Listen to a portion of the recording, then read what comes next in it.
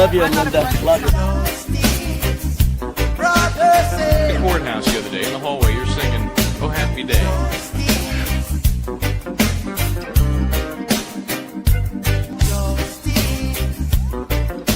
One word prayer. Justice, where are you?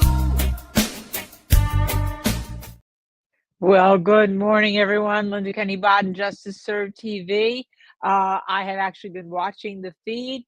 Karen Reed and Alan Jackson and her team just went up those stairs to the Dedham courthouse where once Sacco and Vanzetti were also tried to go to the trial that we expect opening statements to begin in a little bit. Obviously, court is scheduled for 9, but I assume there's going to be some housekeeping motions that we will hear about, but they're going to set up. Obviously, this is the moment we've all been waiting for. We did hear that there may be some new piece of discovery being bandied about. We're in the process of looking into that. And just to let you know, I know that I'm solo right here, even though it says Brian and Bodden. Michael Bryant was on the red eye from California. He will be joining us as soon as he can to watch the opening statements. If you were with us, you would have seen that indeed we did play the last 3 days. Part 1 of the opening statement of Mr. Yannetti, the opening statement of Mr. Lally, and the closing statement of Alan Jackson, and looked at him so that when we see part 2 today, we can see what differences there may be. And of course, I have a pool of how many times there's going to be objections by Hank Brennan to Alan Jackson, how many times, or whether or not there's even going to be a motion for contempt, because I have a feeling that this is not going to be just any old court fight, that this is going to be 2 superstars, 2 strong-headed attorneys, and a judge who we have decided may be a little bit biased against Alan Jackson for something that occurred with the ARCA people. We don't know what rulings she has actually put on the opening statements after the exhibits were exchanged or the chalk that each wants to play has been exchanged. But we do have some tape of them coming into the courthouse. I think we can actually roll some of that, right, Missy? Right now, there we go.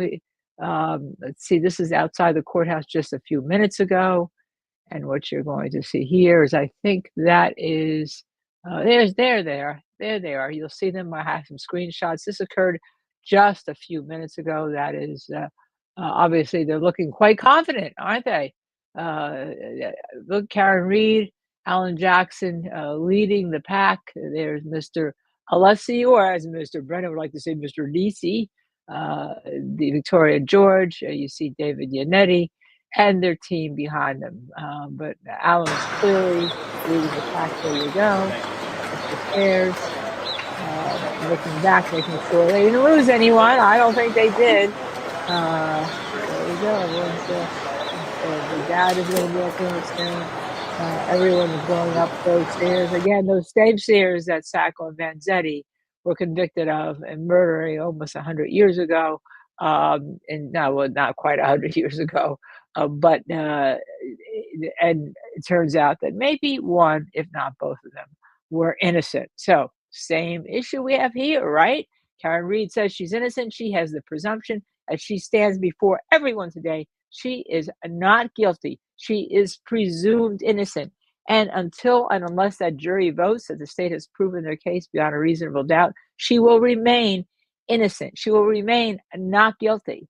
It's presumed. People always like to make a distinction to say, well, a jury didn't say that they were innocent. They said they were not guilty. The word is that you are presumed innocent, okay? So we've made this distinction now here in the United States, and that's only for people when they kind of disagree with the verdict. If somebody is found not guilty and they disagree with it, okay? As we had in the first trial. Remember, she's been tried for murder, okay? Then she's been tried for the manslaughters, the different theories of the manslaughter, and we'll get into that more later on. And then leaving the scene of the accident while under the influence after causing grave bodily damage. The jury didn't find her guilty on any of those in the first trial, And as you know, there's a big to-do because jurors, including one that follows Justice Serve TV, has indicated that um, she was found not guilty. Okay, that the judge didn't tell the jury, and you know this for a fact, that they could find her not guilty of some of the charges. That they didn't know that they could render what's called a partial verdict, because unlike California, New Jersey, New York, and you saw it in California in the ASAP Rocky case, where the judge said, by the way, if you can't reach a verdict on some, but you can reach a verdict on others, you can tell me that. That's perfectly acceptable. In Massachusetts, there is no jury charge like that. And apparently, unless you may ask for something like that, and there's a question whether the judge would even tell the jury that they could render a partial verdict. And then this went to litigation, to the federal courts, to the U.S. Supreme Court to try to get a stay here on the basis that this trial constitutes double jeopardy. Obviously, no stay was issued. And here we are today, April 22nd, Tuesday. The attorneys, I have to say, the attorneys have been in court for basically 2 months straight.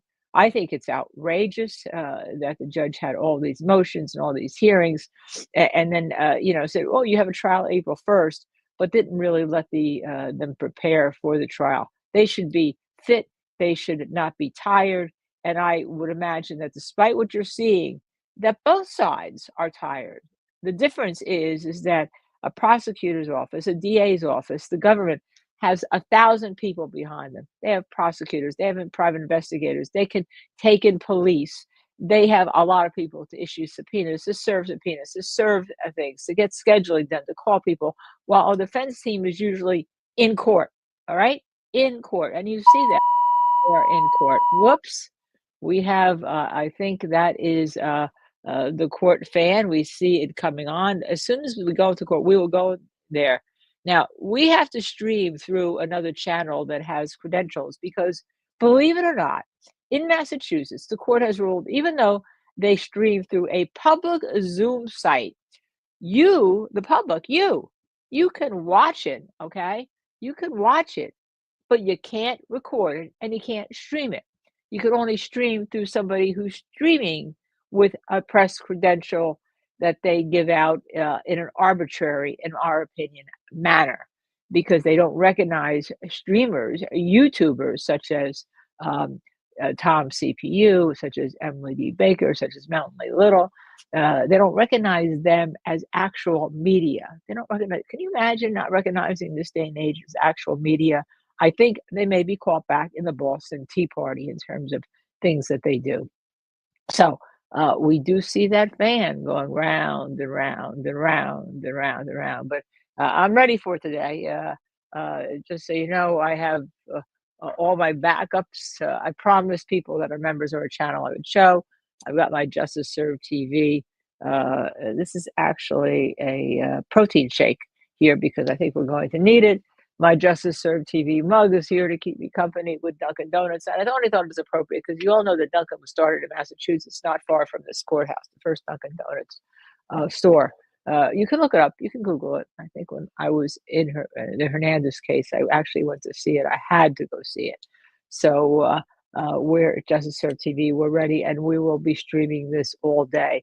And at lunchtime, and when there's a break, but especially at lunchtime, I'll be answering all of your questions. Now, all of you are obviously watching this. We have some questions to making a count. What an honor to kick off 2-0 with our crew, wearing my JSTV shirt and Pepsi and my JSTV koozie. Let's go. You know, I have to show you this. I'm going to just stand up because I am wearing my JSTV. Can you see that? I am wearing under my, instead of my suit pants, whoops, now you lost me. I'm wearing my JSTV yoga pants, okay, to make it count. Yes, let's go. Madeira Beach caregiver gifted 10 Justice Serve TV memberships. Thank you so much, Madeira Beach caregiver. I know you were with us all the time, and we love having you. And Shy Gal, here you are. I'm another moderator, our new member, and all. So I love having all of you with us. And I know as we go on, we are going to grow here today. There's a lot of people competing, a lot of viewpoints. There's a lot of anti-Karen Reed people. There's a lot of pro-Karen Reed people. Michael Bryan and I like to say we're pro-justice people. I mean, you have to prove a case beyond a reasonable doubt, and we don't think that case was proven and trial one beyond a reasonable doubt. We'll see what Hank Brennan has to throw against the wall. Now, I'm going to say something you don't like. Despite the fact I know you all think he's sleazy, despite the fact you all don't like his voice, he is a very good attorney because he's done what the state has wanted to do. He's taken Karen Reed team and kind of put them on their heels a little bit. But we'll see when we get to trial whether Mr. Defense Attorney, who was once a prosecutor, can get rid of those habits that he has as a defense attorney. And you all kind of know what I'm talking about. And I do expect that the cross-examination. Okay, J-Rock, they just arrested someone in the buffer zone for no reason. Call Mark Randazzo, all right? Just as an update, our TRO, the TRO that Michael Bryan has filed, remember there's 3 lawsuits. The first TRO was not granted to the protesters who were just holding a sign against Judge Cannone in the buffer zone, right? The court didn't grant them a TRO. That's actually been appealed to by Mr. Randazzo to the Court of Appeals. Michael Bryan's TRO that he's a plaintiff in, along with Tom's CPU, and boy, if Tom stopped streaming, I'd love to get him on with me here today. The court was just sitting on it because they were assigned to 3 separate judges. They decided not to consolidate them because the issues are just a little bit different. So Michael Bryan has actually joined with Tom CPU as an amicus in the appeal to try to get somebody to move in Massachusetts, right? On that suit. And then there's a third suit, and that's from the gentleman whose not badge, but sticker was ripped off. I don't have a Justice Serve TV sticker here close that I can reach, or else I would put it on and then rip it off. That's the third suit. So yes, this is the problem with this buffer zone, because the buffer zone is for what? Is for what? Yes, you don't want jurors intimidated, but you should be able to walk through. You should be able to talk to people. You should be able to news gather, as long as you're not bothering the jurors, as long as you're not making a lot of noise and all. You should be able to walk through on a public sidewalk. So I can't wait to see the footage of that. But anyone knows him, just tell him to call Mark Randazzo. He seems to have his pulse on everything that is going on in this zone. And by the way, Michael Bryan, who was supposed to be there for the opening, family comes first. This was his son's college weekend, a parents' weekend. So he was out there and couldn't go for the first day, to our sorrow. But he will be in Canton and Dedham and every place around Thursday and Friday. So I assume he'll get there later Thursday afternoon and all day Friday. So it's going to be interesting if the TRO hasn't been acted on, whether he, as a news gathering organization, can walk through. And just so you all know, that it's a little bit different because press passes, by the way, are for inside the courtroom. Okay, there's no press area that's been designated outside the courtroom that the press have to be penned in on. So the press should be able to walk outside and gather news wherever, especially on a public sidewalk, especially if that public sidewalk has not been closed to the public. All right. So we're going to see, because I expect a lot more of this and this to come to a head, because no one has been given really instructions, and quite frankly, this has been abused. I practice here in New York City, 100 Center Street. Harvey Weinstein's on trial today, also down there. There's no buffer zone, keeping the media away. I mean, you can go right up the steps. And if there is something, a high profile case like when President Trump was being tried, all it was the sidewalk in front of the courthouse, but you just walked across this very small street, no bigger than most New York City kitchens, the size of the street. And there's a park there and everyone gathered there. So the buffer zone was buffered by about 10 feet. Not like it is here in New York, in Dedham.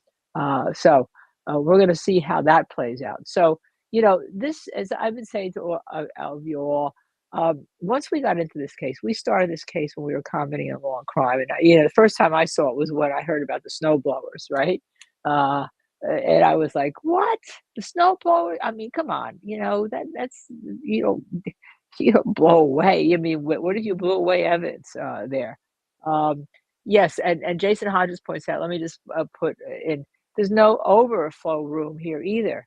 Usually, in cases that have small courtrooms, and I get it. There's a lot of media that will want to come. Mainstream media, legacy media want to be there now today, right? Opening statements, they want to be there so they can do their specials later on. But they haven't been there from outside. They haven't been there all this time. They haven't gone 6 trips like we've gone up.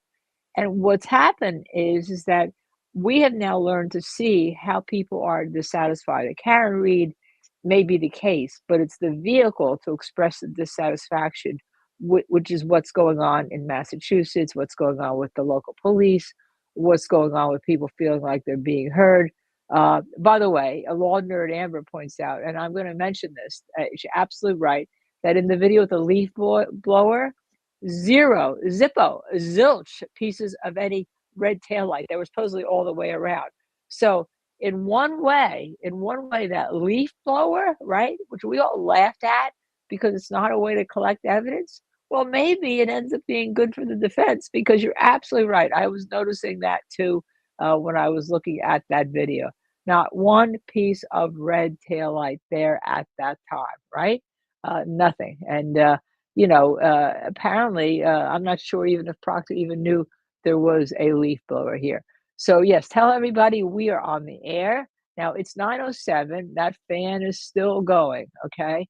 Now what Kathy Bennett says is they had 2 people, let me show this in the buffer zone, that were showing racist signs. Well, that's one way to definitely test the First Amendment because it's not what you're saying, right? You and I may dislike it. I absolutely abhor racism, discrimination practice. I've had the Turnpike 4, the 4 kids, 3 of whom were shot in the New Jersey Turnpike. Absolute racism, right? But if you're going to test a buffer zone for free speech, that's one way to test it. Put the most obnoxious words on a sign and all. And if you get arrested, well, then I'm not sure you should be arrested because you're still not affecting the jury, right? You're not shouting at the jury. You're not affecting the jury.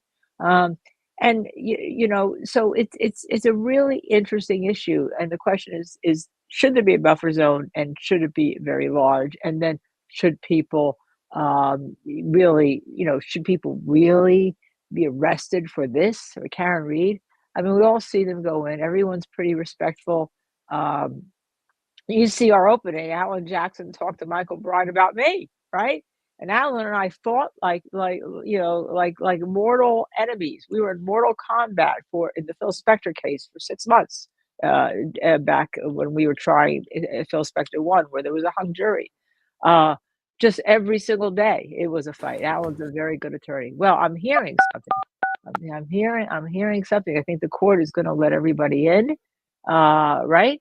And I think we're going to see what Hank Brennan's going to come up with this morning, and all. We'll see what new thing is going to, somehow. And remember, the judge hasn't made a ruling.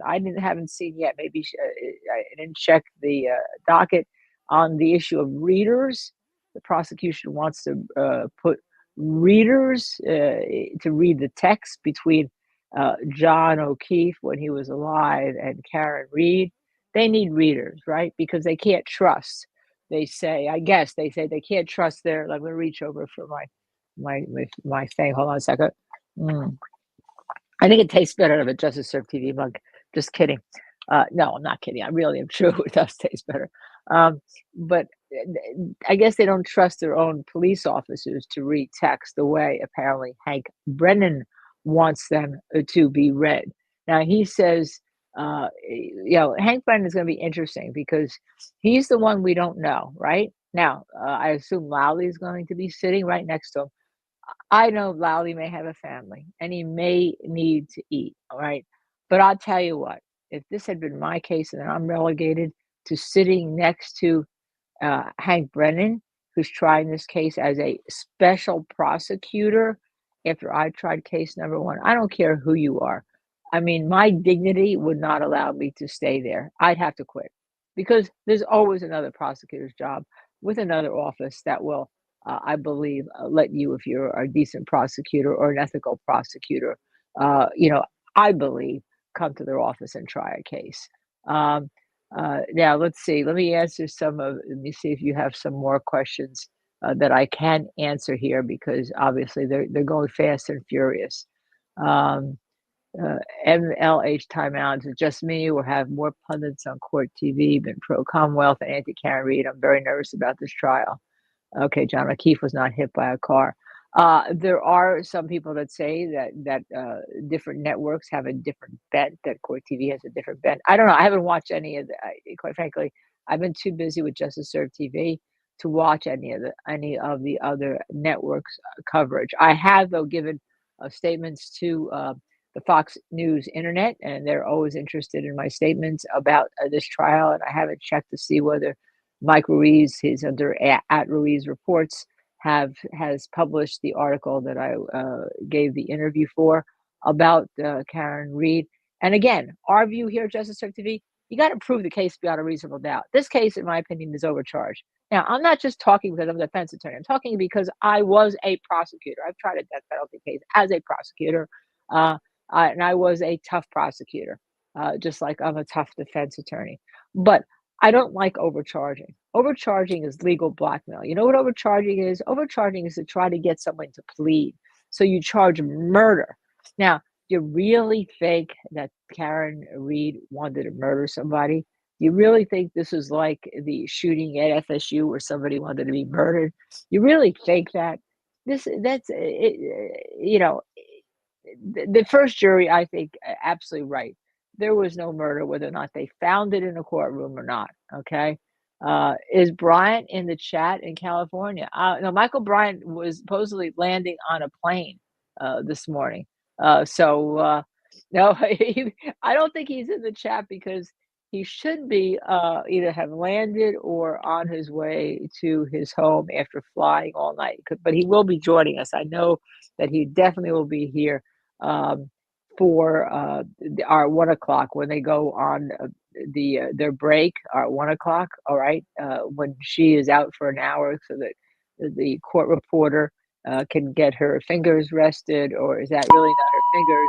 It's this. Oh my goodness gracious! That is coming from the court, by the way. Um, I don't know. You know, we heard them there. Well, the fan seems to be clear. I don't know if it goes faster when they go on it or not. But as soon as the court connects their actual Zoom um, to the streaming, then the streaming will go through, and we'll pick it up from who's ever running it. The Boston channels are running it. Law and Crime is running it. Court TV is running it. They all have the press authority to run the stream. As I said, even though it is a public stream, public, right? You pay for it, all right? Aces cat, I'm sorry, Tubi pressing buttons. Tubi's actually out having his time of his life walking in the park with his friends at Central Park right now. Let's see what's happening, you know, here in that courtroom. Nothing. Okay, nothing. But a public stream, a public Zoom, you can get on and watch, but the Massachusetts court has said that you can't, if you don't have the media press credential, you can't restream it. You can't copy it. All you can do is watch it. So it's silly, isn't it? Because we can stream another person's streamer. There's nothing that prohibits that. There's nothing that prevents that. As a matter of fact, almost every YouTuber is doing that today. There was a whole list of people that are streaming. I think we were a little late to get into it, but it's everybody you know. It's everybody who's been following this case. And if Michael Bryan is in the chat in California, I'll be surprised. By the way, I have not yet heard from him this morning. I don't know if it's because he fell asleep or he's sleeping on the plane as it's being cleaned, or he's actually on his way to his house. But as soon as we know, he will let you know. I told him to go home and go take a nap when he landed early this morning, to go home, take a nap, get up, and be ready for the 1 o'clock. Now, he wanted to be ready earlier, so we'll see if that can happen, okay? Wait, what do you mean he was on Tom's CPU? When Michael Bryan was on Tom's CPU? Missy, go yell at him. Dizzy, go yell at him. Excuse me a second. I'm going to duck down while I just blow my nose here. You know me and my allergies. You suffer with me through my allergies throughout all this. No, Dizzy, really? Come on. I can't imagine him with being on Tom, but maybe he was. Remember, they're co-counsel. I don't know. I have not heard from him. I'd be surprised. By the way, Tom, CPU, has given us permission to use anything we wish to use, and that is just lovely of him. And that was before Tom CPU and Michael Bryan became co-plaintiffs in this case, because Michael was interviewing Tom CPU walking through the public sidewalk that happened to be in the buffer zone, and the Dedham police had issued that morning a ruling that said, hey, public sidewalks are still public sidewalks. You can walk through them. They're not closed. When we're closing, we will let you know. All right. Well, I guess I should, let me see. Let's see. I guess I should text Michael Bryan, and I will do it in front of you. Actually, I'm going to do it by voice. Hey, partner, people think that you've been on Tom's CPU. Are you avoiding Justice Served TV? Are you home safe? Or has your plane crashed and I haven't heard about it? You know, we have that relationship. We kind of play off one another, jostling. It's kind of funny, right? As you know, that the interplay is one of the things that a lot of you like, because Michael and I sometimes have different viewpoints, and other times we have the same viewpoint. So, yes, by the way, Brooklyn, we're streaming off another stream, and we will be streaming off another stream, a public stream, and every YouTuber is going to be doing that. But we can't go on to the court Zoom and stream. Unlike the court when Aiden Carney was having his hearing, we could get on the court Zoom and stream. There was no prohibition, but apparently this for some reason, because of Karen Reed, they think, I don't know, maybe they think if you get on and you're there you go. Wait, let's listen. All counsel are present. I see all counsel are present. Nobody said anything to Mr. Clerk about needing to see me, but I received 4 motions over this weekend that I assume we need to at least talk about briefly. I know. Commonwealth's motion regarding defense opening statement. I think the first 2 motions we can do quickly. I'm not issuing an order. Mr. Brennan, the defense knows third-party culprit will not be in the opening. If you think that their opening goes beyond it, you can object. Defendant's opposition to the Commonwealth's request for use of independent readers, because there's an objection, the defendant's motion's allowed. So you will not have an independent reader.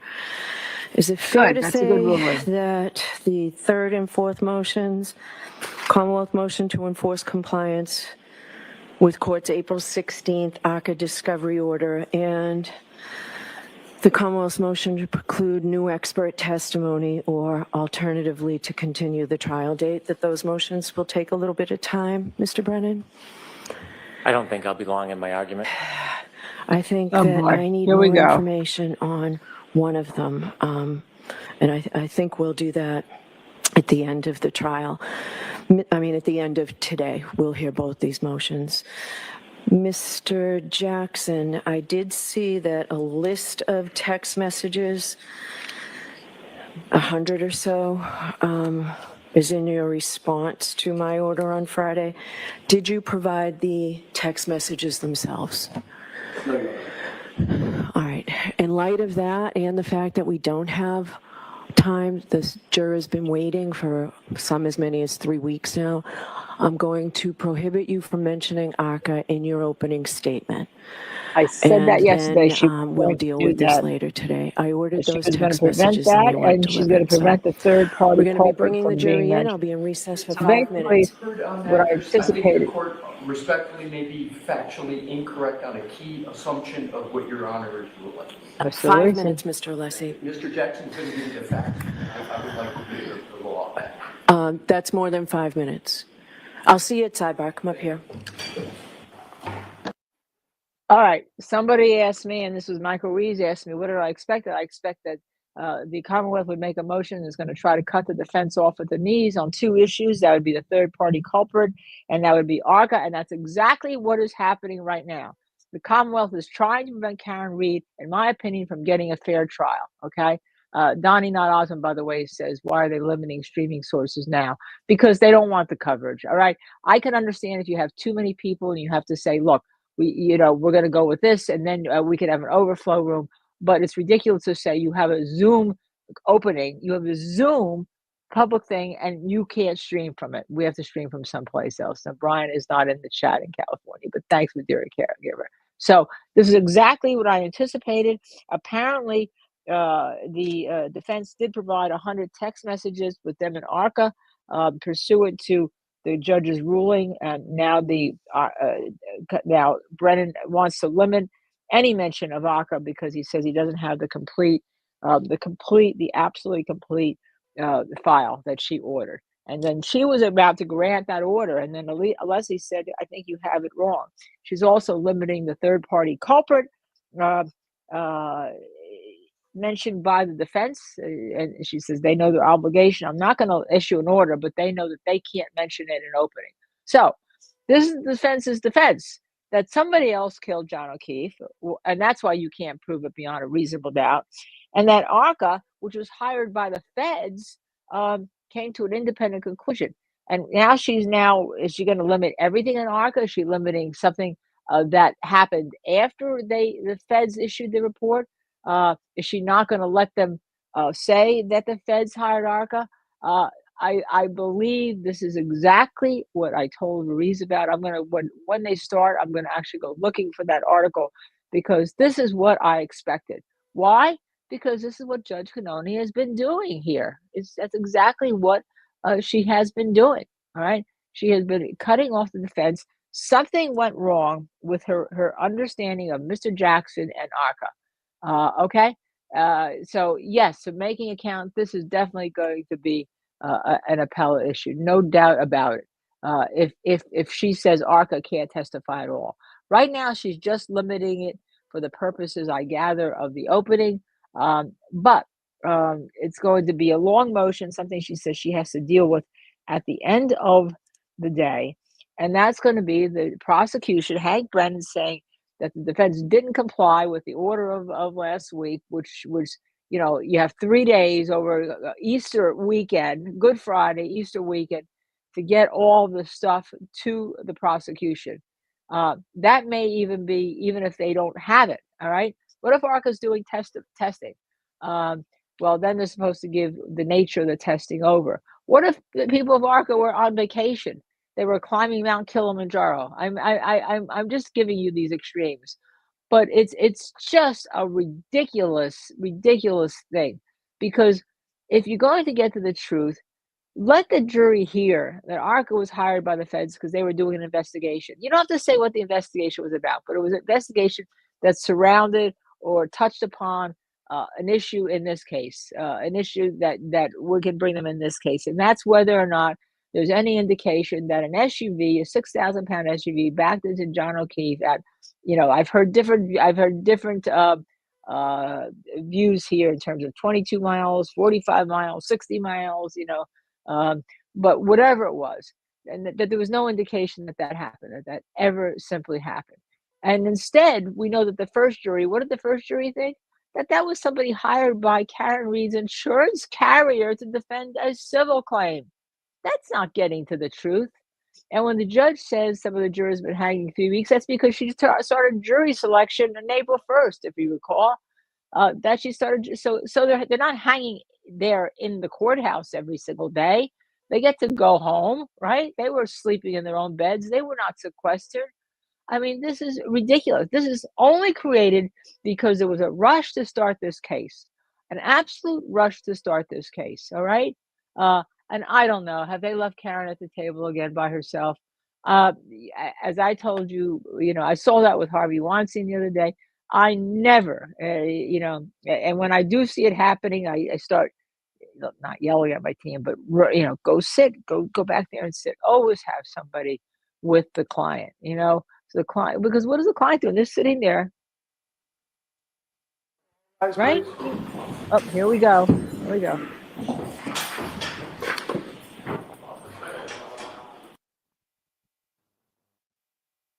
Well, here we went to the fan. Okay. It sounds like I thought the jury's coming in. Okay.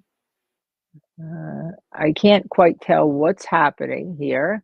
Let's see if we get off the fan. All right. But someone says that Alan Jackson should make a request for her bias. The problem is they made a request to remove her once before. It didn't work, and everyone kind of sees. Even Michael Bryant now sees that there's a bit of a bias, and it always surrounds about Aka.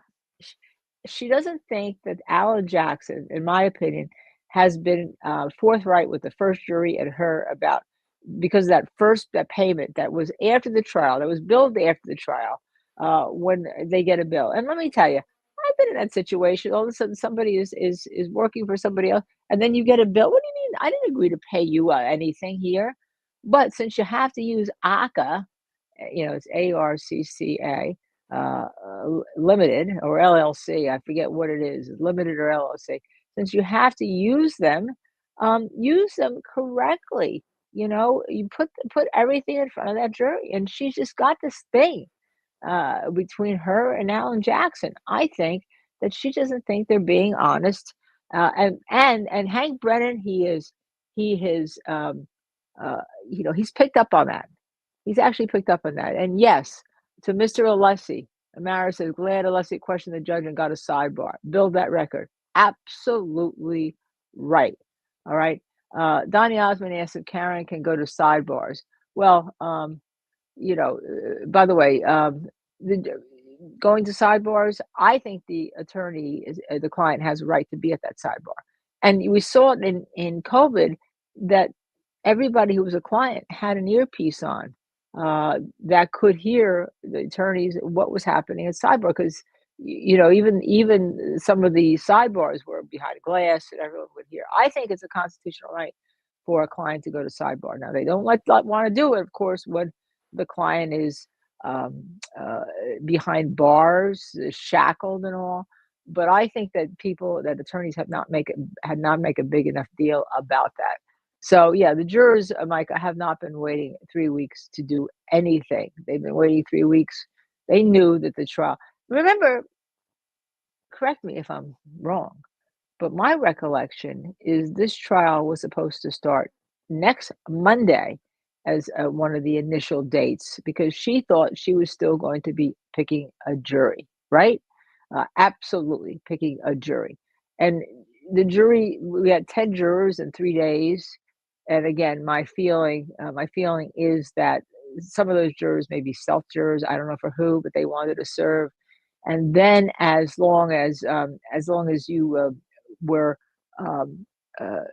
you started getting into questions, and defense probably started pushing for more questions and more responses. Questioning went longer, and then you started weeding out people that had actual biases. And we saw that people would come in the next day after the first 10 and start saying, well, I can't serve, right? Because they think about it overnight and all. Yes, Shigel says, how long has Miss Reed been waiting for justice? And actually, it's justice for John O'Keefe, too. If we find out what happens, if the state can prove what happens, or we learn from this trial what actually happens, that's justice, all right? Injustice is convicting somebody who is not guilty. Injustice is convicting somebody who is not guilty of the wrong crime. Injustice is not telling the jury the truth. Injustice is what's happening in this courthouse room, in my opinion. And that's the first time I will say that to you, because I think this has been weighted against the defense. I think there should have been a time period for the defense to rest, relax, get everything in order and all. And also, in terms of time, that would have solved the problem. Here's the problem. Hank Brennan, he gets a new expert, right? Defense wants to have ARCA now rebut their expert, right? And then the defense somehow is violating all sorts of court orders because because why? Because the judge doesn't want the defense to have that time, and she wants them to give everything quickly. Well, if you're doing scientific experiments to rebut somebody who's just been notified, January 31st, and their documents given February 5th to the defense, and you're doing real scientific analysis to rebut, that may not take 3 days. All right. Usually, if you have a cancer diagnosis, right, you'll get a second opinion. You're not, unless it's a matter of life and death, you're not rushed right in. But for some reason, we're rushed right in this specific case, and it's wrong. It's absolutely wrong. Now, those who don't like defense attorneys will say, well, the defense is being shady. Defense is trying to pull the wool over somebody's eye. No, they're trying to do their job. They're trying to represent their client properly. They're trying to give their client the best defense, because here we have two shots at the apple, but usually you just have one. And how many times have we seen people being released from jail 40 years later when there's been a mistake, a wrongful conviction? Do it right, okay? Interestingly enough, Making Count says, oddly, Hank wanted a continuation to early May. He wanted it, though, because he wanted to get I think he wanted to go question ACA. He wanted to have, asked to have depositions. He wanted all this stuff with ACA. But whatever it was, if both sides, if both the attorneys, the prosecution and defense, wanted to delay the trial, what's the big deal? You know what's the big deal here? The judge called in the jury, had all those jurors come in, spent all this money, spent this budget, and she's not going to let it get moved away.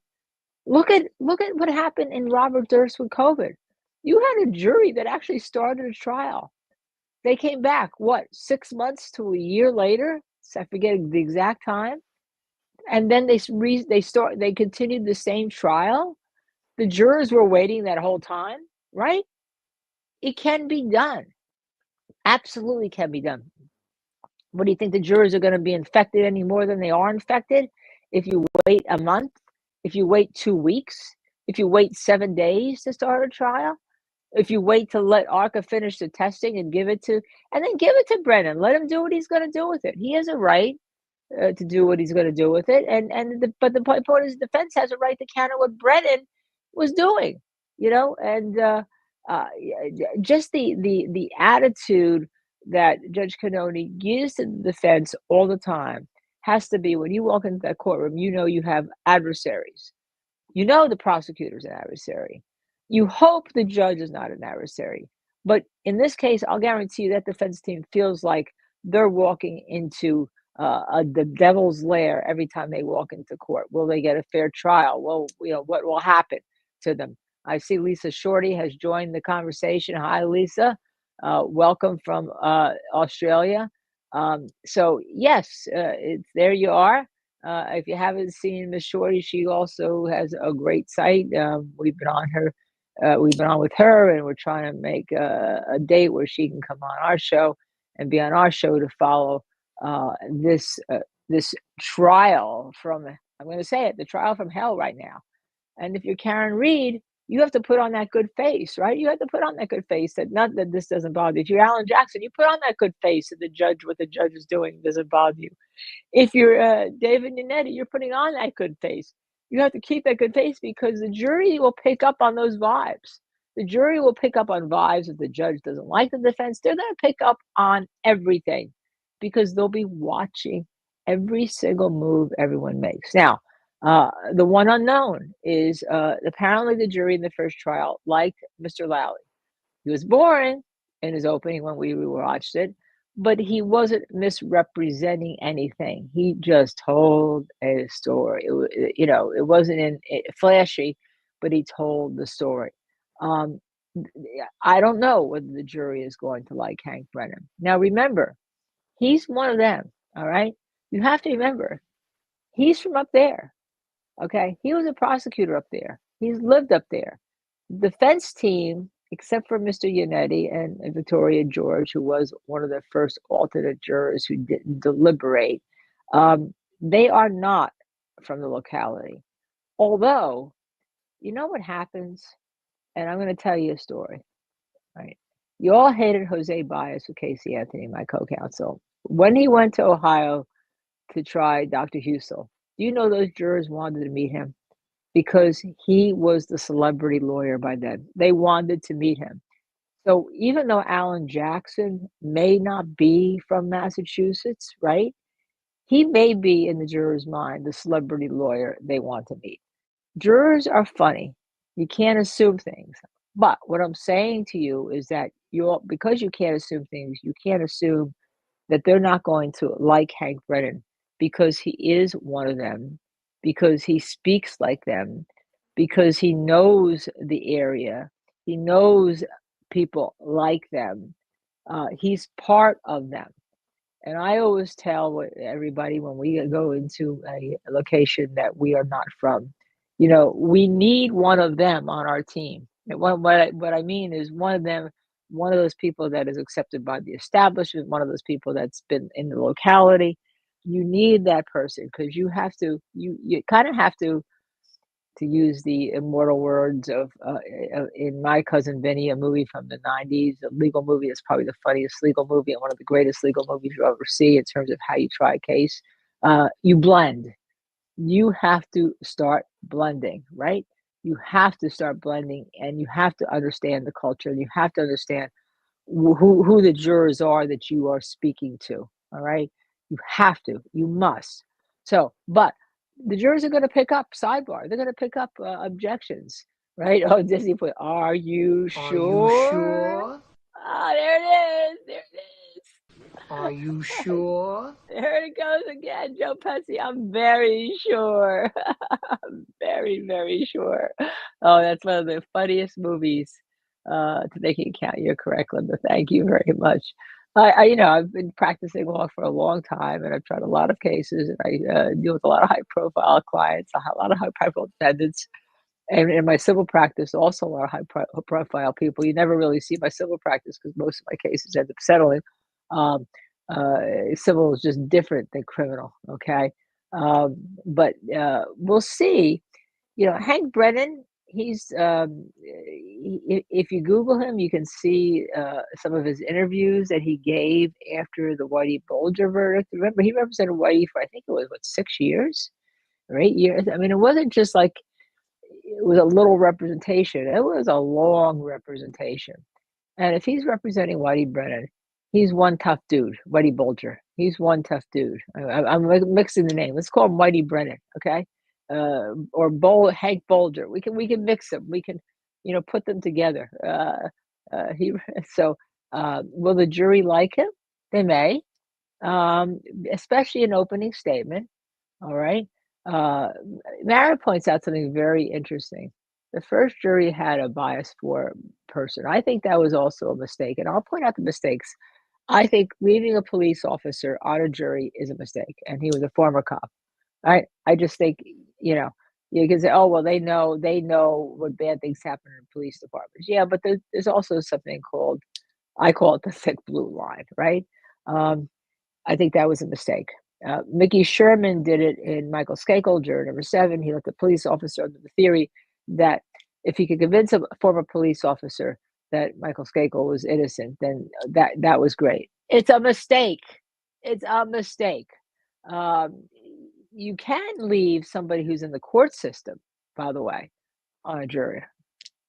You can leave somebody who's in the court system because they don't necessarily protect the court system, and they have seen a lot of the shenanigans that go on. So jury selection is a very, very interesting process in a high profile case. of which this has become. And one would never believe it. But, everything that you have, what do you have here? You have people supposedly knowing John O'Keefe, not calling him by his name, a body in the snow. You have cops throwing away their phones, getting rid of their SIM cards, right? Right next door in the town from Canton, or next door in Stoughton, you have the Sandra Birchmore case, that some of the people that are involved in this case, the Kerry Reed case, were involved in that debacle, calling that a suicide instead of a homicide. Something, by the way, Massachusetts won't back down on. The medical examiner decided, I guess, that once they call something, they're not backing down on anything. And in this case, it's good for the defense because the medical examiner here and the neuropathologist medical examiner from the same office in Boston has said that this is not a homicide. They said undetermined, but they both agree that there's nothing that indicates that a 6,000-pound SUV hit John O'Keefe and killed him. So they refused to bend to what apparently was pressure.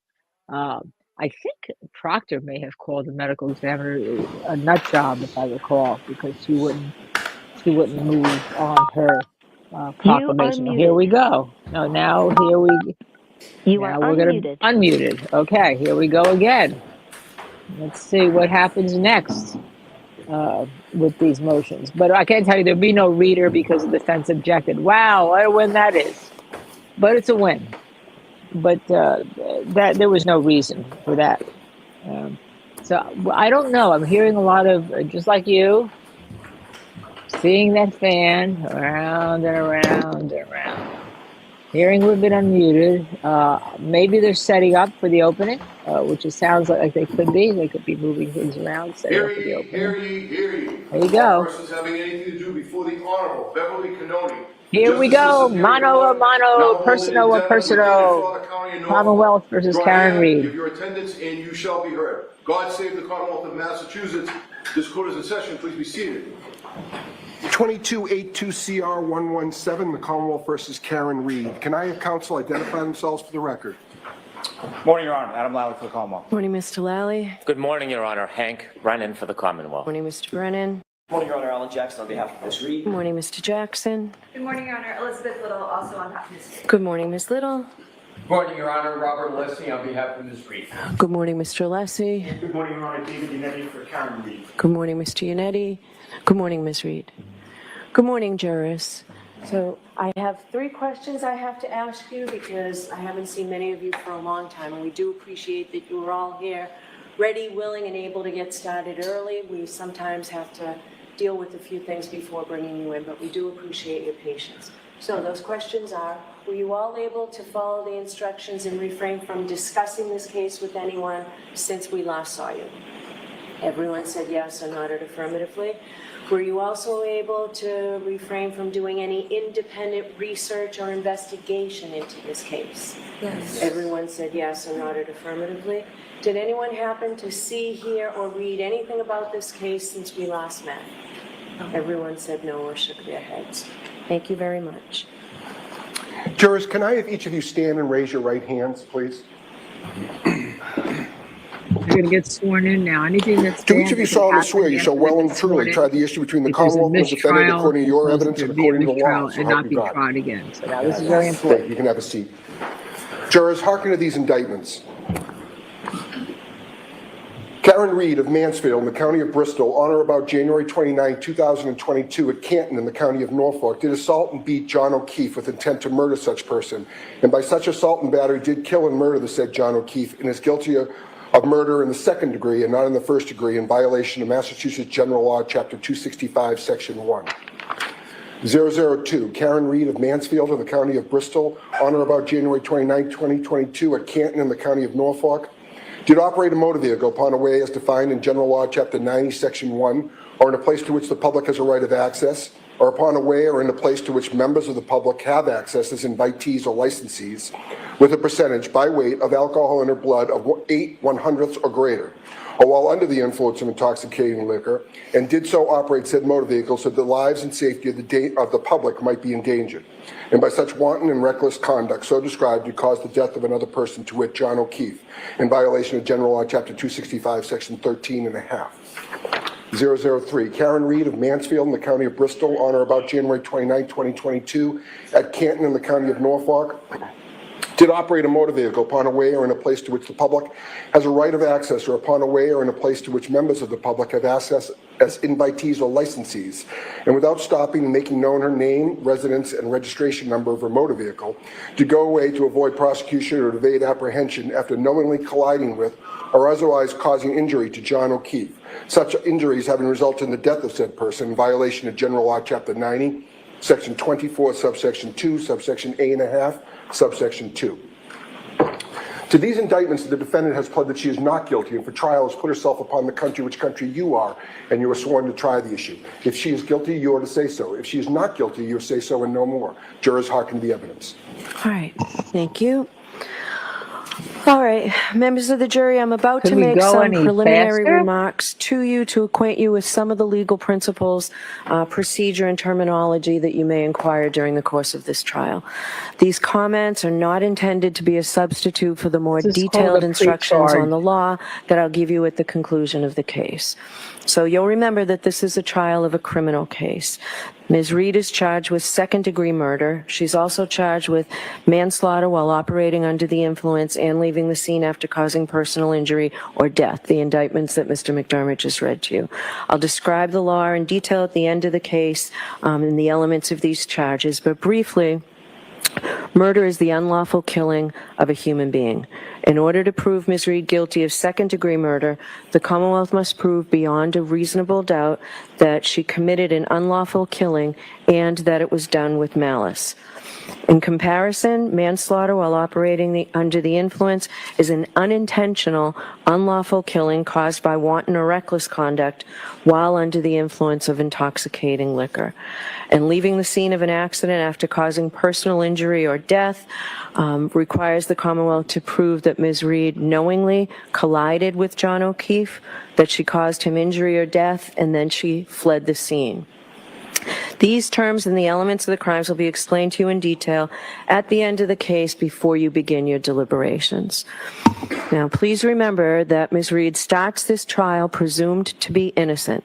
The fact that she was arrested or that she was indicted is not proof of anything. An indictment is just a piece of paper. It just makes an accusation. It is merely a formal manner of accusing a person of a crime and bringing that person to trial in the Superior Court. But it is only the jury, in other words, you folks, who can decide whether the prosecution has proved its case beyond a reasonable doubt. If the Commonwealth does not do that, then the presumption of innocence alone requires you to find the defendant not guilty. The law never requires a defendant to prove her innocence, to produce any evidence whatsoever, or to do anything other than attend the trial.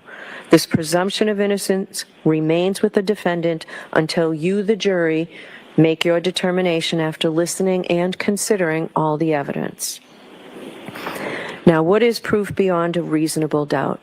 The term is often used and probably pretty well understood, though it is not easily defined. Proof beyond a reasonable doubt does not mean proof beyond all possible doubt, for everything in the lives of human beings is open to some possible or imaginary doubt. A charge is proved beyond a reasonable doubt if, after you have compared and considered all the evidence, you have in your minds an abiding conviction to a moral certainty that the charge is true. When we refer to moral certainty, we mean the highest degree of certainty possible in matters relating to human affairs, based solely on the evidence that has been put before you in this case. I have told you that every person is presumed to be innocent until he or she is proved guilty, and that the burden of proof is on the prosecutor. If you evaluate all the evidence and you still have a reasonable doubt remaining, the defendant is entitled to the benefit of that doubt and must be acquitted. It is not enough for the Commonwealth to establish a probability, even a strong probability, that the defendant is more likely to be guilty than not guilty. That is not enough. Instead, the evidence must convince you of the defendant's guilt to a reasonable and moral certainty, a certainty that convinces your understanding and satisfies your reason and judgment as jurors who are sworn to act conscientiously on the evidence. This is what we mean by proof beyond a reasonable doubt. Now, our system of justice depends on judges like me and jurors like you being able and willing to make careful and fair decisions. All people deserve fair and equal treatment in our system of justice, regardless of their race, national origin, religion, age, ability, gender, sexual orientation, education, income level, or any other personal characteristic. You have agreed to be fair, and I am sure that you want to be fair, but that is not always easy. One difficulty comes from our own built-in expectations and assumptions. They exist even if we're not aware of them and even if we believe we do not have them. Some of you may have heard this called implicit bias, and that's what I'm talking about. Of course, we judges have the same problem as everyone else, so let me share a few strategies that we have found useful. First, slow down. Do not rush to a decision. Hasty decisions are more likely to reflect stereotypes or hidden biases. Second, keep an open mind. down. Avoid drawing conclusions until the end of the case when you and your fellow jurors deliberate. Remember that when you deliberate, you will have all the evidence and all the time you need to make a careful decision. So there truly is no need to stop making up your mind before then. Third, you should listen closely to all the witnesses. That is the best way to ensure that you decide this case based on the evidence and the law instead of upon unsupported assumptions. Fourth, as you listen to the testimony about the people involved in this case, please consider them as individuals rather than as members of a particular group. And finally, I might ask myself, would I view the evidence differently if the people were from different groups, such as different racial, ethnic, or gender identity groups? At the end of the case, I will remind you of these strategies and ask you to focus on the evidence instead of any unsupported assumptions you may have. All we ask is that you, individually and as a group, do your best to resolve this case based upon the evidence and the law, without sympathy, bias, or prejudice, to the best of your ability as human beings. Now, when I finish these initial instructions, the Commonwealth, Mr. Brennan, will make his opening statement, then Ms. Reed's lawyer, Mr. Jackson, can choose to make an opening statement or not, because again, remember, the defendant has no burden of proof and doesn't have to prove anything. Her lawyer does not need to make an opening statement. An opening statement is a summary of what the lawyer expects the evidence at trial will be. It is intended simply to introduce the main issues in this case to you. Next, the prosecution will introduce evidence in support of the charges in the indictments. After that, the defendant may present evidence on her behalf if she wishes to do so, but she is not obliged to do so. Remember, the burden of proof is always on the Commonwealth to prove that the defendant is guilty. The law does not require any defendant to prove her innocence or to produce any evidence at all. After all the evidence, each side will have an opportunity to offer you closing arguments about what conclusions you might draw from the evidence. Like the opening statements, the closing arguments are not evidence. They're merely intended to help you understand the respective contentions of the parties. Finally, after all the evidence and the lawyer's arguments, I will instruct you in detail on the principles of law which you are to apply in your deliberations when you retire to consider your verdict. Your verdict must be unanimous. Let me speak briefly about our respective roles in this case. As the judge, my responsibility is to see that this case is tried orderly, fairly, and efficiently. It's also my instruction to decide any questions of law that come up during the trial and to instruct you about the law that applies to this case. It is your duty to accept the law as I stated to you, whether you agree with it or not. Your function, you folks are the most important people in the courtroom. Your function is to determine the facts. You are the sole and exclusive judges of the facts. You alone determine what evidence to believe, how important any evidence is that you do believe, and what conclusions all the believable evidence leads you to. You will have to consider and weigh the testimony of all the witnesses who will appear before you, and you alone will determine whether to believe any witness and the extent to which you believe any witness. You can believe all of what a witness says, some of it, or none of it. It's entirely up to you. It is part of your responsibility to resolve any conflicts in testimony that may arise during the course of the trial and to determine where the truth lies. Ultimately, you must determine whether or not the Commonwealth has proved the charges beyond a reasonable doubt. The lawyers have their own important role in this trial. They are, of course, advocates. Their job is to bring to your attention the evidence and arguments that best support their position. They may also object to evidence offered by the other side that may not be admissible under our rules of evidence. Similarly, we may engage in sidebar conferences out of your hearing. These sidebar conferences are not intended to keep secrets from you, but to allow the lawyers a little more time to argue their points so that I may rule on what you may consider as evidence.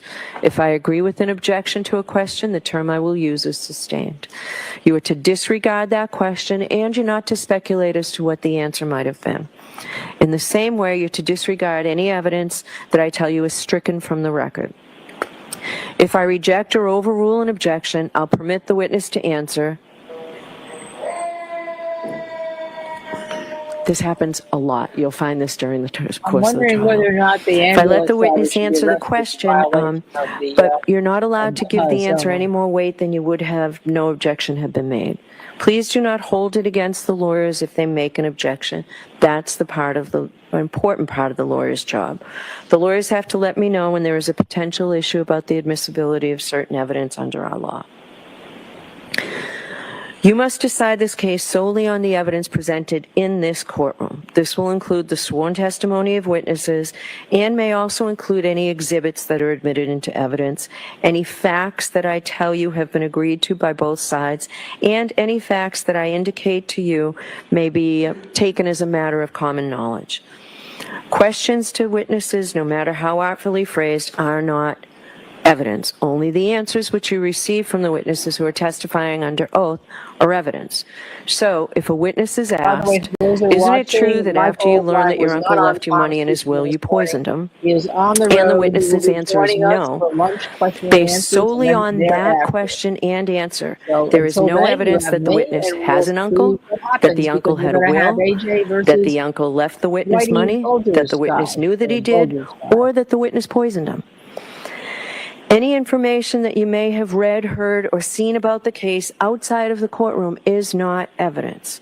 My instructions to you and any other comments I may make, the lawyer's openings and closing arguments, and any comments they may make are not evidence. I will emphasize this point because it's crucial to your understanding of your role.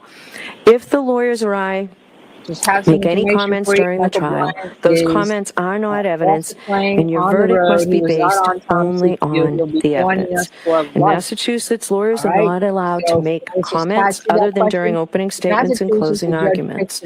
They are permitted only to ask questions, but they cannot comment on the witness's answer. If a lawyer comments, you are to disregard it. In this way, communication in the courtroom is not like everyday conversation. If a lawyer seems to agree or disagree with an answer, or if a lawyer expresses confusion or any other reaction or emotion, you are to give no weight to what that lawyer does. In the interaction between a lawyer and a witness, you may consider only the witness's testimony as evidence. In a similar way, any comment I make is not evidence. But of course, you can't disregard what I say when I provide you with instruction or direction. Remember, however, I'm the only one who can instruct you or direct you in any way. Finally, on this topic, if one of the lawyers or I refer to some part of the evidence and that does not coincide with your own recollection, it is your collective recollection which you are to follow in your deliberations. Now, in this case, I anticipate that we will go by bus to an area that you'll hear about during the trial.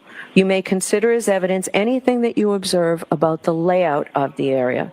including the scene of the alleged crime when we do go there.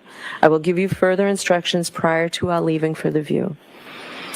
Now, in this case, I'm going to allow you to take notes. Any jurors who wish to take notes during the course of the trial, except during opening statements and closing arguments, because remember, those aren't evidence. If you wish to take notes, you may do so once the evidence begins. Notebooks and pencils will be provided to you.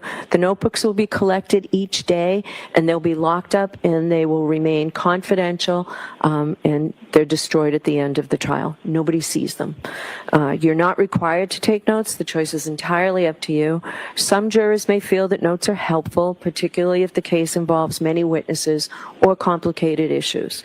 Notes also can help you remember specific testimony or evidence, such as times, places, dates, names, relationships, events, distances, things like that. Other jurors may feel that note-taking is a distraction and may interfere with hearing and evaluating the evidence. If you do take notes, I suggest you keep them brief. They are not and cannot be considered official transcripts of the trial testimony. However, bear in mind that although the court reporter is recording everything that transpires here, we do not have the capability of providing you with a transcript of the testimony at the conclusion of the trial. So you'll have to rely on your own memories of the testimony, perhaps supplemented by your notes. Regardless of whether or not you take notes, please remember that how a witness testifies may be just as important as what he or she says. Therefore, your observations of the witness's appearance and demeanor on the witness stand may play an important part in your assessment of his or her credibility. Do not let note-taking distract from an appreciation of all the evidence. If you have any trouble hearing or seeing during the trial, please raise your hand or let a court officer know, and we'll make any necessary adjustments. We generally take a morning recess at around 11 o'clock or so, but if you need a break at any other time, please raise your hand and let a court officer know. We'll take a break. If you need to communicate with me during the trial, and I'm not suggesting for a minute that you need to, but if you do, please speak with the court officer or give the court officer a note to bring to me.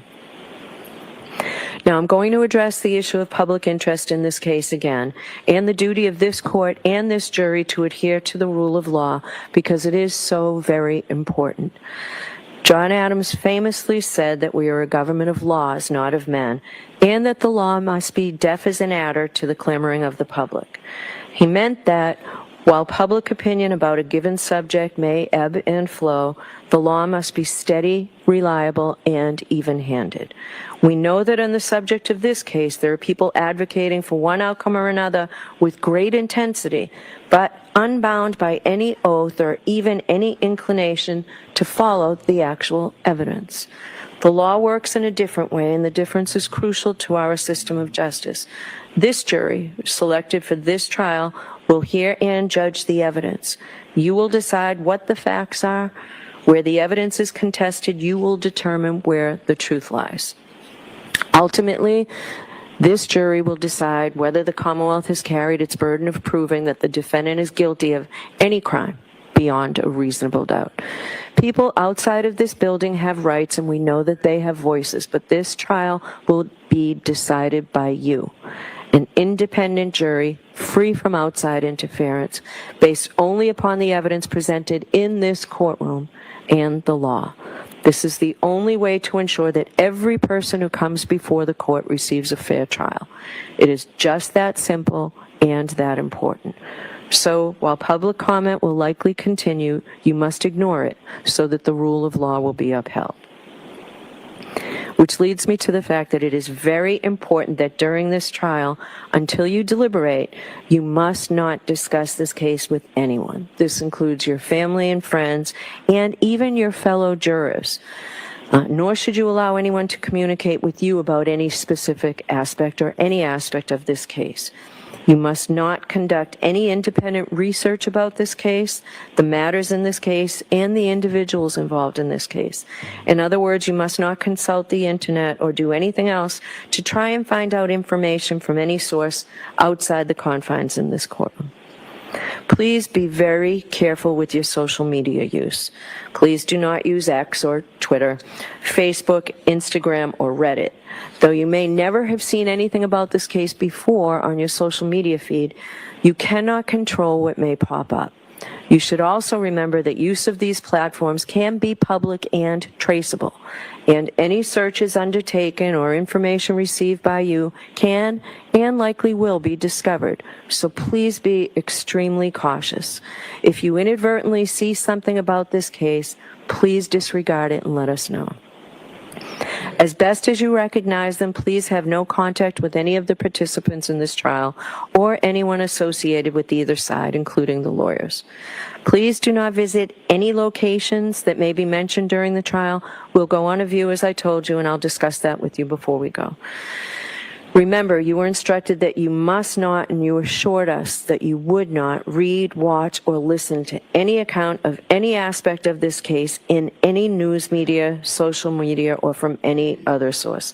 It is critical that you follow that instruction. Finally, please continue to keep an open mind. I know that you will try this case according to the oath that you've just taken as jurors. When you took that oath, you promised that you would well and truly try the issues between the Commonwealth and the defendant according to the evidence and the law. If you follow that oath, approach this case with an open mind, and make your decisions fairly and without prejudice or bias or sympathy for anyone, then you will arrive at a true and just verdict, and that's all we ask of you. So it's now time for the opening statements. Mr. Brennan. Thank you, Your Honor.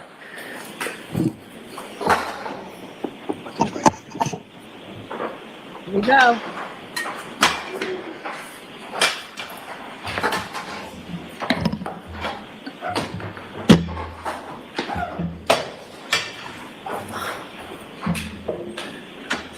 At 6:04 a.m. on January 29, 2022, the alarm bell sounded in the Canton Fire Department. Firefighter paramedic Timothy Nuttall knew what that meant. His heart skipped a beat, he raced to his equipment, and he picked up his bag, which was meticulous.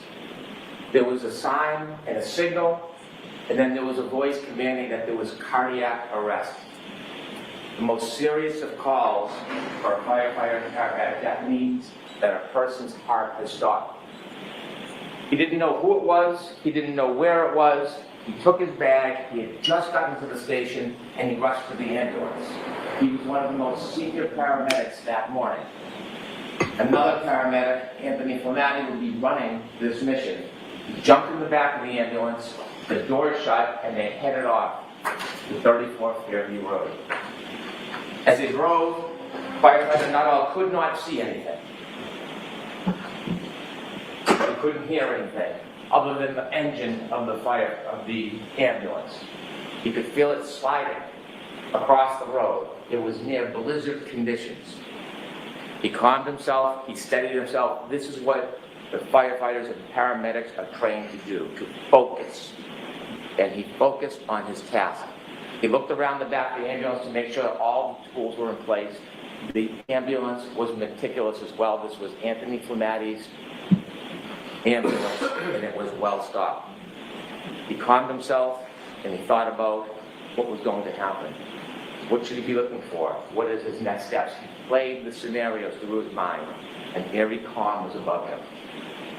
As the car pulled up to 34th Fairview, the ambulance, he stood at the back door, the doors open, and he stepped out into Bedlam.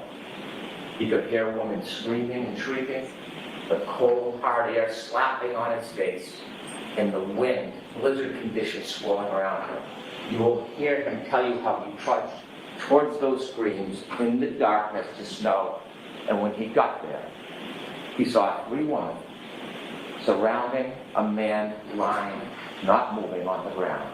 He walked up to the man, and he reached down, and he tried to find any signs of life, pulse, anything, and he found nothing. And he got up and he walked over to the woman, and he walked over to that attendant, Karen Reed, and he told her that he thinks that that man is gone. And then he heard the yell from Anthony Flamati, the chief, and he said, "Come back, let's go." because you'll learn that in the cold, even if somebody's heart stops, even if they're presumed to have passed, sometimes you can still save a life. So you'll see on a dash cam video, you'll hear through testimony, he went back to that man who's John O'Keefe. He went back to him, and that crew, coordinated effort, they did everything they could to save his life. They got on their knees, they began CPR, and firefighter Nuttall will explain as he kneeled over John O'Keefe, he looked up, and the defendant approached him, and you'll see it on the video. Now, he wanted any information, because when you're trying to save someone, you want to know, are they on drugs, medication, do they have a heart condition? And he looked up at Miss Reed, and he said, what happened? And you'll hear her words through firefighter Nuttall. She said, I hit him, I hit him, I hit him. And it was at that time, through the words of the defendant, that she admitted what she had done that night, that she hit John O'Keefe. Now those words didn't mean anything to firefighter Nuttall. They weren't in context, they didn't reconcile with the injuries, it didn't help him in his treatment, so he ignored it. Now, firefighter Nuttall is not a police officer. He is not an investigator, he is not a detective. He's a first responder. And so he takes that information that was useless to him, he continues to work on John O'Keefe trying to save his life. You'll see the team put him on a stretcher. And when they lift him from the ground, even though there is snow accumulating, underneath John O'Keefe is simply grass, hard, brown, frozen. And beneath his body laid his cell phone. They bring him to the ambulance, and while they're bringing him to the ambulance, you'll see on the videos that other first responders speak to the defendant. One first responder, Mr. Flamati, she will say, I hit him, oh my God, I hit him. And then she was interviewed or asked questions for background information, not a criminal investigation, just background to try to help John. And she was asked questions about his background, and during that conversation, you won't hear her see the defendant was a person by the name of Jen McCabe and a firefighter McLaughlin. And she tells Fire McLaughlin, the third first responder, I hit him. They bring Mr. O'Keefe to Good Samaritan Hospital, and his body is cold. The doctors work feverishly. They treat him, trying to save him. They try to warm his corpse. And unfortunately, firefighter Nuttall's first instinct is accurate. John O'Keefe passed. So why are we here today? We are here today because John O'Keefe was killed by the actions and conduct of that defendant, Kerry Reed. You will learn in this case through facts, science, and data, you will learn that on January 29th, 2022, when the defendant and Mr. O'Keefe were in front of 34 Fairview Road, all the way to the left side in a dark corner near a flagpole, you will learn that Mr. O'Keefe got out of the car. He got out and he stood by the side of the road after an argument with the defendant. That argument, that anger fueled by heavy intoxication, you will learn from the science and data as he stood by the side of the road, the defendant in her SUV drove away. She drove at least 35 feet away. The argument was over. It had ended. But then she stopped. She stopped. She put the Lexus into neutral, and she waited for 2 seconds. And the facts and the science and data will tell you that despite the fact the argument was over, she then put the Lexus into reverse, put her foot on the gas pedal, and began to press. Not 25%, not 50%, up to 75% acceleration. There was a light dusting of snow. The Lexus tire spun backwards. She went backwards at least 70 feet. She clipped John O'Keefe. He fell backwards, hit his head, broke his skull. And there he lay at the corner of Fairview Road, on the ground, lying on top of his cell phone, alone. And then the defendant will later tell that when she left, he didn't look mortally wounded. Yet he was. And she simply drove away.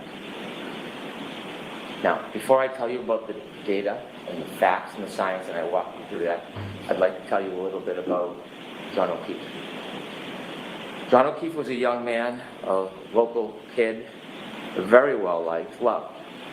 John O'Keefe is the son of Peggy O'Keefe, John O'Keefe Sr., and the brother of Paul O'Keefe. Grew up in Canton, worked hard, he became a police officer. But what you're going to learn, the fact that he worked for the Boston police officer, as a Boston police officer, was just a fraction of his life. It was a small, really unimportant part, because the biggest part of John O'Keefe is he was a family man. Not in the traditional sense. You see, John O'Keefe never had biological children. John O'Keefe was never married. But John O'Keefe had a sister, and she had 2 children. And when the children were 6 and 3 years old, his sister unfortunately died. And shortly after, his sister's husband died. John O'Keefe was at home. He didn't sit by. He saw these 2 recently orphaned children, and he stepped in and he said he was going to raise them. So he put aside his career, he put aside his job, and he moved in with the children and raised them like they were his home.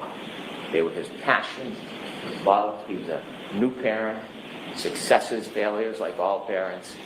And he raised the children with the help of people in the community, with the help of his brother, with the help of his family. And they led a good life. Enter Karen Reed.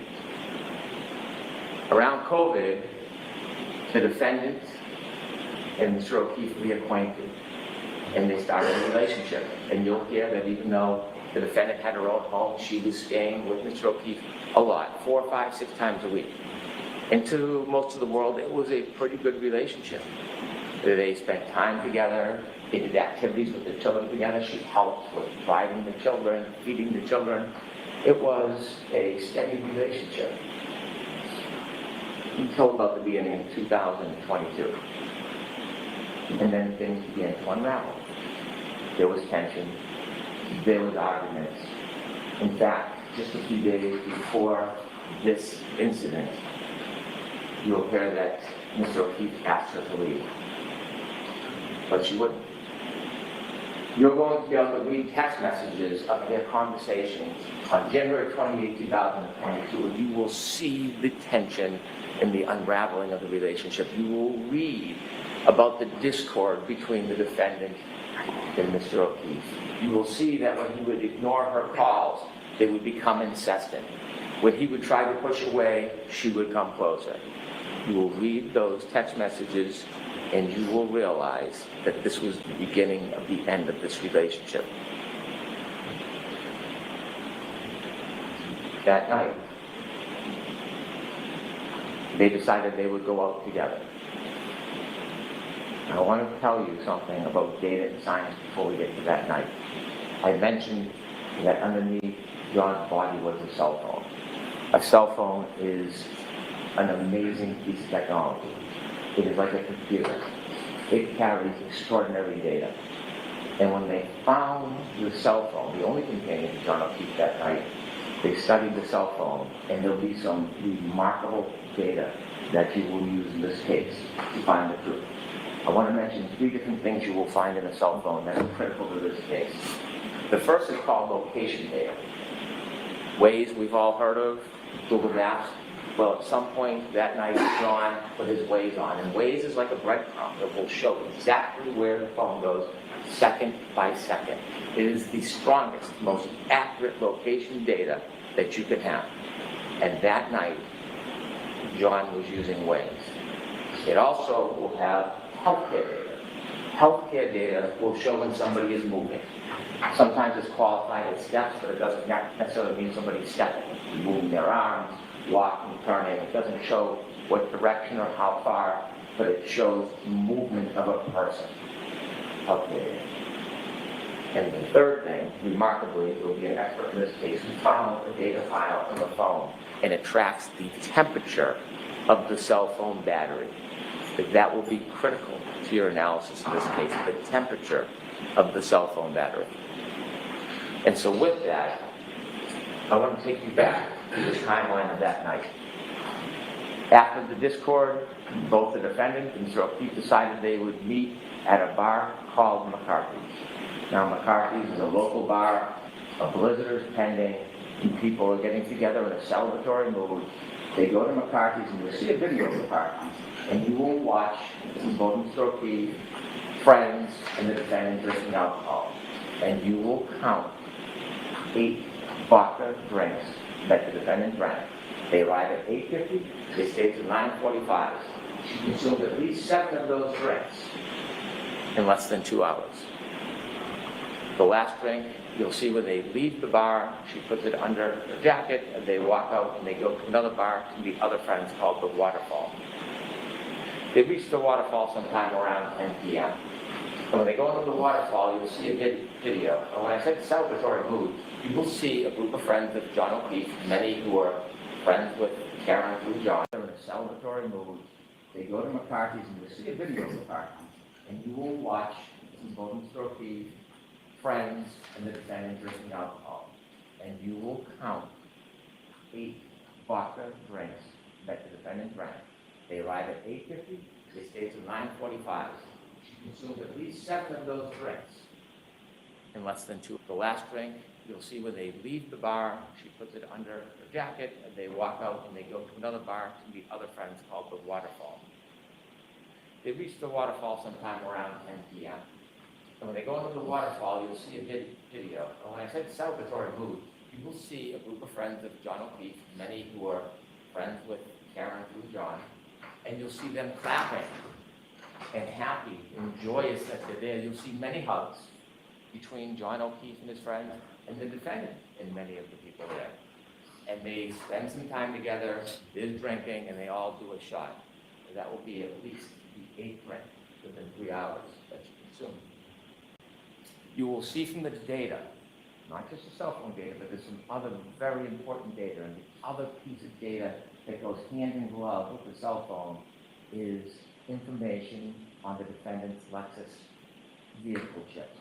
You might have heard of black box in an airplane, or there's some type of event that captures a small amount of time.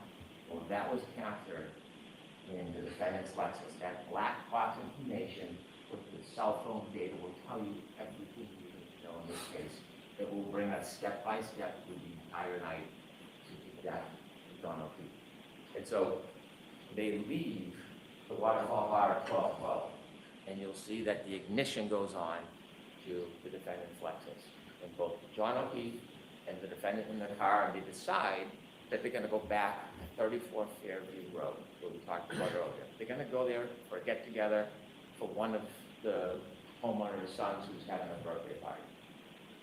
And so as they drive back, you will be able to follow them to this location data. When they go back to Fairview, they don't know exactly where it is, and they get lost. And so John O'Keefe makes a phone call, has a phone call with one of his friends, Jen McCabe. And during that phone call, which the defendant listens to because she recounts it, and trying to get directions, Jen McCabe tells John O'Keefe it's near Bella's mom's house. You'll learn that Bella, or her mom, was somebody that John had dated before this week. And so as they make their way to Fairview, you will see there's a road that comes down like a loop and that leads to Fairview. They take a wrong turn on the loop, and then they do a 3-point turn in the driveway. You'll see the exact precise driveway they turn into because some type of acceleration movement triggered that black box in the Lexus. And that's important because that's 7 minutes before the collision. And you'll see from the waves exactly where the car was. You'll see from the black box the event of the 3-point turn in the driveway, and then a return down to Fairview. But before they get there, at 12:23, a truck is coming the other way. And the witnesses in that truck will say they blinked the lights. One of them saw a man and woman in the car, John and the defendant, and then they followed the Lexus because they were going to the same house. The truck stopped at the driveway, and the Lexus, the defendant's car, will appear because of the waves and be counted second to second, never stops. It rolls very slowly all the way to the end of the yard in the corner where there's a tree line and a flagpole. and they reach that location at 12:34:33. And they're in the car and they stay there. The truck waits, they speak to somebody in the house who comes out, the person goes back in the house and they're there for about 5 minutes. We're now down to 2 minutes before the collision. The truck leaves, and now it's just the defendant and John. And while they're waiting outside, 12:27, John gets a text from Dedham, Kerry. Park behind us in the driveway.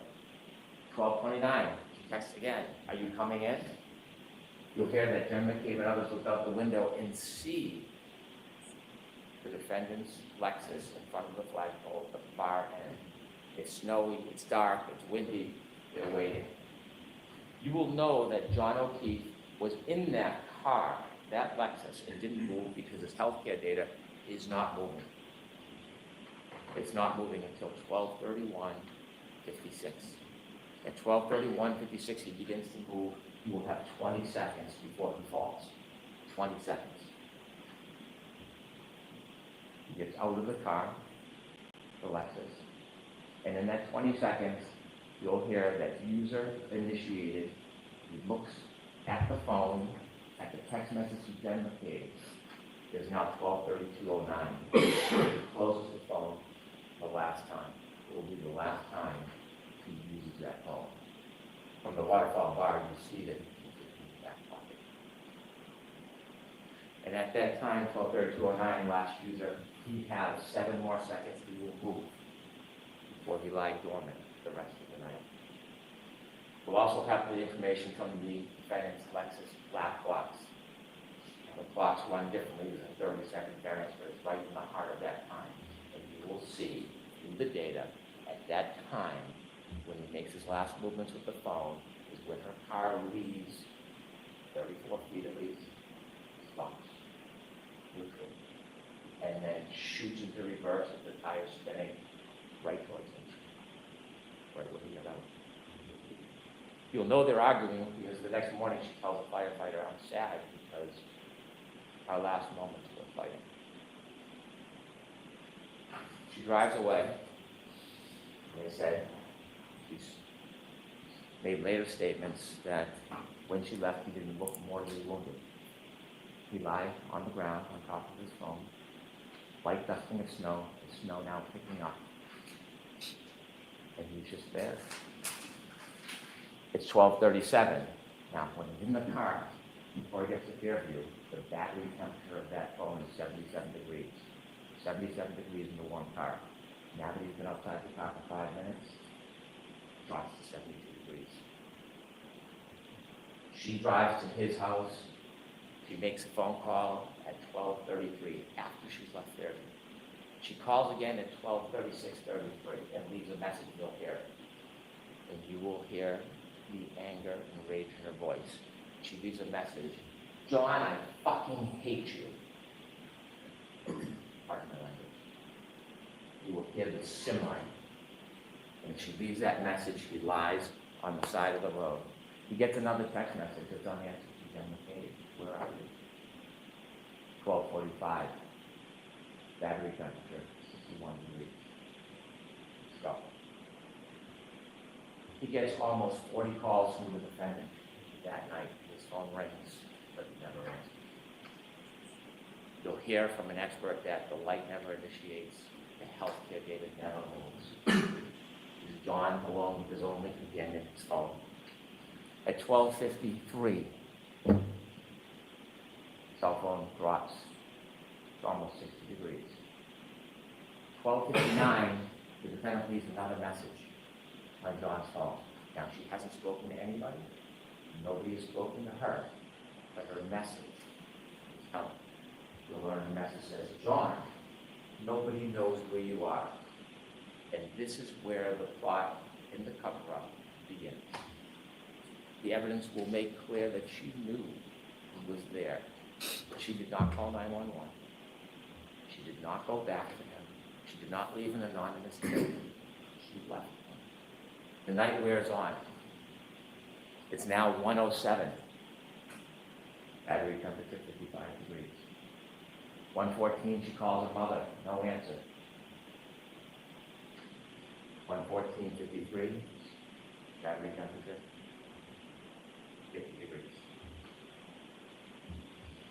The defendant had healthcare data on her phone as well, and you'll hear that it stops around that time. You'll later learn that she admits to falling asleep and passing out. But then she wakes. 5 o'clock, she is frantic. She wakes up John's niece, and she is unintelligible. She is yelling, she's screaming, she asks for the niece to call Jen McCabe. She calls Jen McCabe, and you'll hear Jen McCabe recount. Out of her deep sleep, she wakes up and she hears, Jen, Jen, Jen, screaming Jen's name.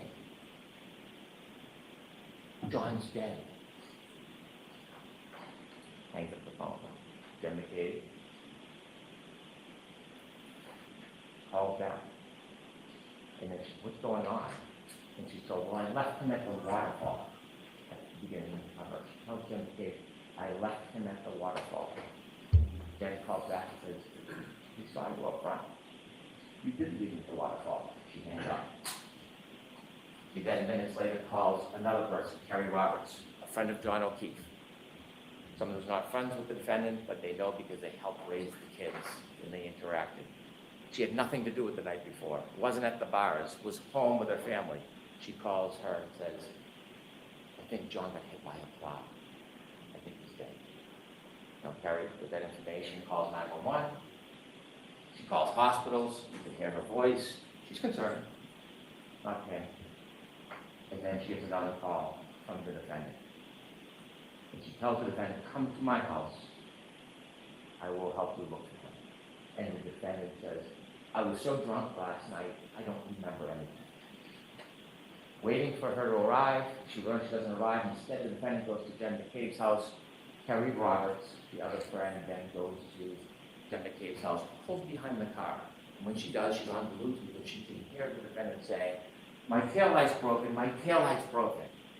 And she looks, and the snow packed in the right taillight, she can see a piece of the taillight missing. The defendant desperately wants to go to 34th Fairview Road, but Kerry Roberts takes over and says, we're going to go back to John's house. Maybe he's in the house and you didn't see him. So both cars, driven by Kerry Roberts and then Jen McCabe, with the defendant, go back to John O'Keefe's house. You'll see a ring video where you see them go into the house and they look around, and you'll hear about the woman, Jen and Kerry, enlisted into this task. Look for John O'Keefe. They cannot find him. And then when Kerry Roberts comes into a room, she sees, rather than looking, the defendant simply standing there, staring at the wall. At that point, the defendant insists they got to go back to Fairview Road. They decide to take one car. Kerry Roberts is taking charge. She's going to drive. They leave Miss Reed's Lexus in John O'Keefe's driveway, and they drive back towards 34th Fairview Road. You'll hear it is blizzard-like conditions. It is dark. They can barely see a thing.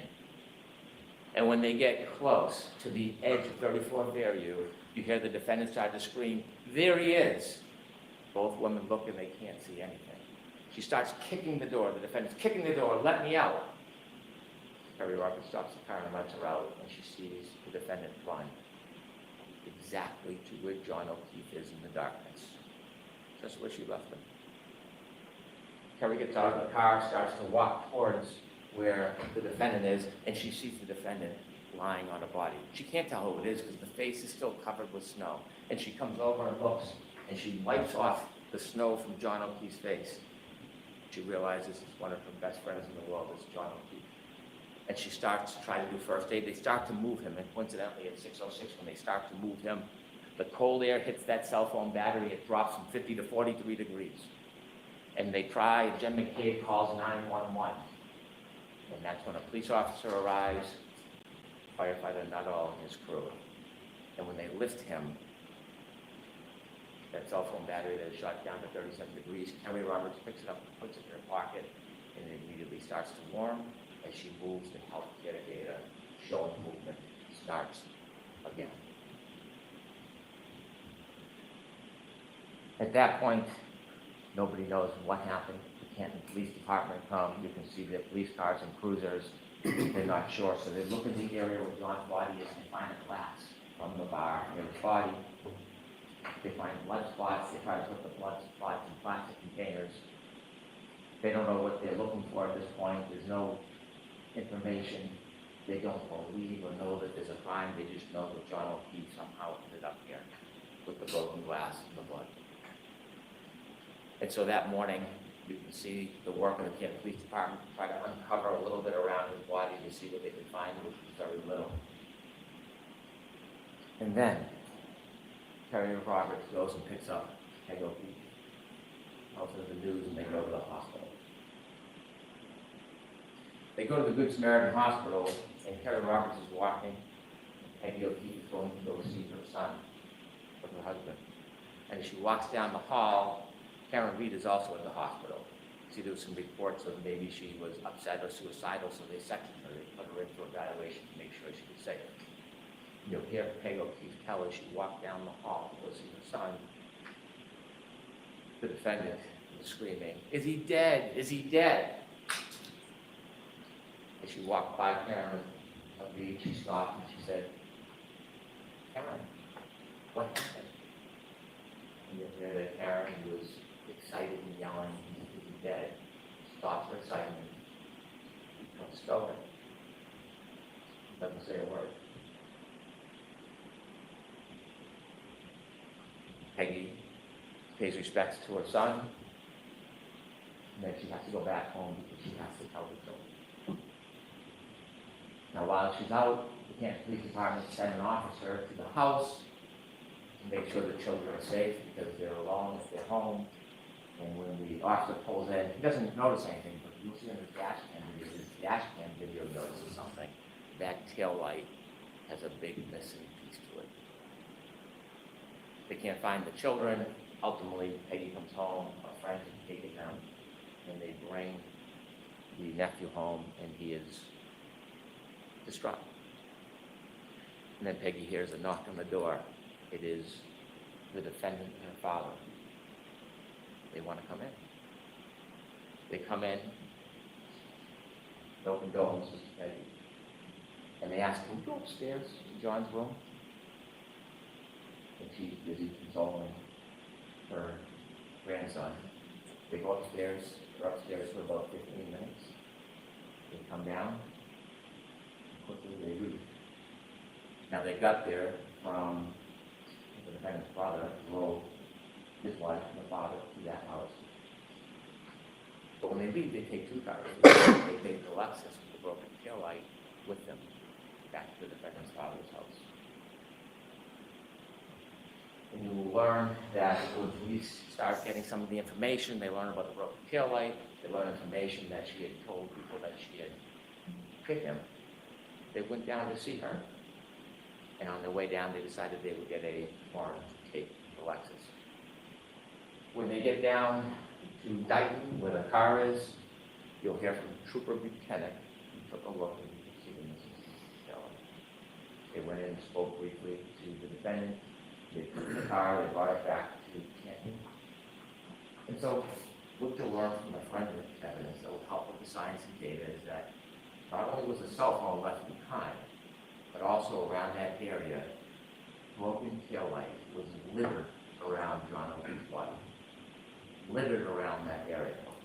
When they got into the hospital, they noticed there was a shoe missing.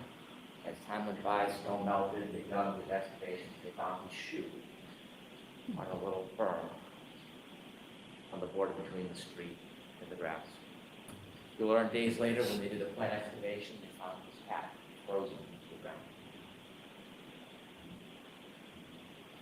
Ultimately, they would find over the course of 10 days that the snow melted almost all every piece of that broken taillight in that area.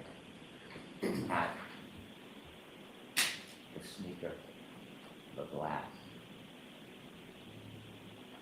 When the defendant left Mr. O'Keefe behind, he took with her something of Mr. O'Keefe called trace evidence. You'll learn on the back of her Lexus, around the taillight area, is John's DNA, and stuck to the side, grasping one last piece of John O'Keefe's hair.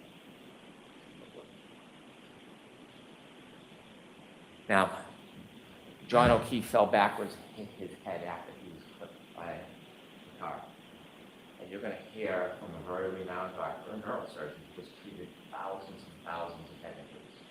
And and the wound on the back of the head, when he fell backwards, not the cracked skull, it's called a basal fracture, it created an injury called counter coup. After he was hit by a car and fell backwards and hit his head on that hard rock ground, remember there's no snow, it's just a dusting at this point, the back of his brain hits the back of his skull and bounces up. When it bounces up, it leaves marks showing that impact. And this neurosurgeon will tell you, treated thousands of patients, that this injury, to a reasonable degree of medical certainty, is counter coup caused by falling backwards and hitting your head. When the medical examiner for the state looked at it, they generally said blunt force trauma. They had it undetermined. So we brought it to the renowned neurosurgeon who does exactly this. You're also going to hear from an active reconstruction. His name is Judd Welchman. He does not work for the state police or local police. He was hired to take a look at this case and the data. He will come in and explain to you exactly what I talked about, how the data from that black box coincides with the cell phone and the movements of the car, the moments before, during, and after the defendant struck Ronald Keith with the car. Now, just a few more things I want to share with you. There are 3 charges against the defendant in this case. The first one, second-degree murder. When most people hear murder, they instantly think shooting somebody, stabbing somebody, bringing killed, deliberate premeditation. Her Honor will instruct you on the law. I'm not going to trample in that area, but I can tell you clearly, we are not going to try to prove that Karen Reed tried to kill John O'Keefe. We're not going to try to prove to you that she intended or wanted him dead. That's not second-degree murder. What we'll prove to you is she engaged in an intentional act, driving back at him at that speed, in the storm, in the darkness, knowing that he had just gotten out of her Lexus. She intended that act, which would cause the plain, strong likelihood of death. That's what we'll prove to you for second-degree murder. Also, operating under the influence of alcohol, manslaughter will prove to you that she drove her Lexus recklessly. She hit John O'Keefe, and because she hit him and he fell back, she caused his death. The third charge is leaving the scene after knowingly causing death. Again, she hit Mr. O'Keefe with a car. She knew he was injured. She left him behind. And he died. That's what we'll prove. This case will come down to the science and the data. The science and the data that cell phone produce the best of historians. It doesn't suffer from intoxication. It doesn't suffer from memory loss. It doesn't suffer from emotion, pride, or prejudice. It is facts. It is data. And that facts and data will lead you to the truth in this case. But after Ms. Reed was charged, she began what you'll learn as a campaign. A campaign to make public statements. 2020, Nightline, Fox 25, a documentary. And we've had an opportunity to get many of her statements in the footage, and we're going to show much of it. And her statements to you will confirm what you already know from the science and the data, what you will already conclude from the facts independent about what she did that night. Her word is simply confirmed, and her judgment is sound. And you're going to hear from her own lips in many of her statements, her admissions to extraordinary intoxications, her admissions to driving in the Lexus, her admissions to being angry at John that night. And I dare say her admissions that she told she had hit him. I'd like to play for you clip 1. You're going to hear the first of the statements that she made after she was charged.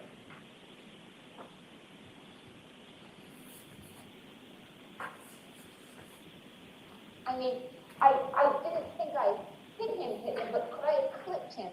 Could I have tagged him in the knee and incapacitated him? He didn't look mortally wounded as far as I could see, but could I have done something that knocked him out and in drunkenness and in the cold didn't come to again? And this would have been the moment you dropped him off at the party. Yeah, would have had to.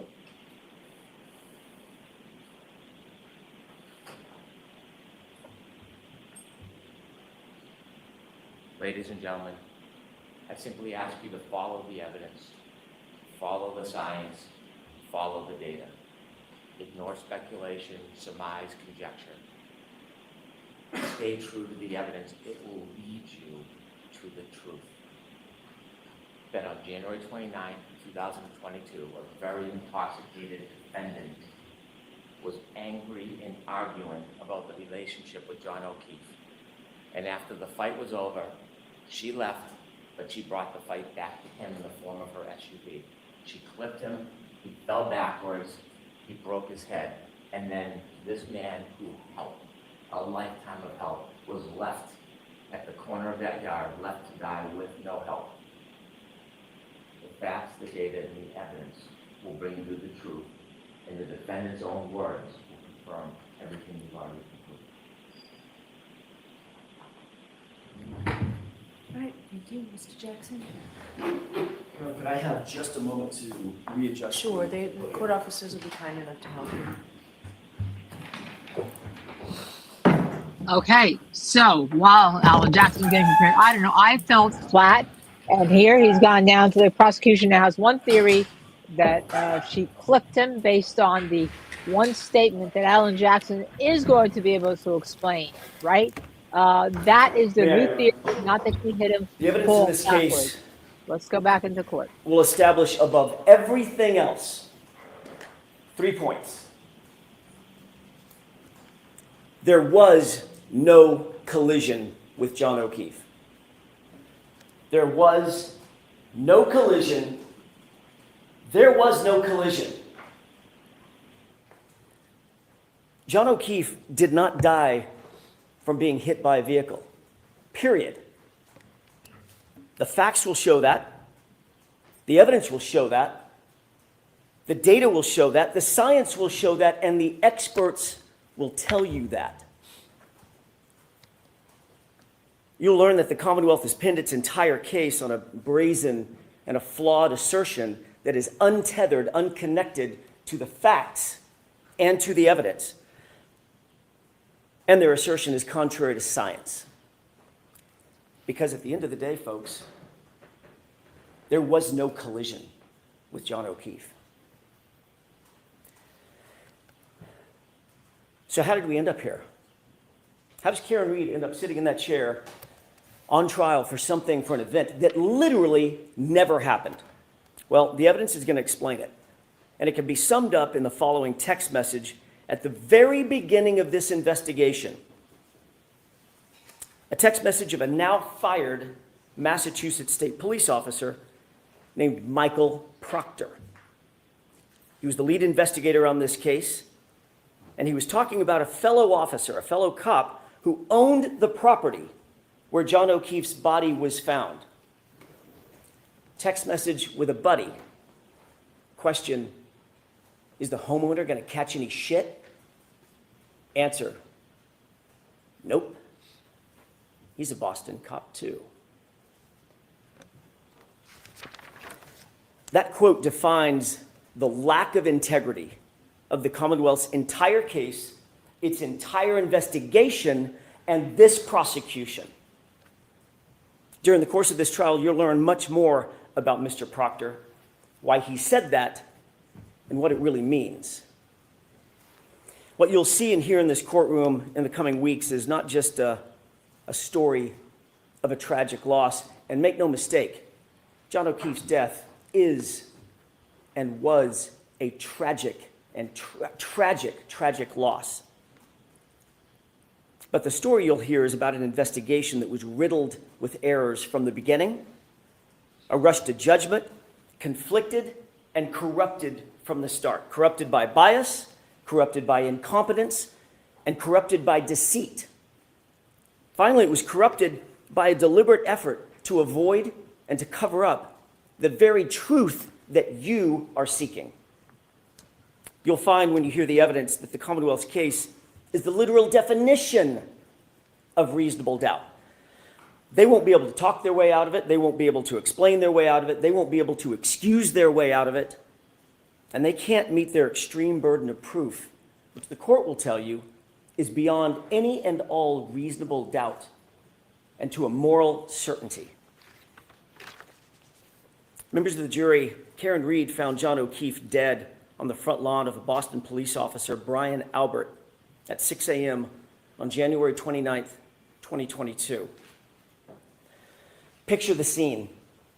Blood-curdling screams, ambulances, emergency lights on, fire engines, ladder trucks, paramedics, patrol vehicles, patrol cruisers, police officers, first responders, firefighters, all swarming all over Brian Albert's lawn, literally feet under his bedroom window. Yet Brian Albert, a sworn peace officer, a first responder himself, never came outside. Never went outside to see what the chaos was about, never went outside to see if he could assist a man in need, never walked outside his house to see if he could help a fallen fellow officer on his own front lawn. More shockingly, you'll learn that lead investigator for the Massachusetts police, Michael Proctor, never set foot inside Brian Albert's house that day. Never engaged in any investigation inside that house that day, even though a party with much alcohol had just occurred in that house, and even though a Boston police officer was found dead or dying just mere feet from the front door on that lawn. He never secured the crime scene, never separated and secured witnesses. He never properly collected evidence. He never secured the evidence. He never searched for signs of a struggle inside or outside the home. He never properly canvassed the neighborhood. Michael Proctor never did any of these things, even though fellow officers of Michael Proctor's actually mentioned, in their words, not mine, that it looked like John O'Keefe may have been, quote, in a fight. You'll have questions about that conduct. During the course of this trial, you'll find that the Commonwealth will not have answers. You'll see from the evidence in this case that this case carries a malignancy, one that is spread through the investigation, it's spread through the prosecution from the very start, from the jump. A cancer that cannot be cut out, a cancer that cannot be cured. And that cancer has a name. And his name is Michael Proctor. Now, you didn't hear his name in the prosecution's opening statement. Not once. And I suspect that was probably by design. But make no mistake about it. The evidence will show in this case that Michael Proctor is the very definition of the Commonwealth's case. And he's also their Achilles heel. He was the lead investigator on the case officer, the architect of the entire prosecution. You'll learn there's not a single part of this case, folks, not a single part that he didn't touch, that he didn't direct, that he didn't orchestrate personally. Every single bit of it has his fingerprints on it. You'll learn that Michael Proctor was a longtime family friend of the Alberts. And he's been disgraced by his own agency, not by us, by the Massachusetts State Police. Investigated, suspended, and fired. The evidence will show that Massachusetts State Police found Michael Proctor guilty of bringing dishonor to the department for his conduct, not in some other case, not in some tangential case, in this case. The investigation of Karen Reed. Conduct that included bias in favor of his friends, the all-powerful Albert family, and bias against my client, Miss Reed, the outsider. Do you have any idea how hard it is for a state trooper to get fired? Well, the evidence is going to show that Michael Proctor earned it. Every bit of it. You'll hear that within hours of a Boston police officer being found dead on Brian Albert's lawn, Michael Proctor, the lead investigator, who had investigated exactly nothing up to this point, right at the beginning, made an early pronouncement that Brian Albert himself was not going to, quote, catch any shit, end quote. And that was for one reason, and one reason only. He's a Boston cop. The evidence will show that Michael Proctor made this statement in a text conversation with his high school buddies. A text he never thought would see the light of day, certainly never thought we would get a hold of. And when he thought no one was looking, he actually said the quiet part out loud. He's a cop too. We'll give him a pass. You'll learn that in Michael Proctor's world, rank has its privileges.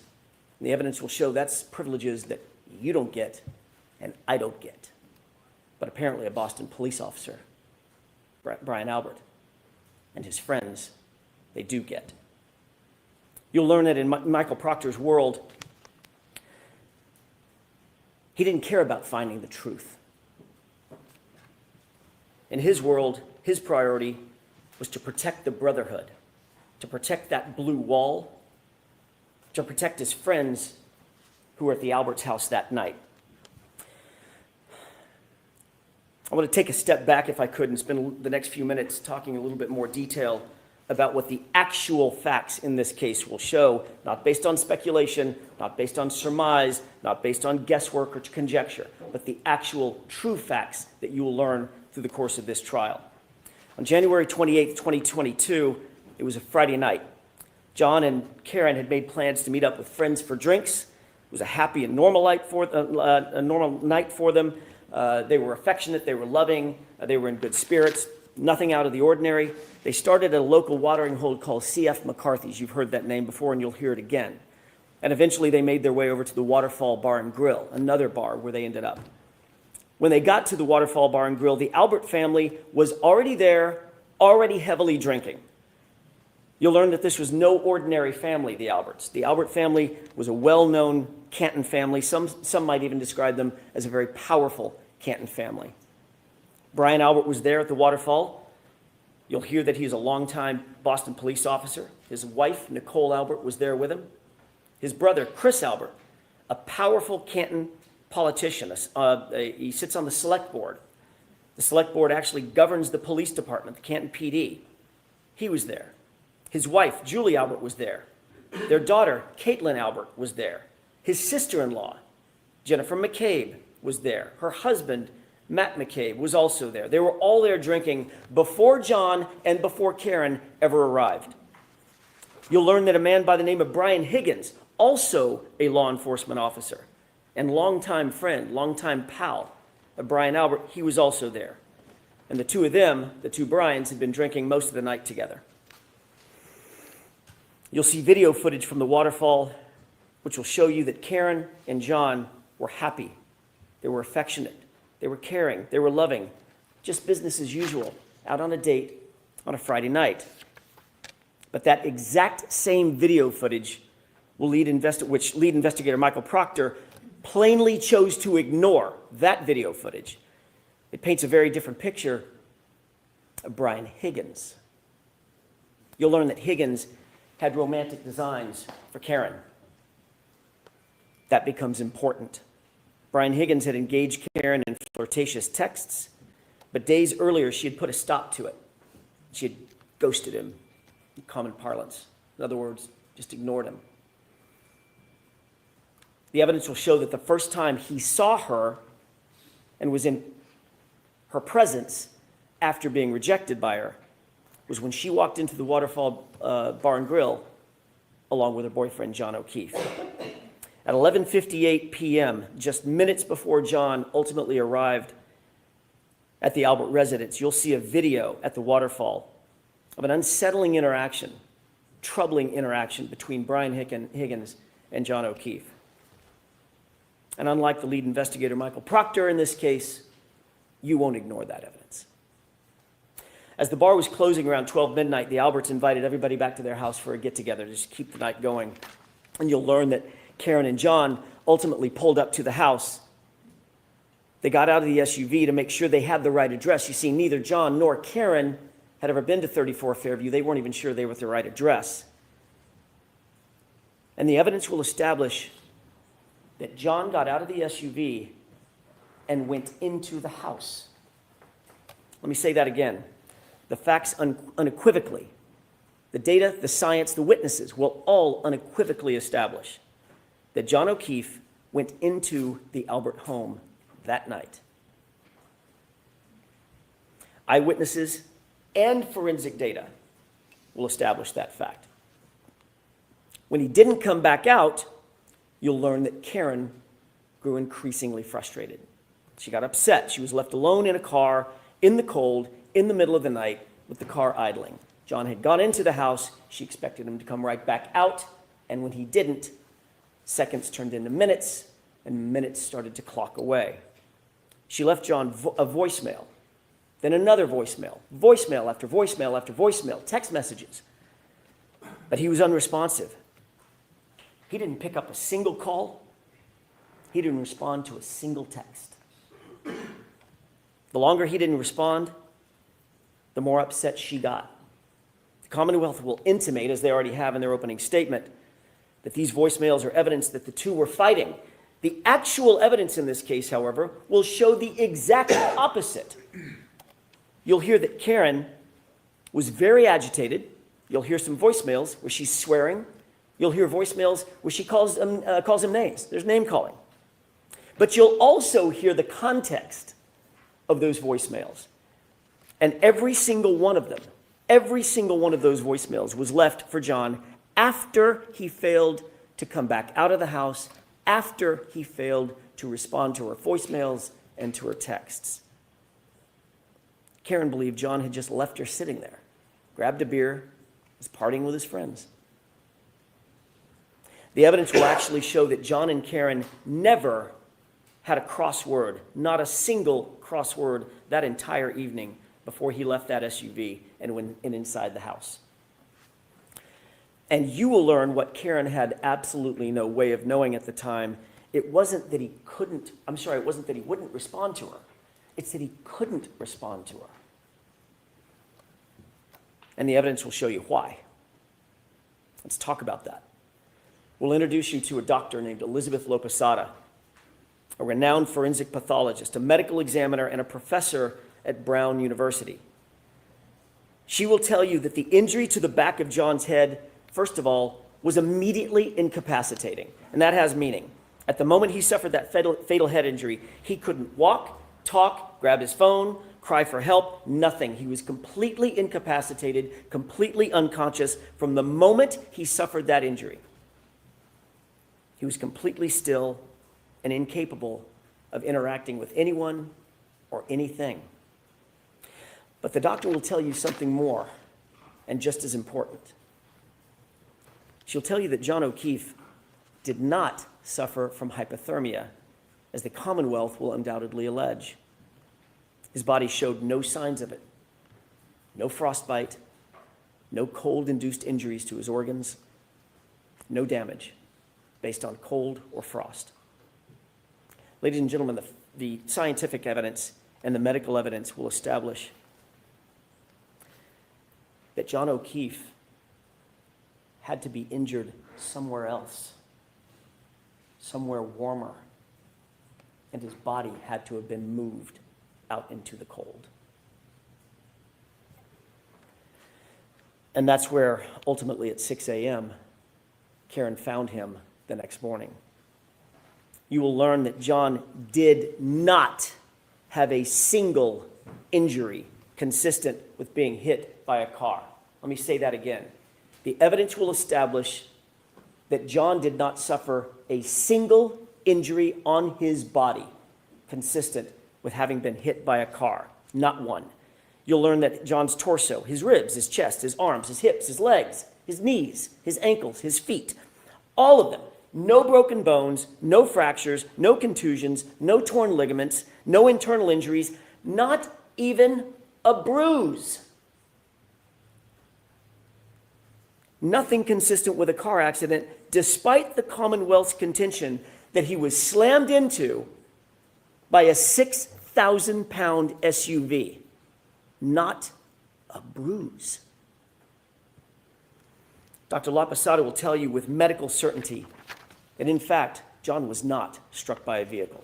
Medically and scientifically, he could not have been struck by a vehicle. Therefore, as I said, there was no collision.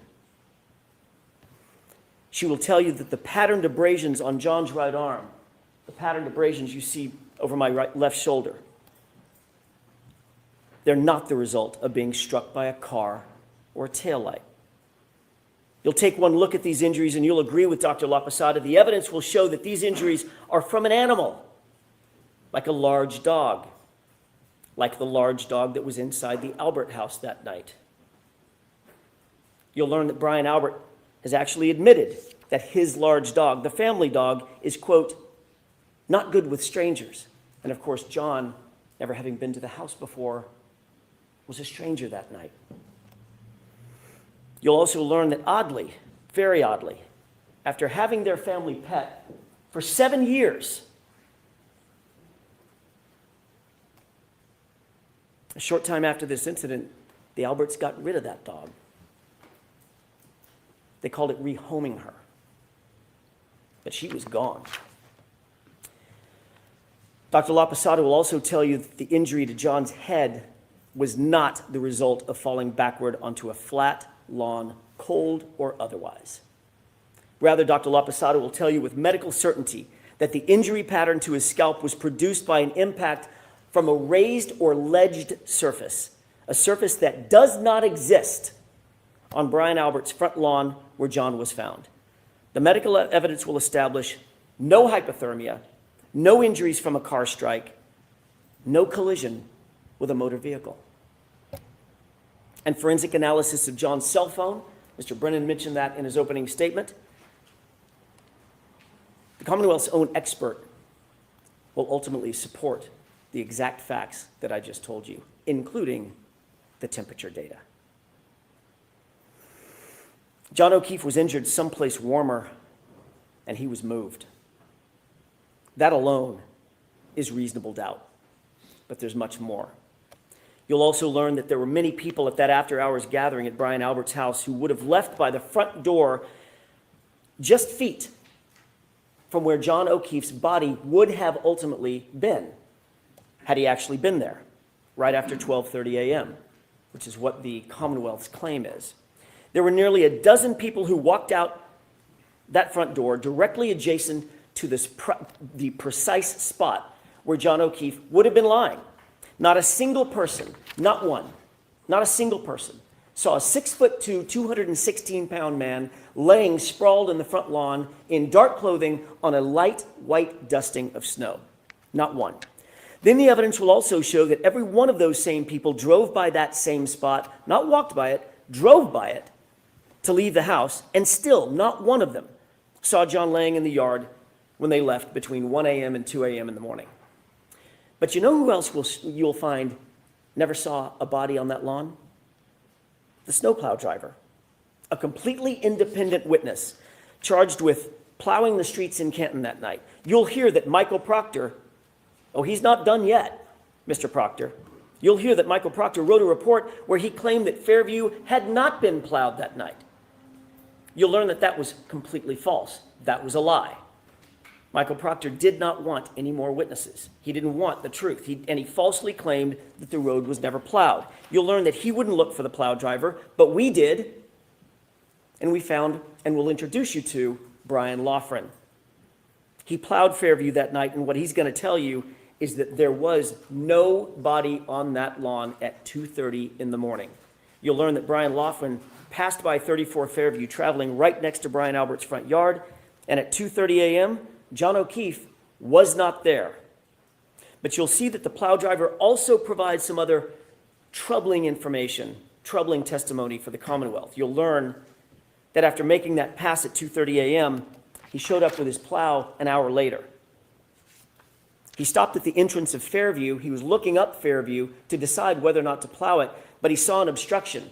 At 3:30 a.m., he looked down the street, and in the very spot precisely where Karen would later find John's body laying at 6 a.m., there was a car parked in front of it, a Ford Edge.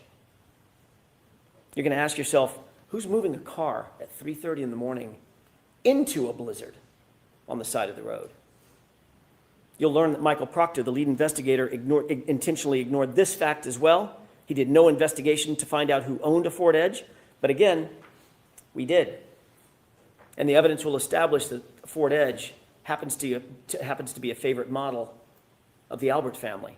More than one Albert owned a Ford Edge at the time.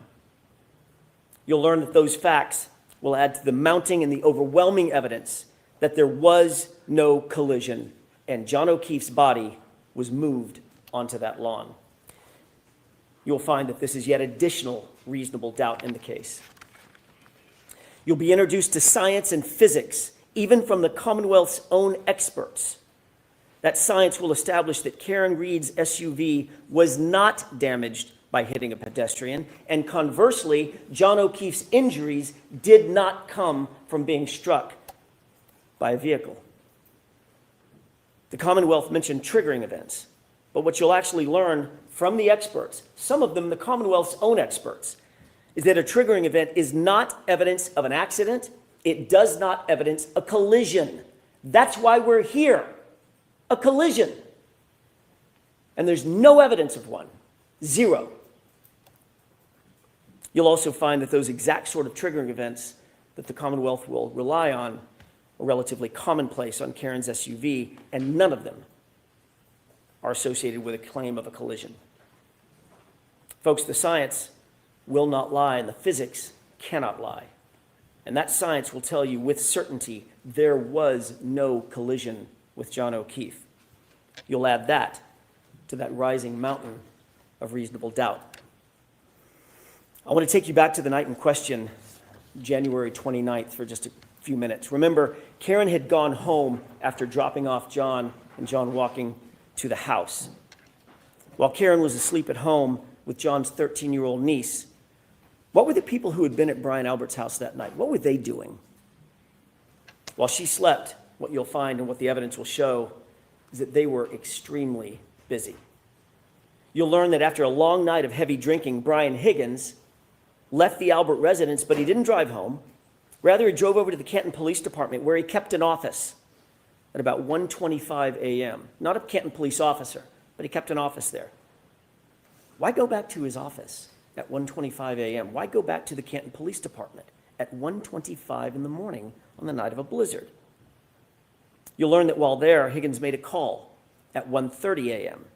Higgins will later deny that he made that call. You'll find that curious. And his explanation for that late-night visit to Canton PD, you'll find that it changes nearly every time he's asked about it.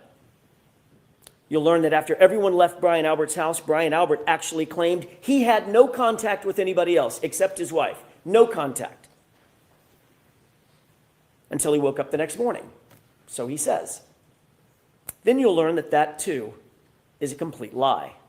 His phone records establish that he placed a call to none other than Brian Higgins at 2:22 a.m., shortly after Higgins completed that late-night visit over to Canton PD.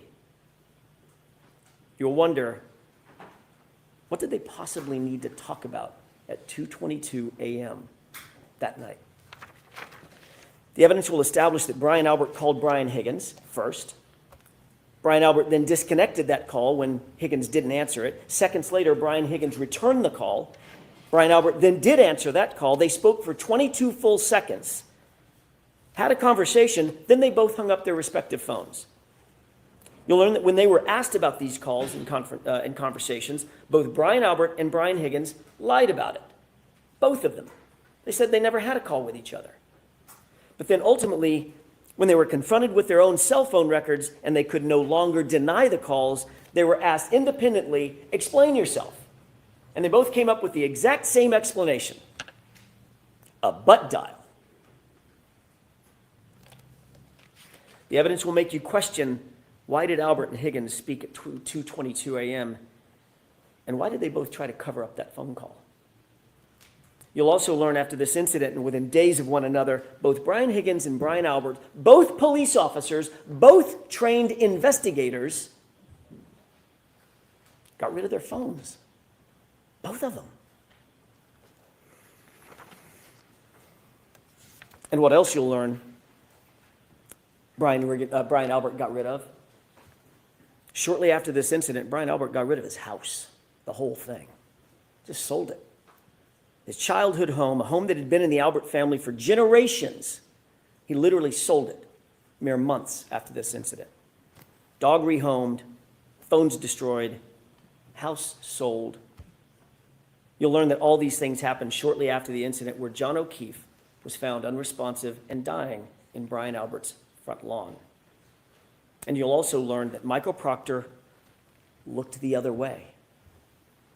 He did not investigate any of what I'm telling you. He pre-selected Karen Reed from the start, and he ignored everything and everyone else. Let's get back to what was happening with the others while Karen slept. What you'll learn during this trial is that Brian Albert's sister-in-law, you've heard her name before, Jennifer McCabe, she was at the waterfall that night, and she was over at the Alberts' house that evening as well. She left the after-hours gathering about 2 a.m., a little before 2 a.m., got home around 2 a.m. And you'll learn that according to the Commonwealth's own evidence from a forensic software program called Physical Analyzer made by Celebrite, it's considered the gold standard for forensic tools. You'll learn that a Google search was discovered on Jennifer McCabe's phone. A Google search that Michael Proctor and his investigators never revealed to us, but we found anyway. A Google search that was time-stamped, according to their own data, at 2:27 a.m. 5 minutes after that 2:22 a.m. call that Higgins and Albert denied having. And that Google search on Jennifer McCabe's phone read, "Hoslong to die in cold." Hoslong to die in cold. Now, she misspelled the first word. Hos is supposed to be how, but the meaning's the same. How long does it take to die in the cold? Time-stamped 2:27. And then that search was also noted by the same Celebrite program as having been deleted. The evidence will force you to ask, why is there a search on her phone? Why is it logged at 2:27 a.m.? When the Commonwealth claims that she first learned of John's death and where his body was hours later at 6 a.m. So what you'll learn is that while Karen slept, here's what was actually happening by some other very busy bees. 1:25 a.m., Brian Higgins makes an unexpected visit to Canton PD. 1:30 a.m., he makes a phone call that he later denies ever making. At 2:22 a.m., Brian Higgins and Brian Albert talk. They both deny and lie about having made that phone call. 2:27 a.m., 5 minutes later, a Google search appears on Jennifer McCabe's phone, Hoslong to die in cold, hours before John's body was ever discovered. A Google search she denies making, and that she later, or at least it was later logged as deleted. Meanwhile, at 2:30 a.m., the plow driver confirms that O'Keefe's body was not on the lawn of Brian Albert's house, not at 2:30 in the morning. And at 3:30 in the morning, that area was obstructed by a Ford Edge like the one the Albert family liked to own. The evidence will show in the meantime, Karen dozed in and out of a fitful sleep for the rest of the night, only to awaken just before 5 a.m., and that's when she realized, in a panic, John had never come home. And you'll see, it wasn't like John to not come home. That morning, you'll see and hear evidence that Karen's emotions had morphed. It'd gone from frustration and anger, which you'll hear in the voicemails, to abject fear. Fear that something bad had happened. The evidence will establish by this time Karen was panic-stricken. She had a feeling something was very, very wrong. She was unable to get a hold of John. Karen went to go look for him. She got in her Lexus, and she backed up to leave her garage at One Meadows. You'll hear a lot about that address, One Meadows. That was John's house, where Karen was staying. She backed out of the garage, and during the course of the trial, you'll hear that she actually struck another car with that right rear taillight. During the course of this trial, the Commonwealth is going to desperately claim that Karen Reed's taillight was actually damaged by hitting John O'Keefe. They'll have no evidence of it, mind you, none, but they'll make the claim. We'll show you a video of exactly how that taillight was originally damaged, or exactly what happened at 5:07 in the morning. The facts will show that it was damaged in John's own driveway at 5:07 when Karen backed up and made contact with another car in the driveway. This is 5 hours after she dropped John off and he went into the Albert residence. As a result, the taillight was minimally cracked, but it wasn't completely shattered or damaged or broken. And that's the condition of the SUV when Michael Proctor got a hold of it. That becomes important. You'll hear from an independent police officer, an eyewitness to the damage on that SUV, someone not connected to Michael Proctor or under his control. And he'll tell you that he saw the taillight damaged before it was in Michael Proctor's possession, but it was not completely shattered. And you won't have to speculate how that taillight got cracked originally. You'll see it for yourself. It's on video. You'll learn that part of the reason that Karen's Lexus hit that car at One Meadows is because she backed out looking for him at a time when she was absolutely panicked, panic-stricken and grief-stricken. Where was John? Why hadn't he come home? What had happened to him? Is he hurt? Is he passed out somewhere? Her mind was reeling. The evidence will establish she wasn't giving anything away. Everything was on the table. What could have happened to John? You'll learn that when she woke up and he still wasn't home, she was just racking her brain for what could have happened to him, and she was worried about possibly the worst. He'd gotten out of the car, he'd walked to the house, she was confused, and later, when she found him at 6 a.m. on the lawn, where she last saw him going toward the house, her mind started reeling, oh my God, did a plow hit him? Did I hit him? Could I have hit him? What could have happened to him? And that video clip that you saw, out of context, when she said the words, he did not look like he was mortally wounded, she's not talking about at midnight. She's talking about at 6 a.m. when she found him. That's what she was talking about. Your job will be to make sure that the evidence isn't presented to you too cute by half. She was saying all those things. Did a plow hit him? Could I have hit him? Did I hit him? She was saying that to herself and to other people. And the Commonwealth, very obviously, will try to seize on that panic and twist this into some admission. But here's the actual truth. That's not a confession. Could I have hit him? Did I hit him? Could a plow have hit him? That's a person trying to make sense of an unexplainable circumstance, a natural concern of a bereaved significant other, a woman desperately trying to piece together what could have happened on this tragic night. John didn't come home. And the evidence will show that Karen Reed never said, I hit him. Never. Not in the background of the 911 recording, not on any dash cam video, not on any audio, not on any police body cam, not to a first responder. It's never mentioned in a single report. It's never reported in a single report from January 29th, not by one person, because it never happened. The evidence will show that there were at least 13 members of law enforcement or first responders and 2 civilian witnesses that were intently focused on what was happening at that scene. They were all over the lawn. They were all over Karen. Officer Seraph, Mullaney, Good, Lank, EMT Nuttall, Flamati, Kelly, Walsh, Woodbury, Whitley, Becker, Robery, McLaughlin, Kerry Roberts, Jennifer McCabe. They were all there, watching and listening. On January 29th, when John O'Keefe was found, not one first responder reported having heard Karen Reed say the words, I hit him.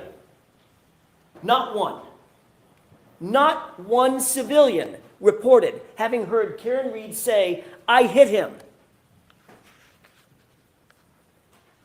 The facts will show that the first time this improved statement was ever claimed to have been made was some 24 hours later by a single EMT in an interview. Now listen to this. In an interview coordinated by a Canton police detective named Kevin Albert. Brian Albert's brother. And remember, Chris Albert, the other brother, is a board selectman to whom the Canton Police Department reports. And what's more, you'll learn that Katie McLaughlin, that's the EMT, that's the single EMT, the first person to have claimed to have heard this unrecorded and unreported statement, is years-long close personal friends with a young woman named Caitlin Albert. You heard that right. It's Brian Albert's daughter. During the course of this trial, you'll become familiar with and you'll realize that the Alberts are indeed a powerful and indeed an influential family, and that will mean something. You'll learn that there are other major problems with the prosecution's case. The evidence will establish that Michael Proctor himself, the lead investigator and architect of this entire case, has a long-standing and personal relationship with the Albert family. Yes, that same Albert family. His sister was close friends with Julie Albert. He personally sat at head tables at weddings, or at a head table at weddings with the Albert family. He entrusted the Alberts with babysitting his own children. You heard that correctly. And yet he was the lead detective assigned to investigate the circumstances of a Boston police officer laying dead on the Alberts' front lawn. That's not just bias, you'll learn. That's not just coincidence. That, folks, is corruption. And you'll see how far it went.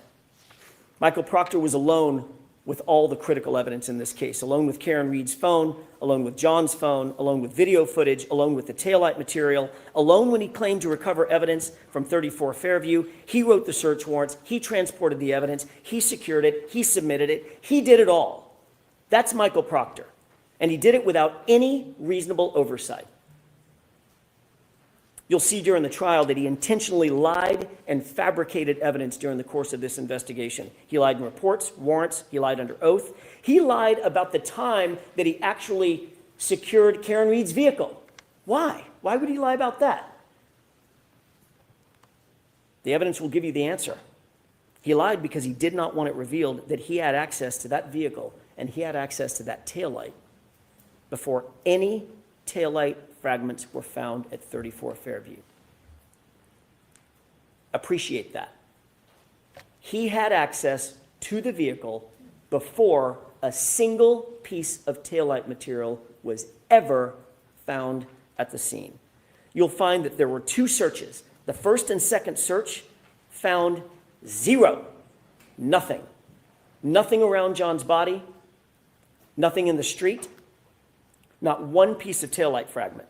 But once Michael Proctor had that SUV and had the taillight in his custody and control, suddenly items started magically showing up. And not just a few items, 46 pieces of bright red taillight laying in the snow, supposedly found in the exact same spot that was searched not once, but twice by independent officers. It came up with zero. To be clear, you'll learn that before Michael Proctor had access to that taillight, not a single piece was ever recovered at 34 Fairview. That will become vitally, vitally important.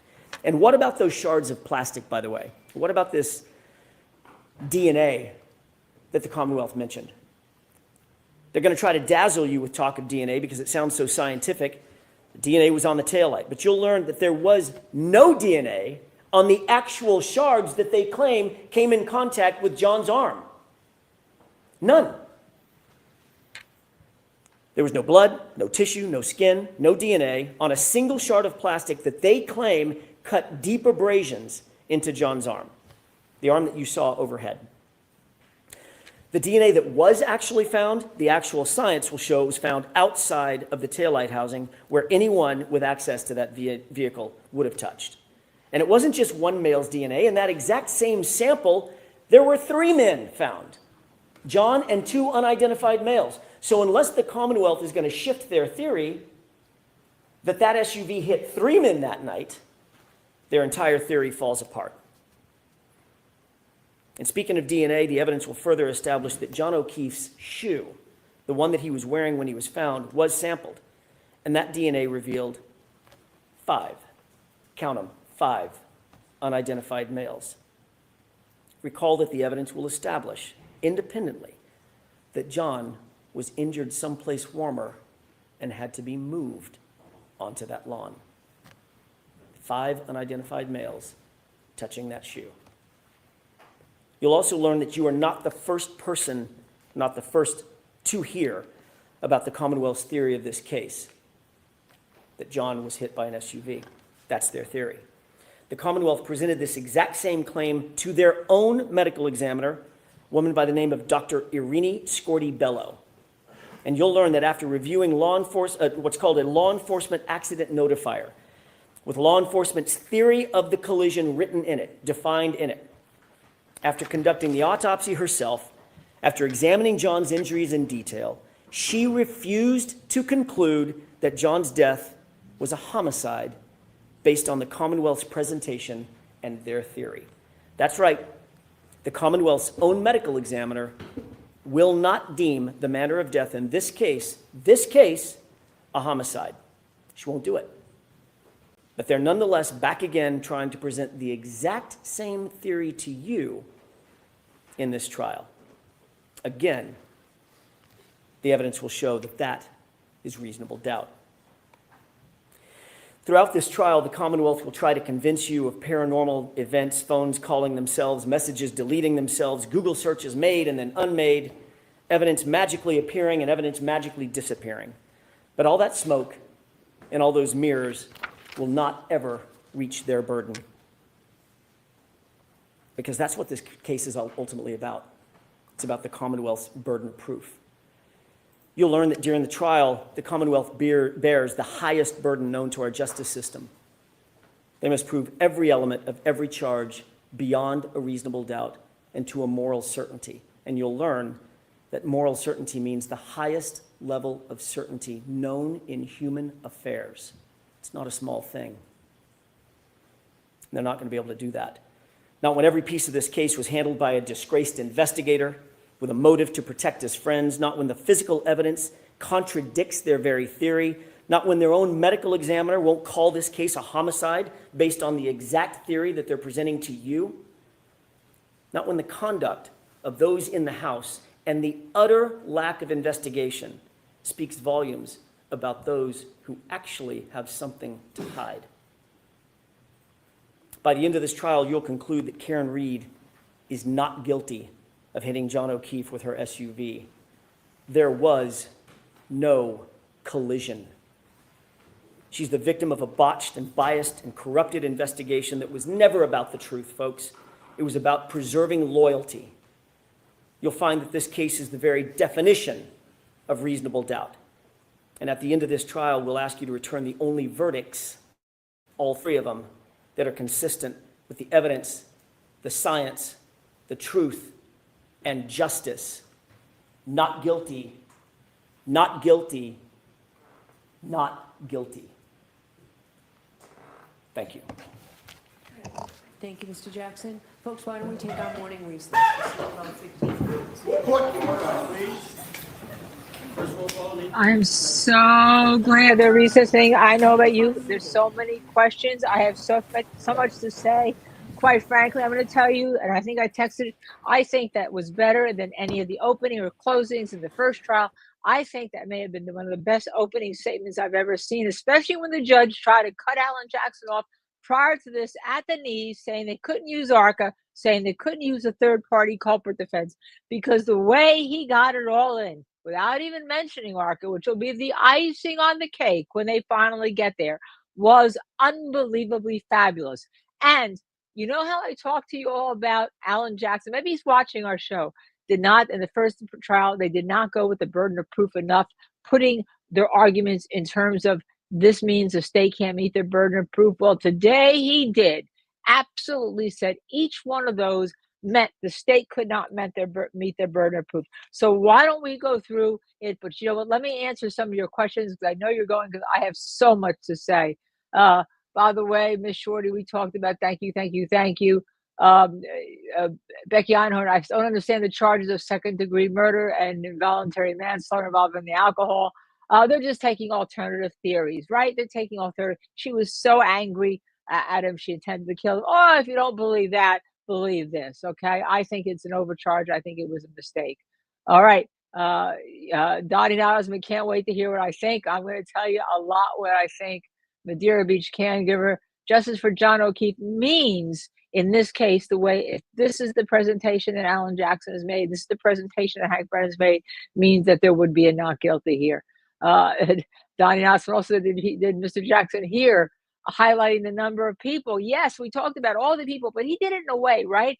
Da, da, da, da, da, da, da, da, da. He didn't spend time on them. It was just like 1, 2, 3, 4, 5, 6, 7, 8, 9. And by the way, they're either all named Albert, or they're all related to the Alberts, or they're all friends of the Alberts, right? That was an interesting way to phrase it. Kay Schmidt, thank you for gifting 5 Justice Served TV memberships. Joanne M. Jetta Platypus, again, my favorite handle. Science and physics will win the day. Yes. Miss Shorty, thank you, Miss Shorty, Australian, for that donation. That'll help Michael Bryant when he gets arrested on Thursday. Totally worth waking up 11:30 p.m. for this. Free Karen Reed. Also, Brooklyn gifted 5 Justice Served TV memberships. Thank you very much. I just wanted to get those not out of the way, but because you've been watching. So let's go back. We could go back to Hank Brennan. Here's what I'll say about Hank Brennan. It was not what I expected. I thought it was absolutely boring. I really thought he'd come out slam dunk. I thought this was going to be like a George Foreman fight, a Muhammad Ali fight. There'd be something. There'd be a Thriller and Manila, so to speak, right? I just thought it was just, I don't know about you, but I lost my train of thought. When AJ came in, he said, he started with different than Yannetti started. Remember, Yannetti's opening statement that we talked about yesterday was Karen Reed was framed. Karen Reed was framed. This whole statement showed you how she was framed without ever saying it. He said there was no collision. This case will show you there's no collision with John O'Keefe. That he didn't die from being hit by a vehicle. That he did. That science will explain that to you, and that this case is summed up with one text message by somebody. By the way, the Commonwealth didn't mention. Who was that? Oh, their lead investigator, Michael Proctor. Remember, I told you I think the Commonwealth's trying to try this case without ever calling Michael Proctor. Is the homeowner going to get any shit? Nope, he's a Boston cop too. And then he said it in a Windsor. He said the defense in this case will show you what really happened, but the prosecution, what do they lack? They lack integrity. They lack integrity. And he was talking about not just the case, he was talking about the prosecution, and he was talking about the prosecutor in the case without ever saying it. He said that it will show you that this case was biased, that it was not objective, that they're going to try to lie you, there'll be deceit to you, and that this case is the very definition, I repeat, they went there this time, of reasonable doubt. Everything that Alan Jackson explained this time, he explained it within the fact that the burden of proof cannot be met by the state. Thank you, Alan, for that. Hopefully you got that from us. He said, and with blood-curdling screams, the picture of this outside, first responders, there's fire trucks, people trying to save John O'Keefe, people screaming, everything happening, flashing lights. Who never came out of their house? Brian Albert, even though this was occurring under his bedroom window. So he starts there, and you don't quite know, if you don't know the case, what that means yet. But then he talked about the fact that, when the first responders came in, they didn't say that John O'Keefe looked like he's hit by a car. They said he looked like he'd been in a fight. He looked like he'd been in a fight. And he said this case has a malignancy, and it's a cancer that cannot be cut out. It's a cancer riddled in the case, Alan Jackson went on to say. He said there was a bias, and it was a bias against his client in favor of the Alberts, who are Boston cops and who are related to all of the investigators. And he said Proctor, he repeated the fact that Proctor said that Albert's going to have no problem because he's a Boston cop too. And then he goes back and talks about, hey, you're going to see video footage. You're going to see on the night here that Karen Reed, they came in with John O'Keefe. They were lovey-dovey. They were having no issues, a nice night, right? But you're going to see video footage from one of the bars. They're going to have started at C.F. McCarthy's, and then they're going to have gone to the waterfall. And this video footage will be troubling. And I think what you're going to see, remember the video footage of Albert grabbing Higgins that we showed you the other night, Michael Bryant and I showed you, and that we actually showed, we got permission from Microdots, I think it was Microdots, right, Missy? And they said we can use anything they had. They actually expanded the footage. They slowed it down, and you saw the Albert grab Brian Higgins. And Higgins' name is important because both Albert and Higgins ended up getting rid of their police officers, getting rid of their homes. Brian Higgins, who had some sweet designs on Karen Reed, which she then rejected after exploring them apparently, but then rejected him and ghosted him, right? There's a grabbing by Albert of Higgins. They both get rid of their phones, and Brian Higgins goes to an army base where he actually throws away his SIM card, right? This was so even if you don't know the case, you're saying, I want to hear more. What's going on here? What's going on? I thought this case was about somebody whose SUV hit a cop and killed him, but there's something else happening here. And then he talks about that unsettling video, which you're going to see. And I'm glad we picked up on it. So it's here, stay with Justice Serve TV, because we're picking up on the things that actually that Alan Jackson has used today. And then he's going to say, and that video that the Prosecutor Brennan showed you, he took it out of context. He took it out of context. When you hear the context, and that's going to be their argument, any statements are out of context, and therefore what Alan Jackson is saying, the prosecution is lying to you, they're deceiving you, jury, right? Yes, Michael Dots is amazing. They're incredible, and we thank them over and over again for giving us permission to allow us to use anything that they have. Along with, by the way, while I'm thanking people, Tom, the CPU, who gave us permission, and he doesn't also give us permission, get anyone permission to use what he has. Then he went on to talk about their independent medical examiner, Dr. Loposado, who was in Rhode Island.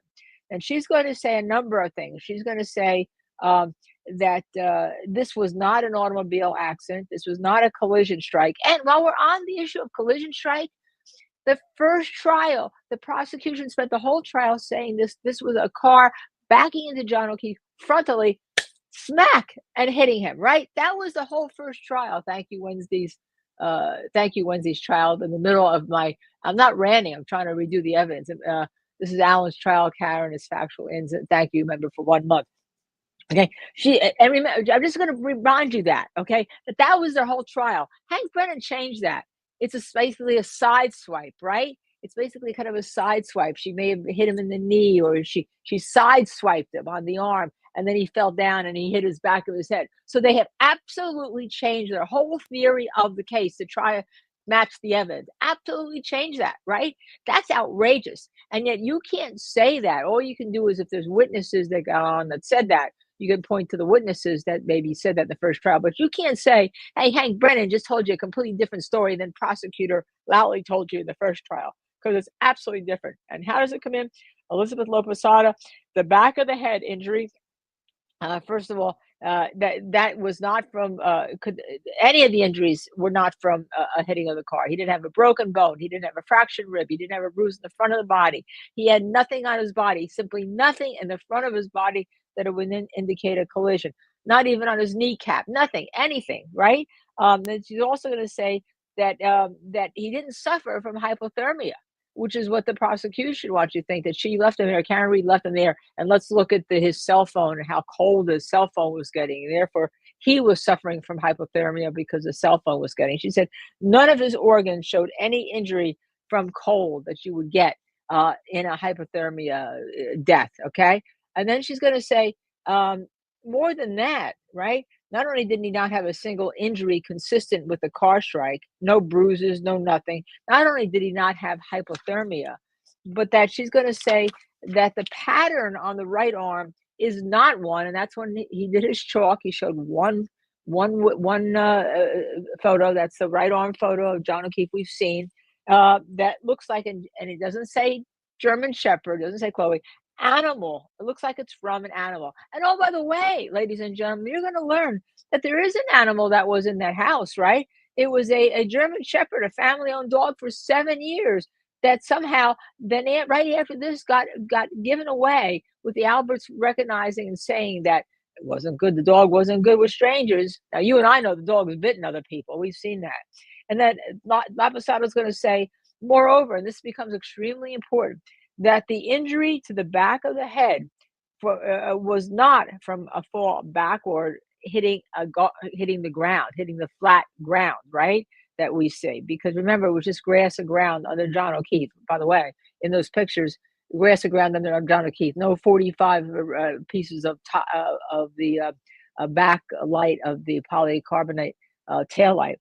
but that it's from a raise hitting a raised surface. That the fracture is from hitting a raised, falling back and hitting a raised surface. I wonder where the raised surface is that they're going to decide was in the house, because that's what's coming. You and I both know it.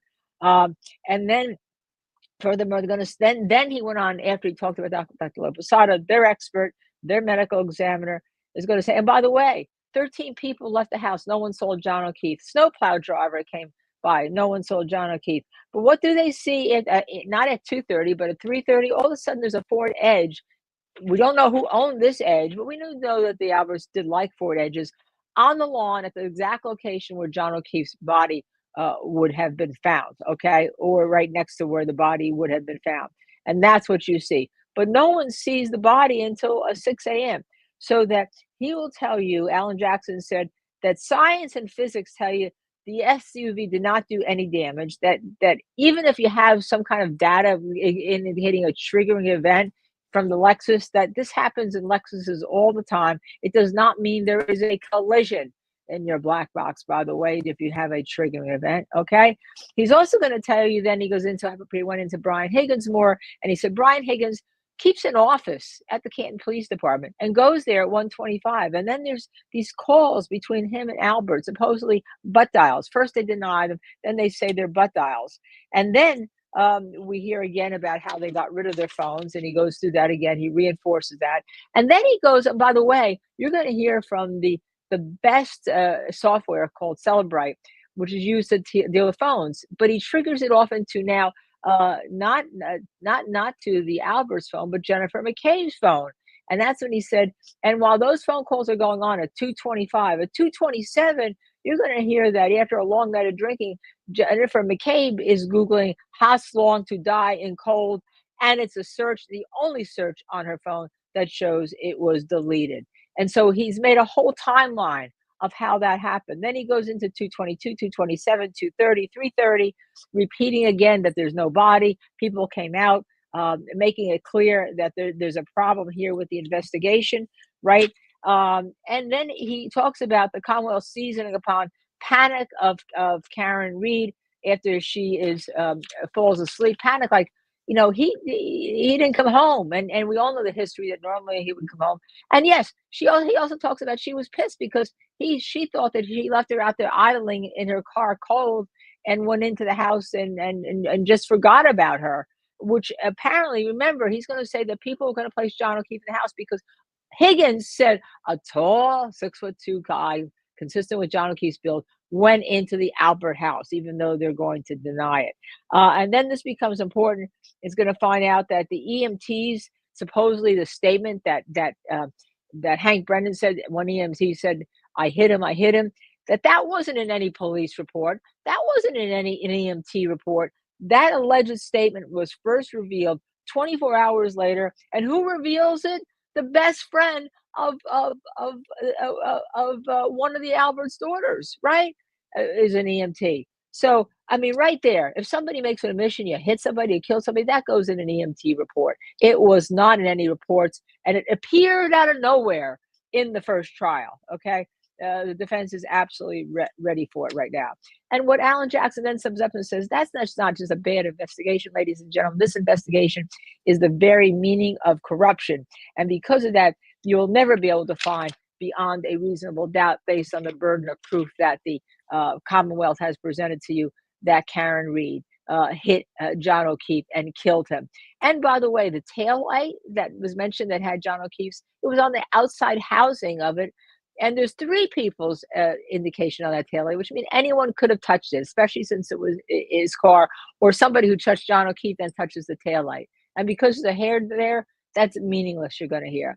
And then he said, and on the shoe that was later left there, what the Commonwealth didn't tell you is that there are 5 people DNA on that shoe. Now, why does that become important? Because if John O'Keefe was carried out, as the defense is intimating, yet they can't say third party culpability or culprit yet, because the judge, as I said, cut them off on the knees. They weren't allowed to say that. He intimates that indeed that goes along with John O'Keefe being moved from someplace warmer. I wonder where that warmer could be, but inside the Albert's house, to someplace colder, that be the outside. And then he sums up with, and by the way, this whole theory that this was a hit, this was a homicide by Karen Reed, was presented to the state's medical examiner, their own medical examiner, who ruled that there was not a homicide. There was nothing to indicate that Karen Reed hit John O'Keefe and was not a homicide. But despite that, that all the prosecution is going to try to go around her, and you're going to hear all sorts of things, all sorts of paranormal is what he called it, paranormal explanations that you won't believe. And then because of that, the burden of proof cannot be met. And Alan Jackson then ended up with, you're going to end up telling us, and we're going to ask you for, and here you say, for the 3 charges, not guilty, not guilty, not guilty. All right. That was my summation, in case you all didn't hear it, of Hank Brennan, which I gave short shrift to because I didn't think it was very good. It wasn't what I expected. That's why I guess I didn't think it was very good. And Alan Jackson, who I think was much better than even I expected, especially since he was able to get everything in there without actually being able to talk about ARCA and without actually being able to talk about third-party culpability, third-party culprit, about who it was that may have caused the death of John O'Keefe. Maybe it was just Chloe, and he hit his head backwards, and then there was a cover-up. But what it was is clear that, to me, I went, woo! I thought that Alan Jackson opening was absolutely best. Joanne and Jetta Platypus, what it was is that the Higgins said he saw somebody consistent with John O'Keefe as build going inside the house. And so that could only be, there was only one 6'2" guy there that looked like John O'Keefe, and that was John O'Keefe. So, and we're going to see if there's anybody else. You know, we heard that AJ and the defense wanted information, and the judge granted it, although she said it was a close call again, that there were witnesses for the prosecution that didn't want to testify. And I wonder why that is, because you want to say something differently. We're going to find out, because we don't know who those witnesses are and why they didn't want to testify, and maybe what other information that they have. So let me try to go through. There's some more starred questions. Let me see if I can go through them. Ms. Shorty in Brooklyn, I told you, thank you again. Gifted 5 Justice Serve TV memberships. Wednesday's child member for 1 month, and I think I mentioned this already. This is Alan's trial. Karen is factually innocent. To make it count, can we touch on the Commonwealth stating this morning that Karen beat John? Yeah, and the indictment. The indictment says, because it mirrors the statute, that it's murder because of an assault, a beating, but the beating is the beating by a car. Okay, it's mirroring the statute of the language for murder. But I think that ends up now helping, doesn't it? End up helping the defense, because when you're thinking beating, you're not thinking car strike, right? You're not thinking being beat up by a car strike. But now Alan Jackson is going to say there was an actual beating, but it wasn't by Karen Reed. So, you know, you overcharge, you charge with murder, and this is what the Commonwealth is going to get. I think it's going to come back to hit them on the real tushy. Emily C. Linda, have you tried Blexten for your allergies? I have not. Only antihistamine that hasn't made me drowsy. I'm on over-the-counter allergy medicines, and some days I have such a sensitivity to allergies. It runs in the family. My sister also, although luckily my sister's allergic to horses and I'm not, because I used to ride horses. So Michael is, I think Brian is pretty much ready to join. Let me just see. Michael ready to join. Okay, he's ready to join. Let's see if we can find Michael Bryan. I don't see him here yet. Michael Bryan, are you coming in? Missy, if he's ready to join, let's tell him he can come in right now. All right. By the way, I'm going to post when Michael comes in for a few minutes and talks, and I take a 5-minute break.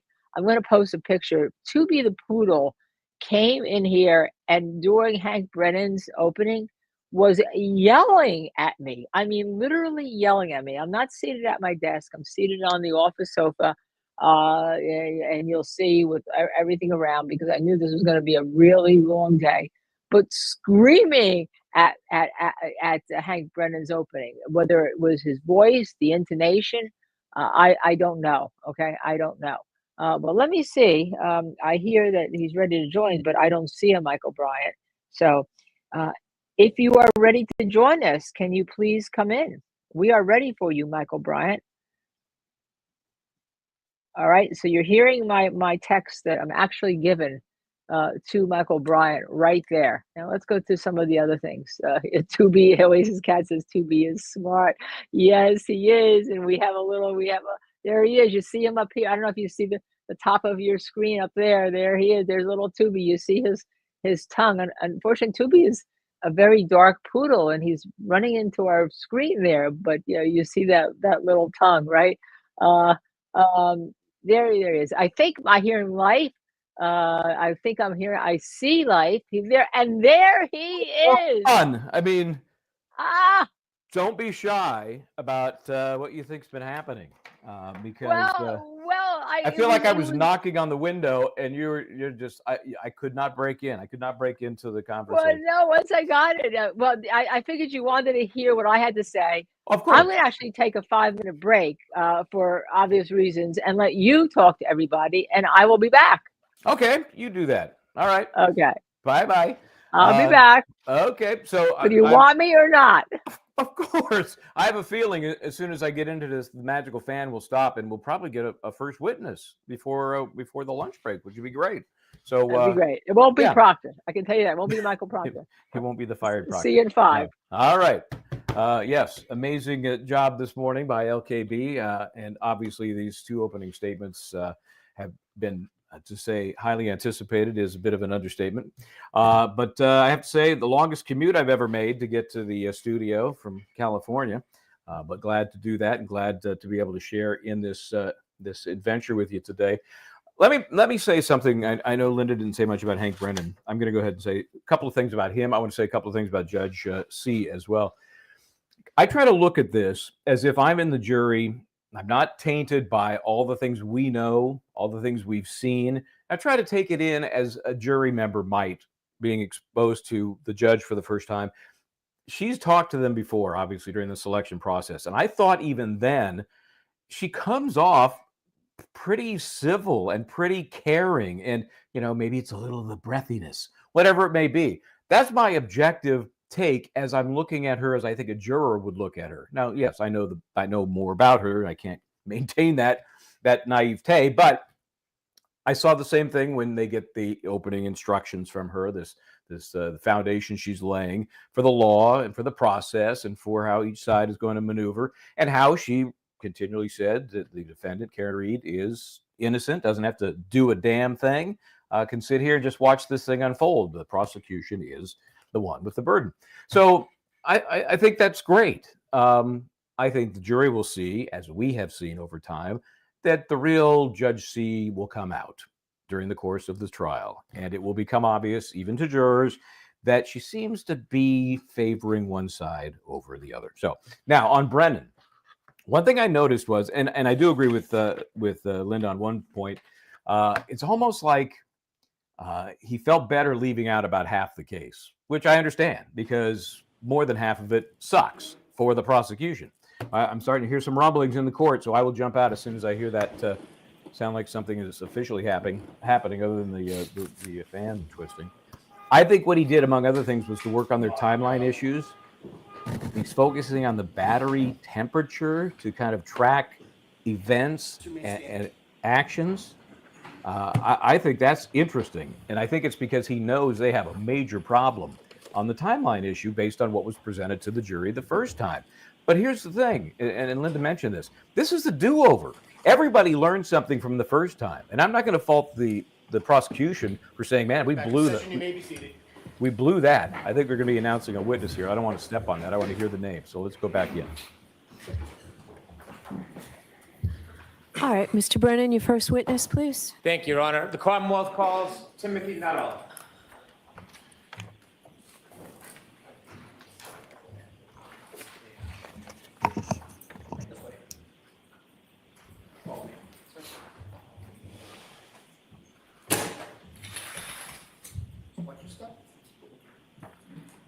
Stand and face the clerk. Raise your right hand. You solemnly swear the evidence given to the court and jury in the case now and hearing should be the truth, the whole truth, and nothing but the truth, so help you God. Sir. Thank you. You can take a seat.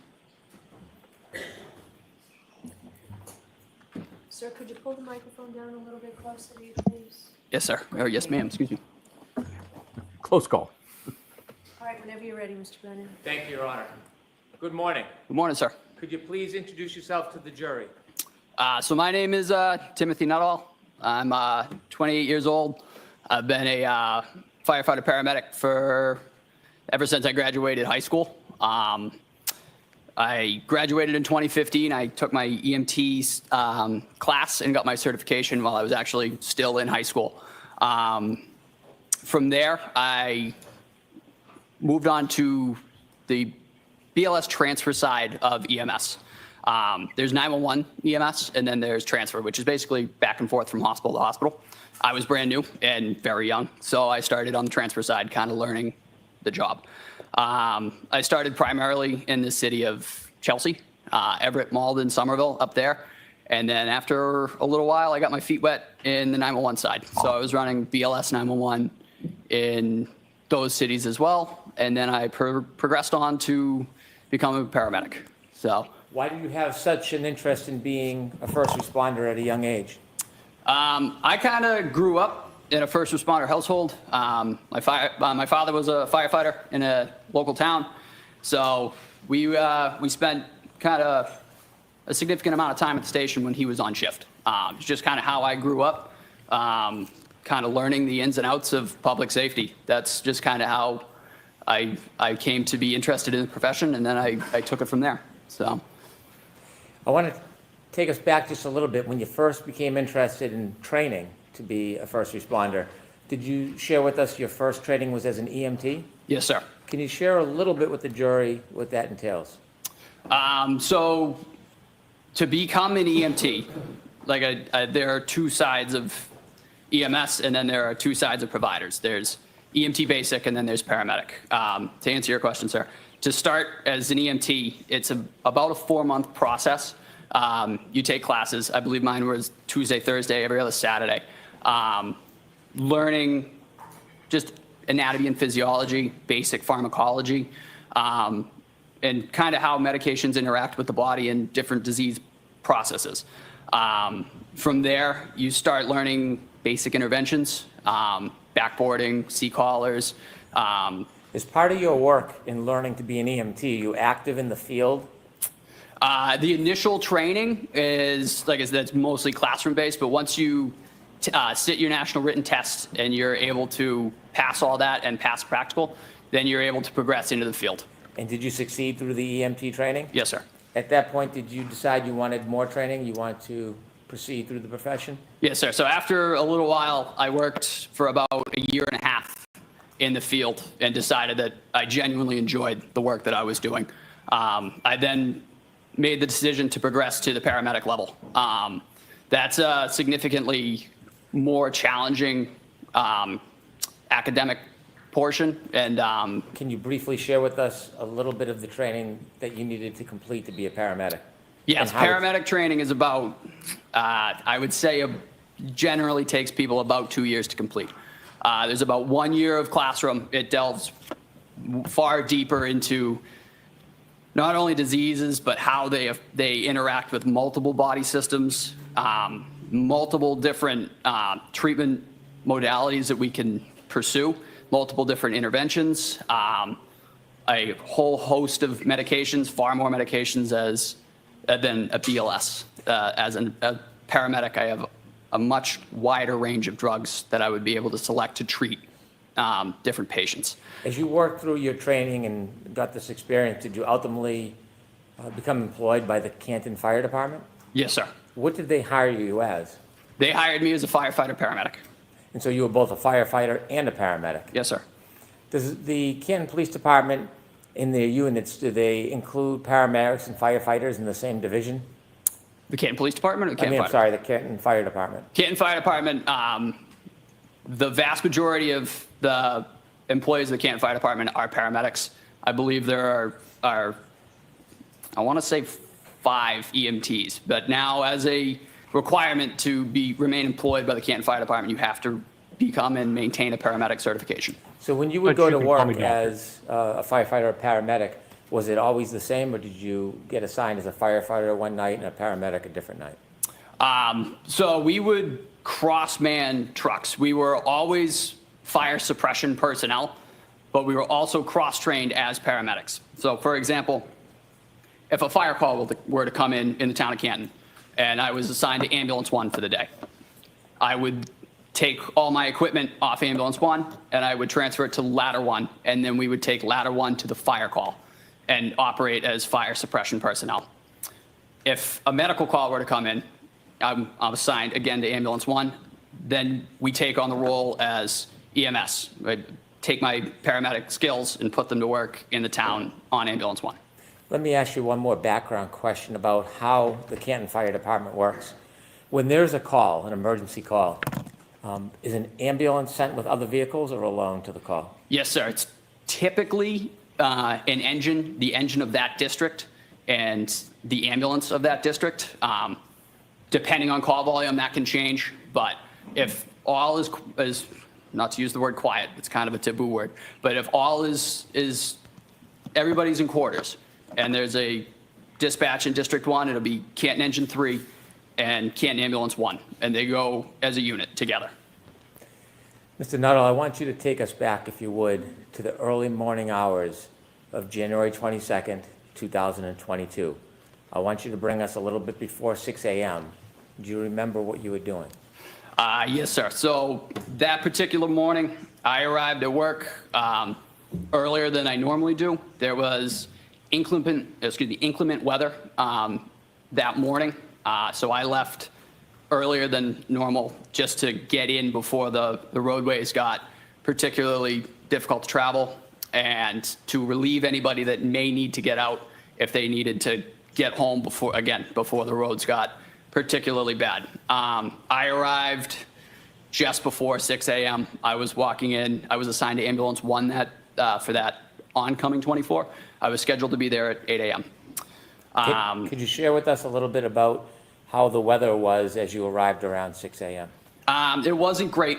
I was driving. It's about a 35-minute ride for me to get to Canton. The roads were starting to get.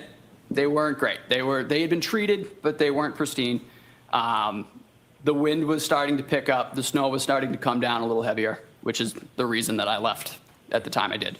And so I may have misspoke. January 29th, 2022, that morning, around 6:04, did you hear a tone or did you hear an alarm? So the tones went off right as I entered the building. Tell us what a tone is. So the tone is the emergency alert tone. In the town of Canton, we have 3. We have 1 for fire, we have 1 for investigation, and we have 1 for EMS. The EMS tones went off and the lights came on.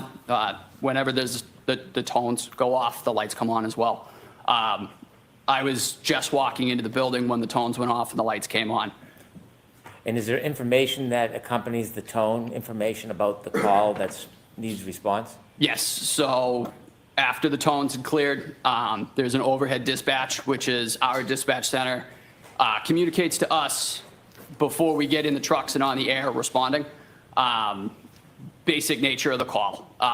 In that particular instance, we were dispatched to an unresponsive male in a snowbank with no real further information to follow up on. So what do you do? So as I said, I arrived pretty early that morning. But hearing that dispatch and that nature of the call, those typically tend to be more involved, both personnel-wise and work-wise. The crew that was working that morning was getting on the truck, and it was firefighter paramedic Anthony Flamati and firefighter EMT Matt Kelly. Matt Kelly has since become a paramedic, but at the time he was an EMT. So off the bat, that crew, not to say that they were at a disadvantage, but paramedic Flamati was the only paramedic on that ambulance. What did you do? So I made the decision. I checked with the shift commander, and I jumped on ambulance 1 to just give a second set of hands as being a paramedic myself, just being able to hopefully help if there was any advanced interventions that needed to be done or needed to be performed. What happened? And just a second set of hands. What happens next? So I got in the back of the truck. I was actually still in civilian clothing at the time because I had just walked in the door. So I got in the back of ambulance 1 in the patient compartment. The other 2 gentlemen were up front driving to the scene. I actually had to don my turnout gear because, again, I was in civilian clothing. I wasn't quite ready to go. So I had to put all my structural turnout gear on and then my Canton Fire jacket.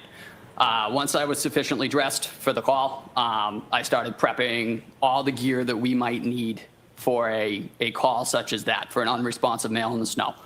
In this case, it was our first in bag, our airway bag, and our cardiac monitor. Everything was all together.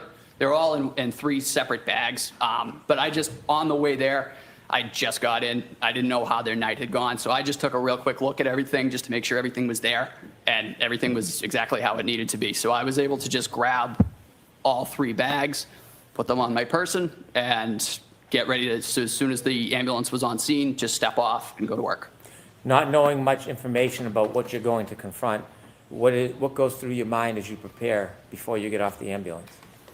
Just basic scenarios. I mean, again, unresponsive male in the snow could mean several things. Not having much to go off on the dispatch was, it left much to be desired in terms of what we might need. So in gathering all the equipment together, it can kind of cover all the major bases, if you will, in terms of what we were expecting to meet once we got on scene. How was your focus before you get off the ambulance? I was ready to go. A dispatch like that, any unresponsive male in the snow, it can kind of up the level because you just don't know what you're walking into.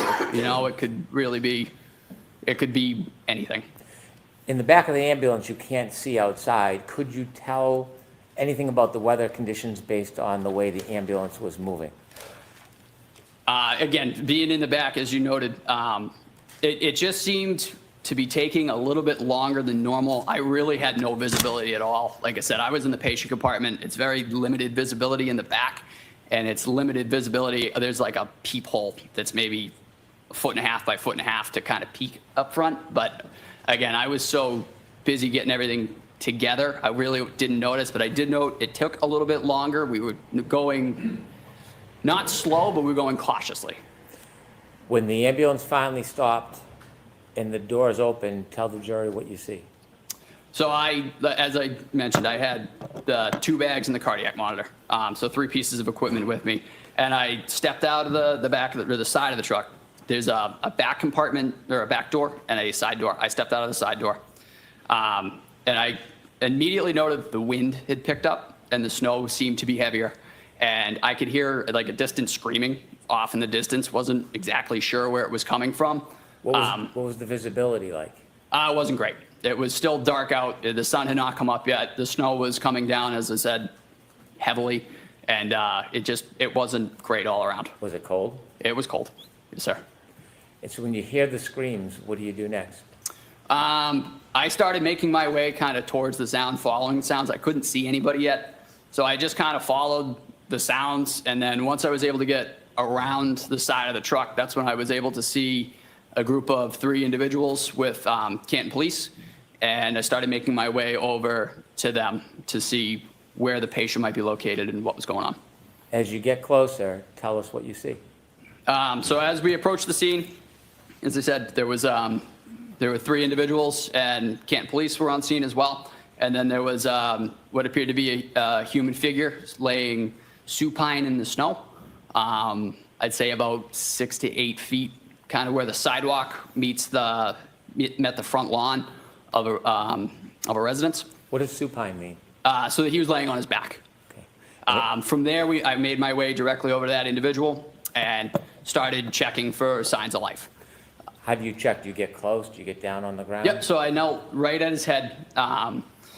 Typically, to check for any signs of life, it's just as you see in TV or anything like that. You check the carotid pulse, and you check for any signs of breathing or anything like that. Where's the carotid pulse? So the carotid pulse would be right in the neck. Like in just real quick, 2 seconds, you can check either side. They're on both sides. Those are the strongest pulses that you can grab quickly. So I just real quick went right to that gentleman. Like I said, I looked for any signs of breathing. I found none. I checked a carotid pulse, and I found none. How was his skin to the touch? He was very cold to the touch. He wasn't warm? No. And so after you touched his cold skin, and you felt the carotid artery? Is that how you Yes, sir, call it? carotid artery. Did you come to any initial quick assessments or conclusions in your mind? So I found, like I said, I checked for signs of life, the carotid, the signs of breathing. I found none. From there, we had ascertained that there is no signs of life.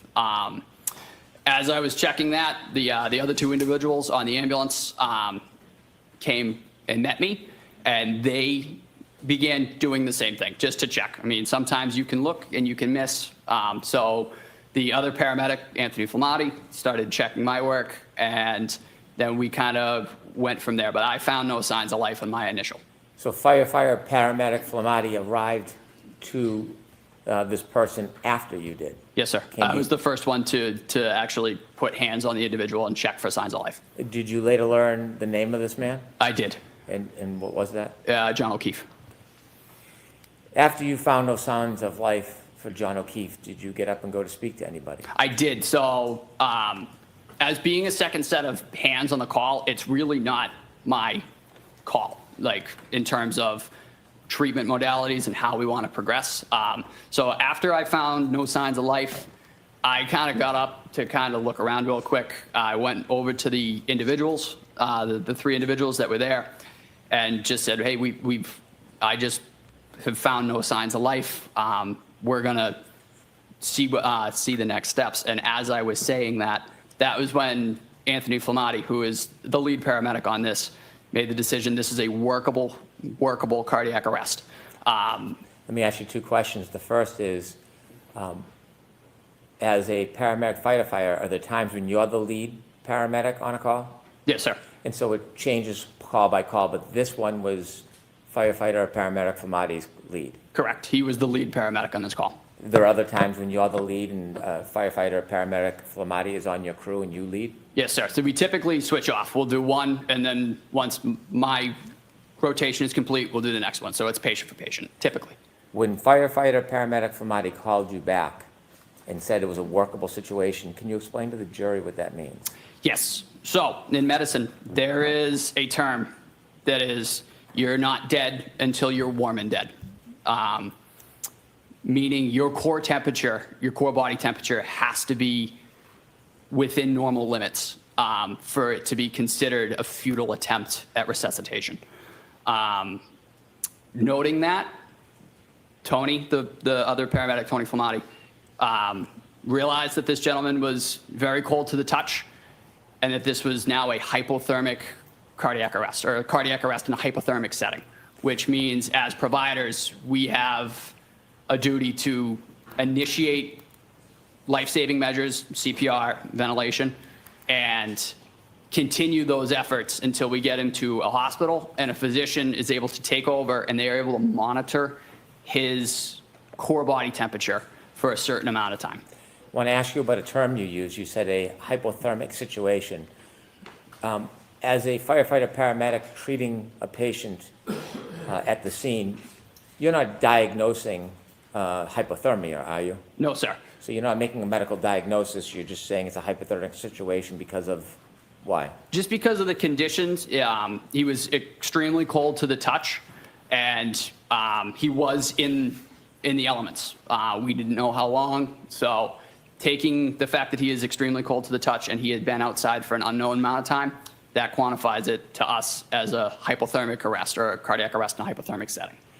Is there anything about Mr. O'Keefe's fingers or hands or his face that gave you any indication if he had been there just recently or had been there for a while? His fingers were quite cold. They were not well perfused at all. They were very, very. Mean? I don't know. What does not perfused mean? Sorry, there did not appear to have been any blood flow at all. Just because he was, again, presumably being outside, his fingers were very, very white.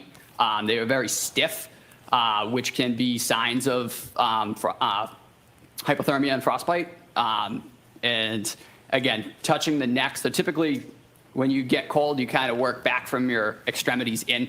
So again, I noted his fingers were quite cold, but also when I checked his carotid, his neck felt quite cold as well. That just kind of tipped us back further down the road of a hypothermic cardiac arrest. I see. When firefighter Flamade called you back, Yep. where did you go exactly? So when I was told that this is what we're doing, I turned around and I went right back to where I previously knelt, which was right at Mr. O'Keefe's head. And then I took over the ventilation aspect of a cardiac arrest.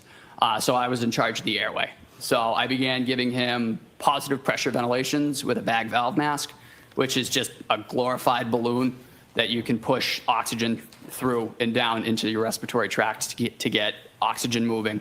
While I was doing that, I believe firefighter EMT Kelly had begun CPR. So is this fair to say it's a team effort, Yes, sir. a coordinated effort? Very much so.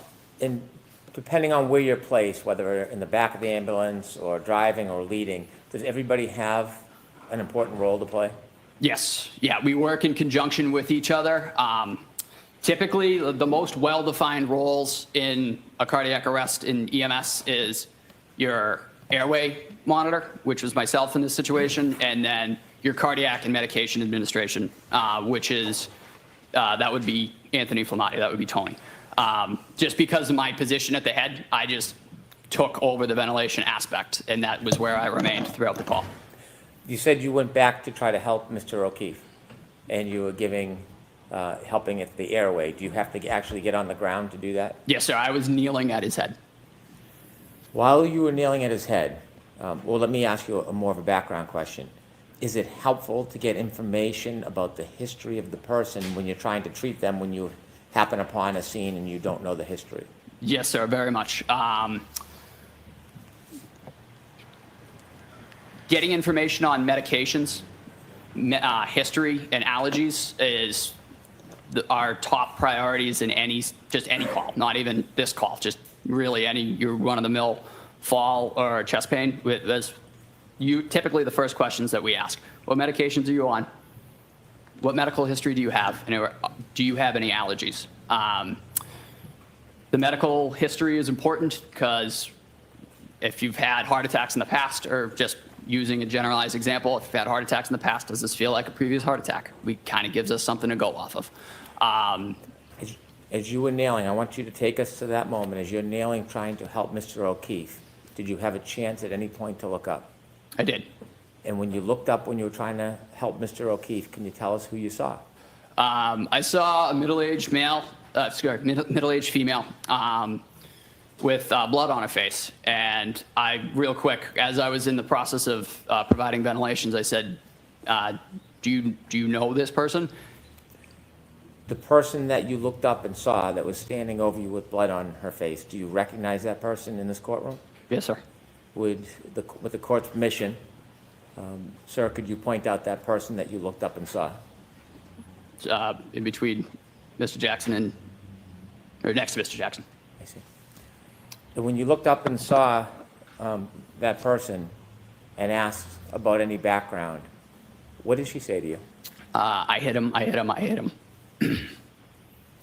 Gulp. How clearly do you remember her words saying to you, I hit him, I hit him, I hit him? I remember it very distinctly. You've been to a lot of calls over the years and since. Yes, sir. Would you say hundreds or thousands? Thousands. Do you remember all of them? I remember aspects of various calls, but not all of them, no. Do some stand out more than others? Yes, sir. Did this particular moment stand out more as compared to your typical or most calls that you've been to? It did, just because of the setting. I mean, it was the weather, it was the unknown factors, and it was the attempting to try and get information and not really being able to glean anything from that. After the defendant said to you, I hit him, I hit him, I hit him, did you ask any follow-up questions? I really didn't get a chance to, because following that, the individual just kind of walked away, or just kind of went in a different direction. I wasn't able to ask any follow-up questions. Have you ever received any police training? No, sir. Are you a police officer? No, sir. When you're helping a patient, do you have any interest in detective work? No, sir. Do you have any interest in investigating potential crimes? At that time, in this particular instance, because I was at the airway, that is a pretty critical aspect of a cardiac arrest. I was stuck there. I couldn't get up and kind of follow up on that at all. I was there doing that ventilation. Is it your job to investigate cases or simply to get information to help treatment? Just the information. When you go out as a firefighter paramedic, do you have a purposeful cause? Yes, sir. And what is that? To save lives. And is that your only focus? In this instance, it was attempting to restore circulation and breathing. At some point with your colleagues, did you lift Mr. O'Keefe from the ground? We did. When you lift him, what do you put him on? So we put him on, it's called a scoop stretcher. It's basically just a hard plastic moving device with some seatbelts on it, just to get the patient up and onto the stretcher. And then from there, we can move from the stretcher to the ambulance. After you lift him to the stretcher, tell us what happens next. So we put Mr. O'Keefe on the scoop stretcher, and we were able to get him onto the stretcher itself and then off to the ambulance. From there, I maintained my role as the airway individual on this call. So we made our way to the ambulance. I got in the tech seat, which is directly behind where the stretcher locks in. So I had access to the airway again. I was continuing to provide positive pressure ventilations to Mr. O'Keefe, and we had put in an OPA as well, which is just a plastic hook, if you will. It just keeps the tongue from falling back into the airway, so we can continue to provide positive pressure ventilations. Once we got him in the truck and we continued that effort, we set up a suction system, and we prepared to intubate Mr. O'Keefe. We prepared a suction system just because as I was ventilating outside of the ambulance, there were some secretions in the airway that I could see, and you could kind of hear it as you go to squeeze in breaths into the individual. You can kind of hear the secretions kind of getting like bubbly and stuff like that. So we knew we were going to need to suction him. So we got him in the truck. We really quickly suctioned him, and then we were able to intubate him successfully to definitively give him an advanced airway and give him better ventilations, get more oxygen into his system. Now, you mentioned that he wasn't warm, he was very cold. No, he was still very cold. What does the team do to try to assist with that? The most basic thing that we did, we turned the heat on as high as it would go. We also stripped all of his clothing off, just getting all of that wet clothing off of him. I didn't really have a role in that particular part of it, just because once you're on the airway, that is kind of yours. Nobody can breathe for him, so every time I squeeze that bag, he gets a breath. So I'm kind of tied to that airway for the duration of the call. So when your colleagues are stripping the clothes off him, is your attention on the clothes or more on the airway in your job? No, I'm maintaining the airway. If an endotracheal tube is dislodged for whatever reason, it is typically more difficult to get one in. So the integrity of that tube staying where it is and not being dislodged, that is another key aspect of airway management. As you're doing that, do you notice what anybody else, any of your colleagues are doing to help? Like I said, they were working on clothing removal. I believe they were also getting intravenous and intraosseous access on this individual to begin medication administration. But again, I was quite focused on that airway, just making sure that it was maintained and we didn't lose any tube. We didn't lose any end-tidal CO2, which is just another monitoring device that we use to confirm that tube is in place. How quickly do you get to leave the scene and start moving towards the hospital? I honestly couldn't give you an accurate estimate. It didn't seem to be out of the ordinary realm, though. We were able to move within the flow. In addition to Mr. Keefe being very cold, did you notice any other injuries on him? So I noted that he had a hematoma right above his right eye. Could you explain to us what that is? Yep, it's just, for lack of a better term, it's just a big egg. He had a pretty good bump over his eye. And you said his right eye? Yes, sir. Did you know how that hematoma was caused? No, sir. No idea? No. In addition to the hematoma above his right eye, what other injuries did you see? There were also several scratches on his right arm, just below his shoulder, and traveling down his right humerus. They terminated right about his right elbow, just above it. Those scratches, have you also described them as abrasions? Yes, sir.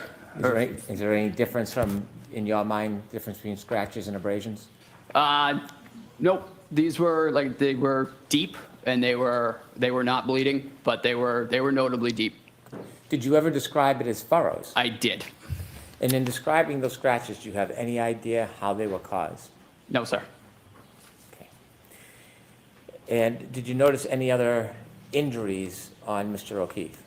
No, sir. Those were the only ones that we noted. As I mentioned, we suctioned a little bit of blood out of the back of his airway as well. I believe it was blood, mucus, and saliva. But those were the extent of the injuries that I was able to note. Did you notice anything about the back of his head?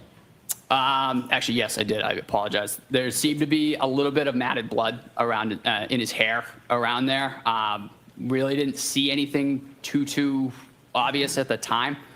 He was also placed in a cervical collar as well, following intubation, and that was kind of there just to maintain his cervical spine. But there was, like I said, there was noted to be a little bit of dried blood on the back of his head. At some point, did you finally make your way with Mr. O'Keefe to the Good Samaritan Hospital? Yes, sir. And just share with us what happens when you get there. So after we got there, we handed off care to Good Samaritan Medical's physicians and ER nurses. We were able to give a report to the physician of just basic what we've done, what we've given for medications, in my case, what he was intubated with and how he was being ventilated, how well he was being ventilated, and any other further pertinent information. Typically, we noted that Tony was the lead paramedic, so that is typically he kind of holds the room for a minute when we get in there and gives a big rundown, and then we back off and let Good Samaritan take over. Okay. When the defendant told you that she hit him, did that have any significance to you? No, sir. Did it reconcile with the injuries that you saw before you that Mr. O'Keefe was suffering from? No, sir. And so at that point, was that information insignificant in light and perspective of your care? Objection. Sustained. Okay. What role did that information play in your care after the defendant told you she hit him? How did that contribute or not contribute to what you were doing? It really didn't help at the time. Again, I wasn't able to chase anything down from that. I just kind of took it, noted it, and moved on with my aspect of the cardiac arrest. Okay.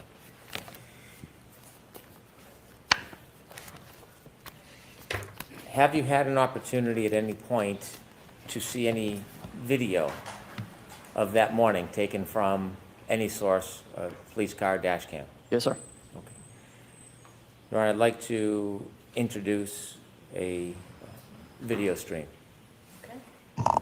So this will be in evidence? There are agreements with some of the evidence already?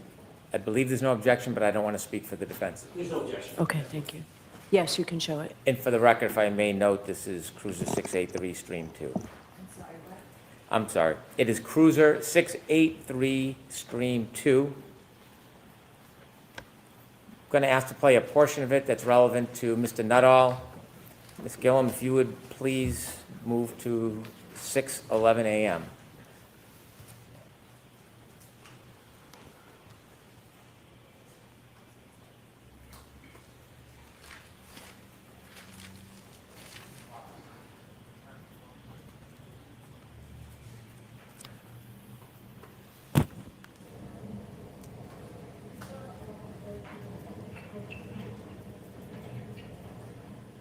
Please stop the video. Mr. Nuttall, do you see the red lights reflecting on the left? Yes, sir. Do you know what those red lights are? Presumably, those would be ambulance 1. Yeah, so not what you presume. Do you know what they are, sir? And those are the lights for ambulance 1. Do you see the weather conditions as it's depicted on this video? Yes, sir. Oh, as you stood outside, was it same or different to how it appears in this video? That is the same. When you look to the left, you see a straight line about an inch or two from the left of the screen. Do you know what that item is? Sorry, sir. Repeat the question. If you look to the left of the screen, Yep. you'll see a straight item from the bottom halfway up the picture. Do you know what that item is on I the believe video? that's a flagpole, sir. Do you see a little bit of movement of bodies near that flagpole? At the present time, no. Okay. Could we continue to play, please? Yep, there they are.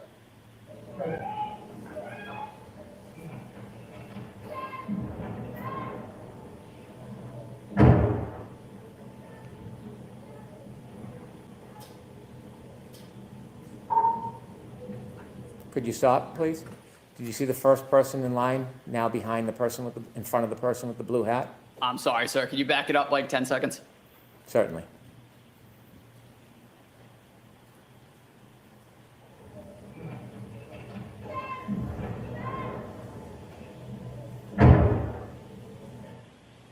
Keep going, please.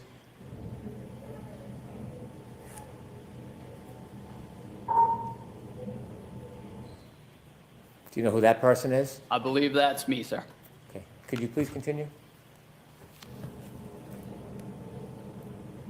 Is this your first assessment? Yes, sir. This is ascertaining any signs of life or breathing. Is that you approaching? Yes, sir.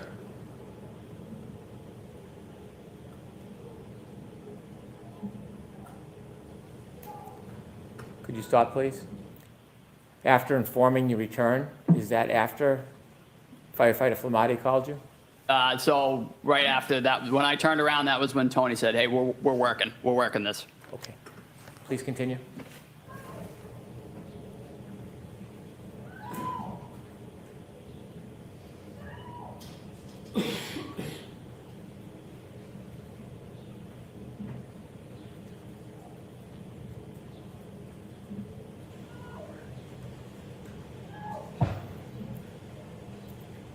Stop, please. And do you see a person come over to where you are? Yes, sir. Is it at that point or another moment when the defendant said, I hit him, I hit him, I hit him? It was right there, sir. Could you continue, please?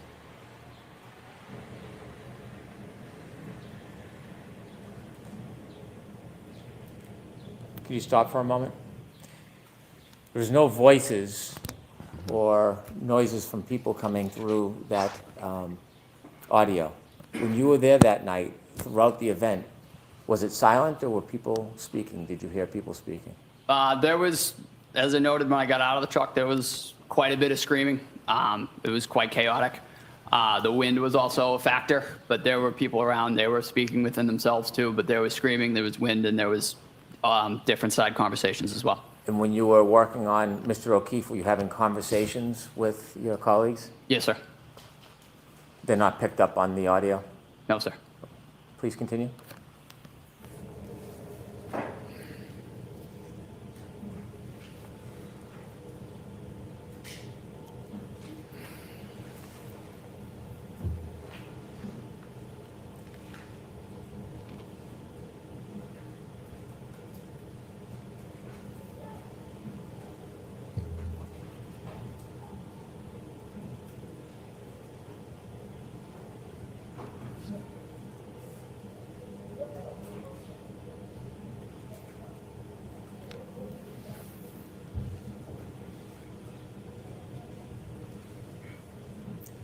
Sir, are you still at the flagpole? Yes, sir. I'm kneeling at the head of the patient.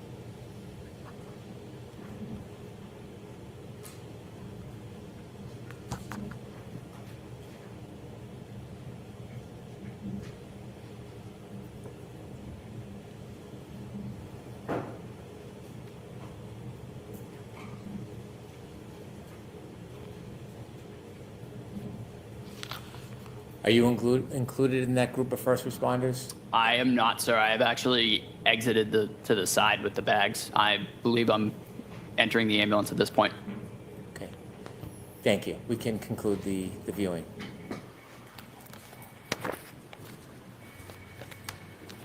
With the court's permission, I'd like to approach and show a few exhibits to Mr. Nuttall. They've been shown to the defense. Yes. Thank you. May I approach? Yes. Thank you. This will be a fun cross-examination. You know, two things. A redo is great, except when it comes to all the stuff from the first trial you can bludgeon a witness with. I'm going to show you a photograph. Yes, sir.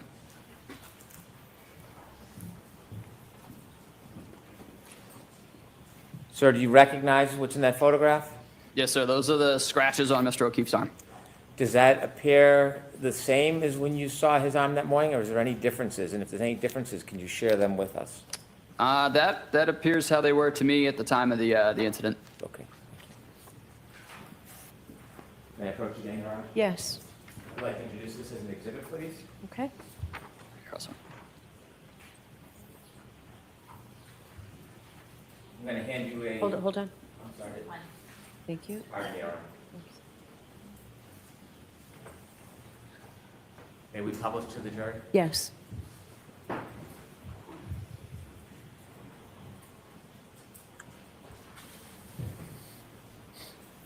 Is that the photograph you just identified on the screen? Yes, sir.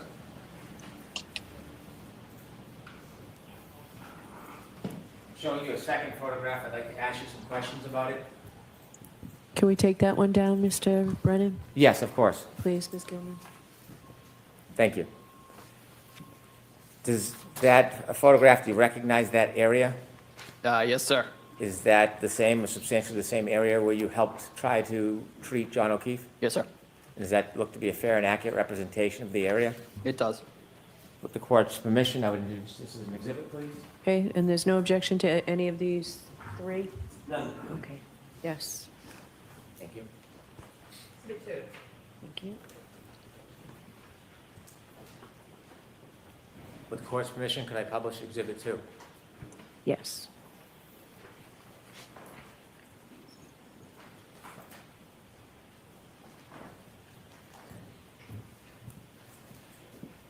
And sir, that's what you recognize as the area where you were helping to treat John O'Keefe?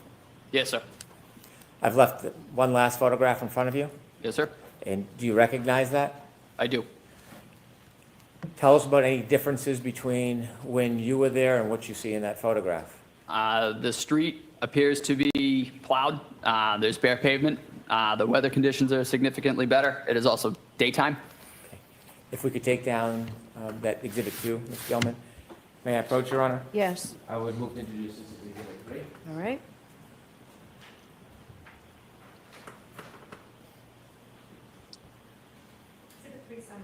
With the court's permission, I'd like to publish exhibit 3. Sure.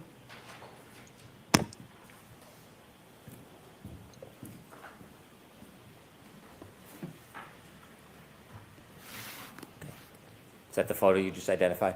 Yes, sir. Okay, we can take that down. Thank you.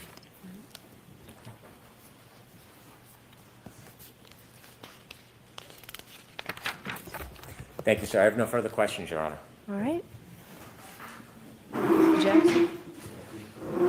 Well, this should be fun, this cross-examination. Yeah. Oh, I have things highlighted already. A bit of a Weasley dude. A little bit arrogant. Thinks he's a doctor. He didn't have time to chase things down, but before he wasn't a detective, remember? I didn't have time to chase things down.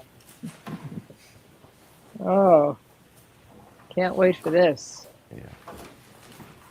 Karen Reed apparently went from screaming and yelling to whispering, "I hit him! I hit him! I hit him!" Because we couldn't hear it on the video. Yeah, it's on the audio.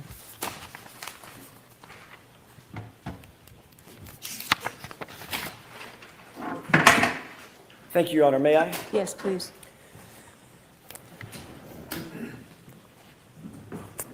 Good morning, good afternoon, Firefighter Nuttall. Good afternoon, sir. Nice to see you again. You as well. Before your testimony this morning, how many conversations had you had with any member of the prosecution team in anticipation of your testimony today? I believe it was 3, sir. When were those?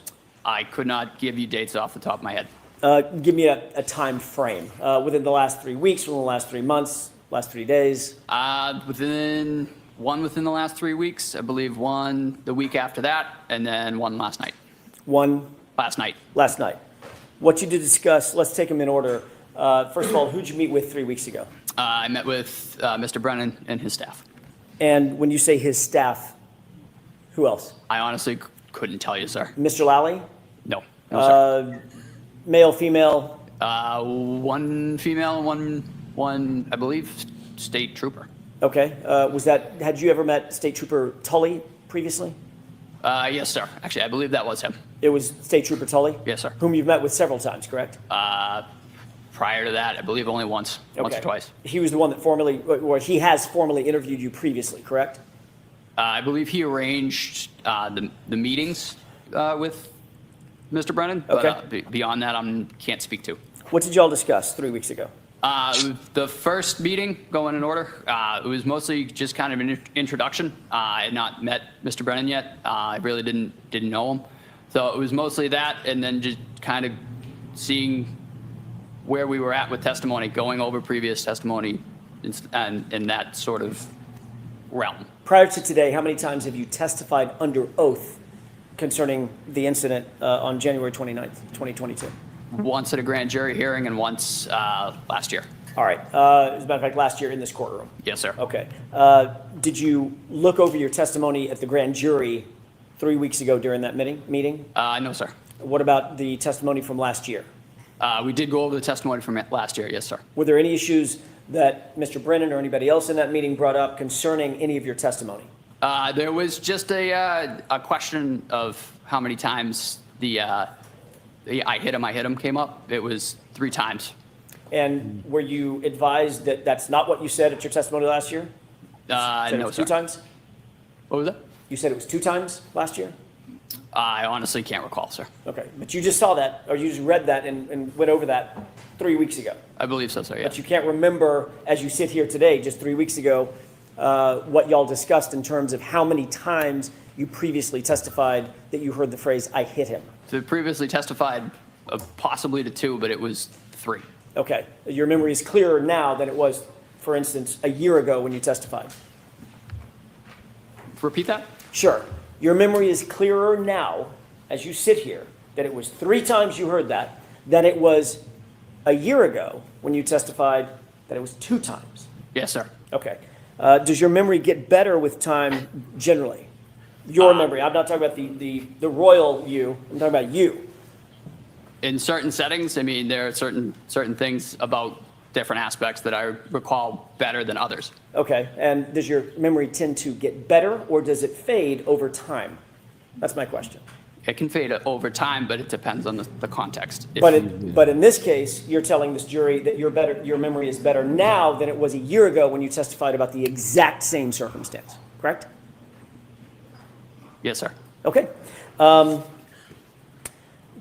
You then met about a week after that, which would be 2 weeks ago. Yes, sir. Who'd you meet with then? The same group. And what did you discuss at that meeting? Again, just prior testimony, and that was really the gist of it. And tell me the specifics of the prior testimony that you... Again, it was the how many times we had talked about saying I hit him. Again, it was 3 times. And then there was also the video that was just played for me. If I'll take the video in just a second. If y'all had met 3 weeks ago and you indicated to Mr. Brennan that it was actually 3 times, not 2 times that you heard the I hit him, why did you need to discuss it again a week later to verify the 3 times versus 2 times? Not sure, sir. That was just the way that the conversation went. And I just, again, repeated what I said and what I remember from that morning. Well, tell me about that conversation. Did Mr. Brennan say anything like, well, are you really sure that she said it 3 times? It was that morning what was said to you. And I said, I hit him. That was how it went that morning, and that was how I remember it. Okay, and did Mr. Brennan say, well, that's not consistent with how you've testified previously concerning the number of times you heard the I hit him phrase? Yes, sir. He did say that? He wanted to he acknowledged that I had said it twice. However, again, as I mentioned, it was said 3 times to me. So now you do remember last year that you only said it, you only said that it was repeated twice. One more Correct? time, sir. So now you do recall that last year when you testified, it was inconsistent with how you're testifying today. Let me put it that way, correct? I believe I said I hit him twice on the stand last year. Right.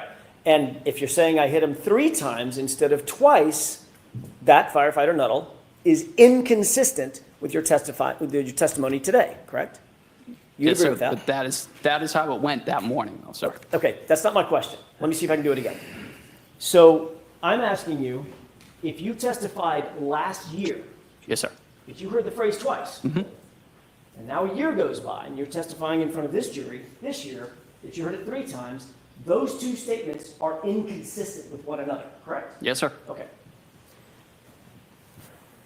Got funny looks. Did you talk at the meeting 2 weeks ago about any other inconsistencies with your testimony? Not to my knowledge, sir. Well, you were there. You No. say not to my knowledge, meaning, No, sir, we did not. okay. So it was just about the number of times that you heard the phrase, "I hit him," correct? Yes, sir. All right. You cleared that up in the 2 meetings, 3 weeks ago and 2 weeks ago. What did you talk about last night? Mostly just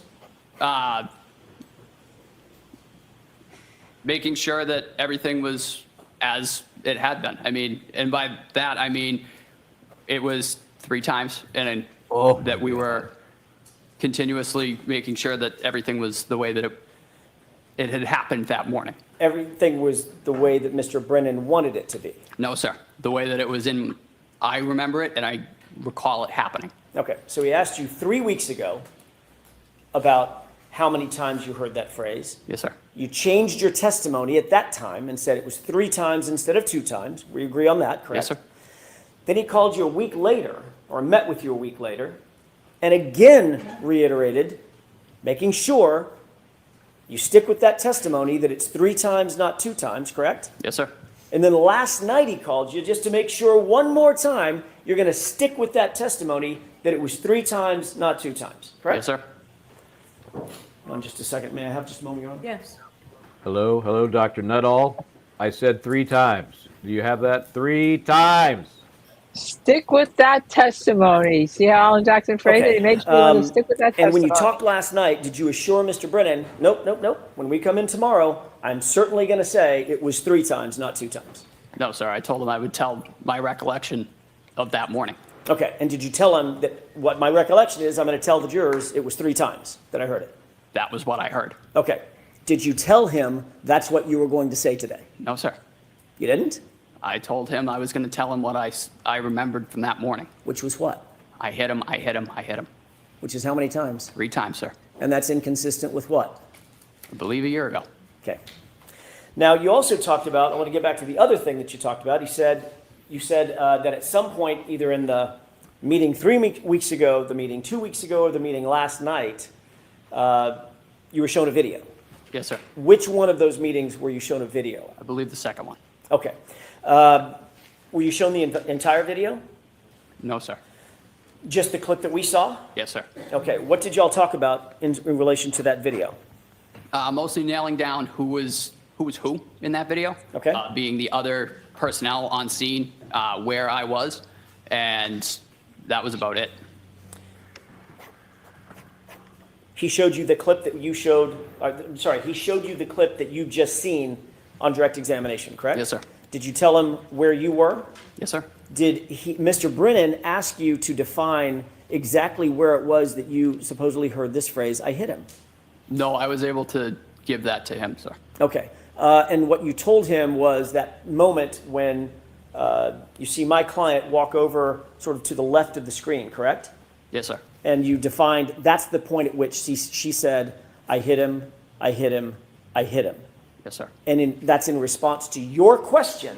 I want to make sure I'm clear about this. You asked, "Do you know him?" Yes, sir.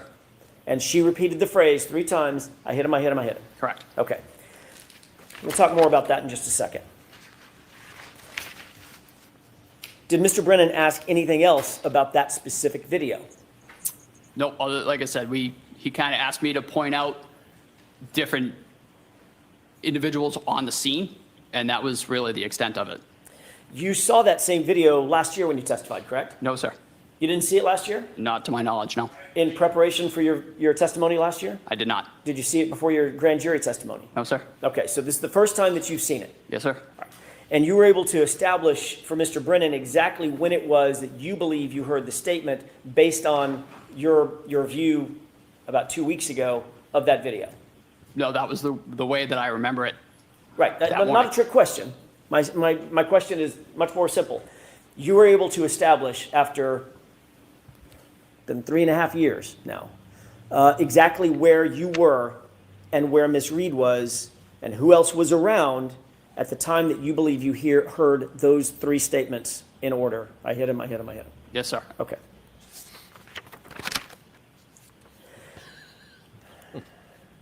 You testified last year as well that there is a normal protocol for removing clothing from a patient, and it's essential to just discard it and get it away from the patient so that you can concentrate on the life-saving measures that you're undertaking, correct? Yes, sir. That could be done you said in the ambulance, it could be done in the hospital, it could be done in situ, out there in the field, correct? Yes, sir. But the point is you want to get as much clothing off of the person as possible so that you can assess that person's physiology. Yes, sir. There's not really a lot of care taken to preserve the clothing from an evidentiary standpoint, in your view, correct? And we're trained to try and, just to take example of a shooting, try not to cut through the entrance wound of the clothing. Fair enough, fair enough. I mean, when you're literally trying to save someone's life, your job is to get the clothing off and get it out of the way. Yes, sir. You're not sticking it in an evidence bag and sealing the evidence bag, things of that nature. No, sir. So it might end up on the ground. Yes. Right? Might end up with some debris on it. Yep. Might end up in the floor of the ambulance. Yes, sir. Could end up in the floor of the hospital, or on the floor of the hospital. Is that right? Yes, sir. Okay. And if it's tossed in the floor of the ambulance, the clothing may well pick up debris from the ambulance. Oh, yeah. Yes, sir. Or the debris from the floor of the hospital or wherever. Is that yes? Yes, sir. Okay. You testified previously at the grand jury in April of 2022, correct? Yes, sir. I believe so, sir. Okay. So this happened in January of 2022, that same year in the springtime. You testified at a grand jury, April 20th, I think it was. Yes, sir. Does that sound right? Yes. Okay, I want to take you back to that testimony for a second. You testified at that hearing that Mr. O'Keefe was, quote, dressed appropriately for the weather. You remember that? Yes, sir. All right. It was obviously well below freezing at that time. Yes. That night that you responded. It was. We just seen the video. It looks cold as hell, right? It was chilly. All right. The wind was howling. Yep. It was snowing. Is that right? Yes, sir.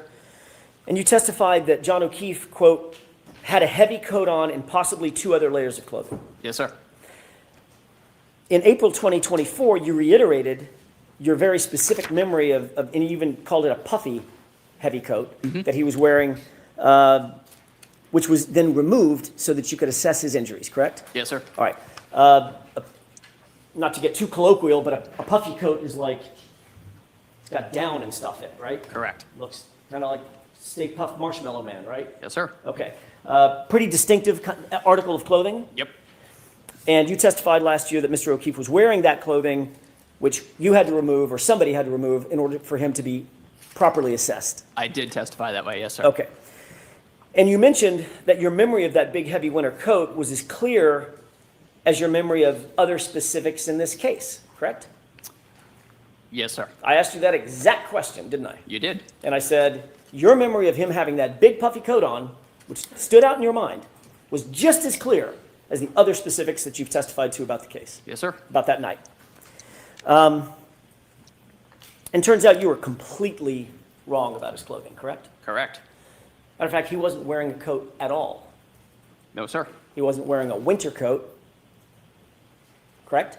Nope. He wasn't wearing a heavy winter coat, correct? Correct. And he wasn't wearing a puffy, heavy winter coat. He was not. Yet you testified that he was wearing all of that, and that was clear in your mind at the time. Yes, sir. This is done. Did Mr. Brennan bring that Prosecutor. up during the meeting 3 weeks ago? He asked about what I had meant when I said appropriately dressed. So you did talk about something other than just the I hit him, correct? Yes, sir. When I asked what y'all talked about, why didn't you tell us that? To be perfectly honest, sir, I did not remember until right now. So your Stewart, memory is fading even after 3 weeks. Yes, sir. Got it. put the barbecue The fact skewer is- in.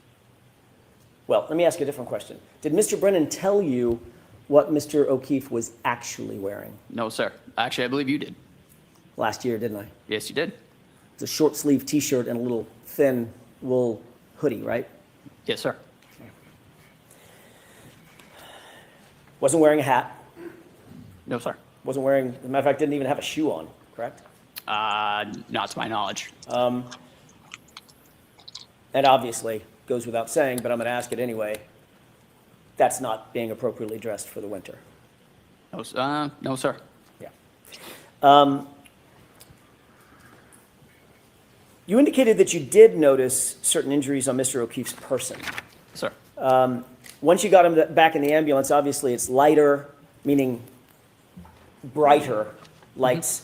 You have more equipment in the back of the ambulance. You can better assess somebody's well-being, correct? Yes, sir. And you indicated you had a, quote, much better picture of what we were dealing with, correct? Yes. You noticed once in the back of the ambulance that he had trauma to the right side of his head. Correct. And as a matter of fact, when you were pointing at it, I'm doing that on purpose because you pointed to the right side of your sort of forehead above your right eyebrow, correct? Yes, sir. Okay.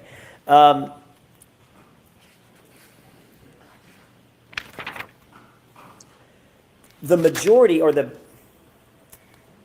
worst injury that Mr. O'Keefe suffered was actually to the back of his head, which you indicated, you noted was quite matted with blood, correct? Yes, sir. I want to talk about the injury to the right side of his head as distinct from the back of the head injury for just a second.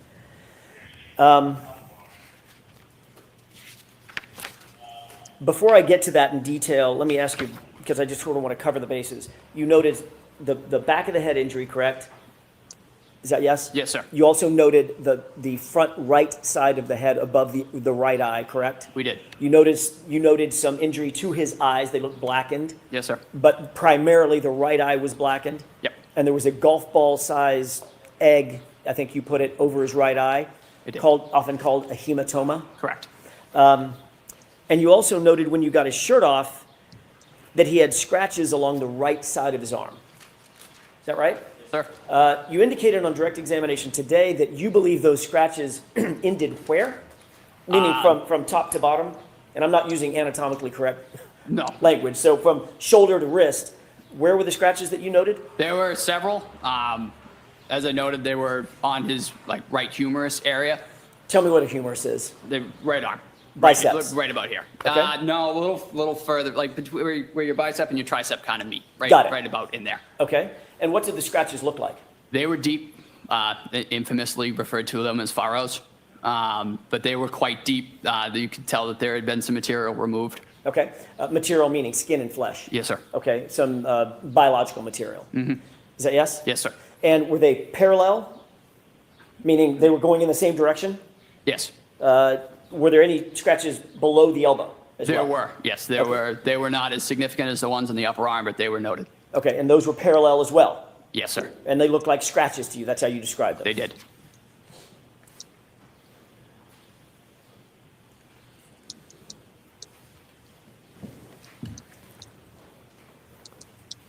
Last year, when you described those scratches, you curled your fingers up, exposing sort of the nails, and drew it across your biceps. Is that what you were using to describe what the sort of scratches looked like? I just kind of used that as a landmark, to be honest with you, Okay. sir. It was just kind of how I quantified it in my mind. Okay, but what you did was you did this motion. Yes, sir. As you said, there were furrows, and remember there was an embarrassing moment for me. Both of us, sir. I couldn't understand the word furrow because of the accent, right? Yes, sir. All right. Let's talk a little bit about the hematoma above the right eye for a second. That's basically damage to subdural blood vessels that causes acute swelling, right? Correct. And a very common cause of a hematoma over one's eye could be being hit or punched in the face. We talked about that. There could be several causes for hematoma, such as that. Obviously. I mean, it could be a golf club, a baseball bat, or it could be a fist. It could be. Okay. We talked about that last year. I asked you if the injuries that you saw on Mr. O'Keefe's face, including the laceration over his right eye, was consistent or inconsistent with a physical altercation, and you said it was consistent with a physical altercation as well. Excuse me? Objection to referring to past testimony before a question is asked. So sustained. Sure. Do you remember a laceration, in addition to the hematoma, about a 0.8 centimeter laceration over his right eye? I do. Tell me I'm using a word that maybe not everybody understands. I didn't understand it when we first started this thing. What's a laceration? What's the difference between that and a cut? A laceration is they're basically the same thing. A laceration is just a deep cut. Okay, so it's a parting of the skin. Correct. In other words, where the skin separates. Yes. And that can be from blunt force trauma, meaning something hits it rather than cuts it. You can get Sustained.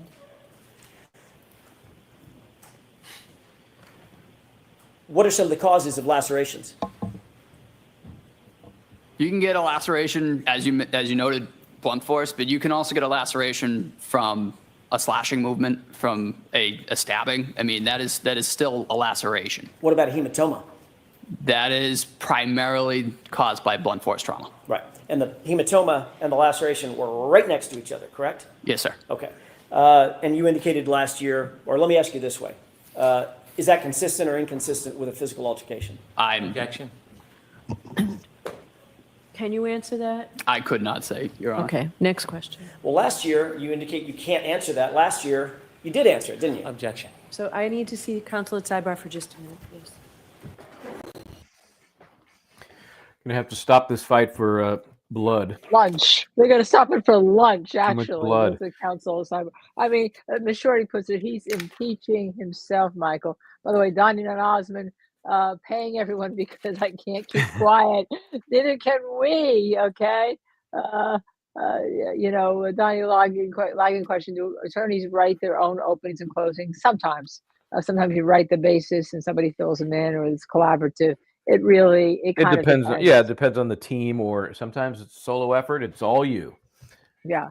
And then the other thing that I actually wanted to bring to making account, where's the audio between the EMT's dispatch and the facility? You're absolutely right. There's an audio between usually the rigs, the main rig and the facility. And then in the facility, the hospital, there's usually audio intra-hospital. And the reason why Alan Jackson would know about that is because he got those inspector years afterwards. The hospital had kept theirs, the EMTs we had gotten early on. And that will usually tell you what's coming in, who's coming in, what the conversations are, if there were any admissions, what they're being treated for. If there was something like I hit him, you come in and say he's being treated for a car strike. I hit him, right? Maybe she punched him. I mean, he's hearing that. If he actually heard it, he's hearing that in a vacuum, and he's seeing injuries that could be consistent with being punched. Yeah. So, the whole thing just makes zero sense that it wasn't reported. Yeah. It wasn't followed up on. Right. And not only that, but it's not on any report. And she just happens to walk out of the audio. Everything else is being there, but all of a sudden now I would like to see those reports from the 3 times that Brennan and the state police met with him. Okay. What do they say? And it's important for people need to understand this guy's an independent witness. So, it's fair game to say, when did you meet with the other side? And both sides can do that. I believe that Jackson knew there were meetings. I'm not so sure he knew how specific the information was. And he may have just, hit a little gold vein there that he didn't truly expect, because it was a whole lot worse than he probably thought it was going to be. I mean, for this witness to reinforce that their biggest concern was getting the 3 I hit him in there to correct what he said the last year he was on the stand. That's deadly. To correct or to make it up or to add to it. You're going to let you take a break and come back and bring us after the lunch break. So this is sounds good. The lunch break. There's lunch here for you. I assume Tony is it here? Okay. There's lunch here for you. We'll see you in about a half an hour. Who's Tony? All right, please. Half an hour. She said a half an hour, really? Half an hour, lunch here, Because they half brought an the hour. lunch for them. They brought the lunch in for them, but that's so. Michael, I mean, I think you're right. I think he hit a gold mine. I don't think he was expecting exactly that, and then it turns out they talked about something else, and his memory's better. But then last year he's got to Oh learn my to fucking. God! Oh, I mean, And I give you this: when this guy commits to it, he commits to it. Nobody believes that somebody's memory is better further from the event. Nobody. It's just ridiculous. But especially it since is he got better. everything wrong. It is Especially since better he got when things you're being wrong initially. spoon-fed. I'm spoon-feeding you what you need to testify, so that part's more memorable. Oy. I mean, you try to start out with your biggest witness. I think this is I mean, I've been tweeting about it while you were there watching and taking all the notes for us to talk off. I think this is a disaster for the prosecution. Now, I may be disagreed with, but I think it's a disaster for the prosecution. He looks like No he's doubt. trying to convict her. I want to clip this because I made a note of in real time when it came up. It was 12:55, I think it was. He makes a face to the jury after he has corrected or reinforced. It was 3 times. It was 3 times, and he looks over like this weird face, which just basically says, "You buying this?" I also want you to clip a breakout for later, for tomorrow, whatever, my discussion about Alan Jackson's opening, because there was so many great nuggets in there. But why? I don't get it. If they have a problem too, Michael, and you weren't there for this, and I want your view about this. Talk about clipping things. The prosecution's theory in the first trial was that she went 24 miles an hour back up, hit him head on, and he went flying, right? And he went flying with 30 or 40 feet. That's where he landed, right? Now the theory is she just clipped him on the side, and and fell backwards. Well, you know why they're saying that? Because that was the quote from the interview with Dateline. She said that. She said, "Did I just clip him? Did I just hit him in the knee?" So they're just embracing that and saying, "Well, there it is." It's in her own words. So I get it. It's an interesting change, and it makes more sense because who was believing that the car, even if it was at 24.1 miles an hour, would send him into the air and land as far from it seems that it would have been where any contact was made. But that's what they claimed last year. Yeah, first they did, and that's what I'm saying. That's totally unbelievable. If they're going to go with a lesser impact, a clipped, like she says in her interview, when she's questioning whether she did, that's consistent. It makes more sense. I don't know that I'm buying it, but it makes more sense. Right. You and I talked about that. If they had gone with that last time, the last trial, that makes more sense, right? But now you don't have any. You have no fractures. You have no torn ligaments. You have no bruising at all. All you have is that arm, and it came to me something about that arm. There's no. I think he said the clothing wasn't ripped, right? So yeah, which clothing that he just made up that wasn't on there? The jacket. Well, whatever. The one I guess the one that is on there now, the hoodie that he now recognizes as the hoodie. I mean, it's not ripped with all those claws and everything, which means that when you go inside somebody's house, right? What do? You take off your jacket, put it down, right? All of a sudden, if there's that dog bite, that dog attack in the house, and whether there's an actual beat up or the dog attacks him and he falls and hits his head on something, ooh, that's whatever that is. That's good. The musical interlude. I don't know what that was. It definitely was a musical interlude. Welcome back. Is this NPR? Okay. Paranormal activity. It would seem to me then somebody has to redress him to put him outside, put his clothes back on, right? It was the first time that came to me. Ms. Shorty said there were tears in the hoodie, but I don't think they match the tears of where. Well, that's definitely disputed. There's this theory by those that are suggesting the dog bites are only dog bites if everything matches up perfectly. Like there's no movement between clothing and skin and body. Everything's moving. So maybe you could say that some of the punctures were from the dog. Yeah. Okay. Yeah, right. Okay. Again, they may not line up perfectly, but then everything's moving around. So, it's possible. So All right, let me so we're gonna have to let wait me and see that. Maybe there'll be a bite overlay from that. It's a joke. that We're would gonna be have to make helpful a if they joke. could actually do that. A couple more comments on our star 28-year-old doctor. I call him Dr. Timothy Nuttall because he apparently is just shy of getting his MD. He talked about a peephole in the ambulance. He called this a peephole, and then he said it was 18 inches by 18 inches. That's a window. That's not a peephole. So it makes me question any estimate he makes about anything. This is 18 by 18. That's not a peephole, you know? That's So right. That's right. I just this guy, what do his estimates really mean? Not much to My me. computer is 13 inches. I mean, it's 5 inches 18 by rounder. 18 is big. It's It's very big. big. It's like it's. As a matter of fact, okay. Do you want to know what 18 by 18 is? All right, look. Let's see if I can get Oh, my. Let's see if I can turn. There you go. There you what is go. it? That's What am I looking at? The window? the flapjack light. The Oh, the flapjack flapjack. light. Is that It's a big? TV Okay. light. That's Well, yeah, 18 by it's 18. it's big. It's big. Okay, that's Um, big. let's Yeah, see that's what big. else. That's called the What? flapjack light, by the way. It's a TV light. It's not a ring. It's got the full thing, but that's 18 by 18. Yeah. So, I mean, this guy's doomed. I don't know that you can believe anything he says. He's clearly been overcoached to recall something he did not recall much nearer in time to when he alleged it happened. There's no video support for it. You have to believe that the only sound we really hear is a lot of Karen Reed yelling, emotional and screaming.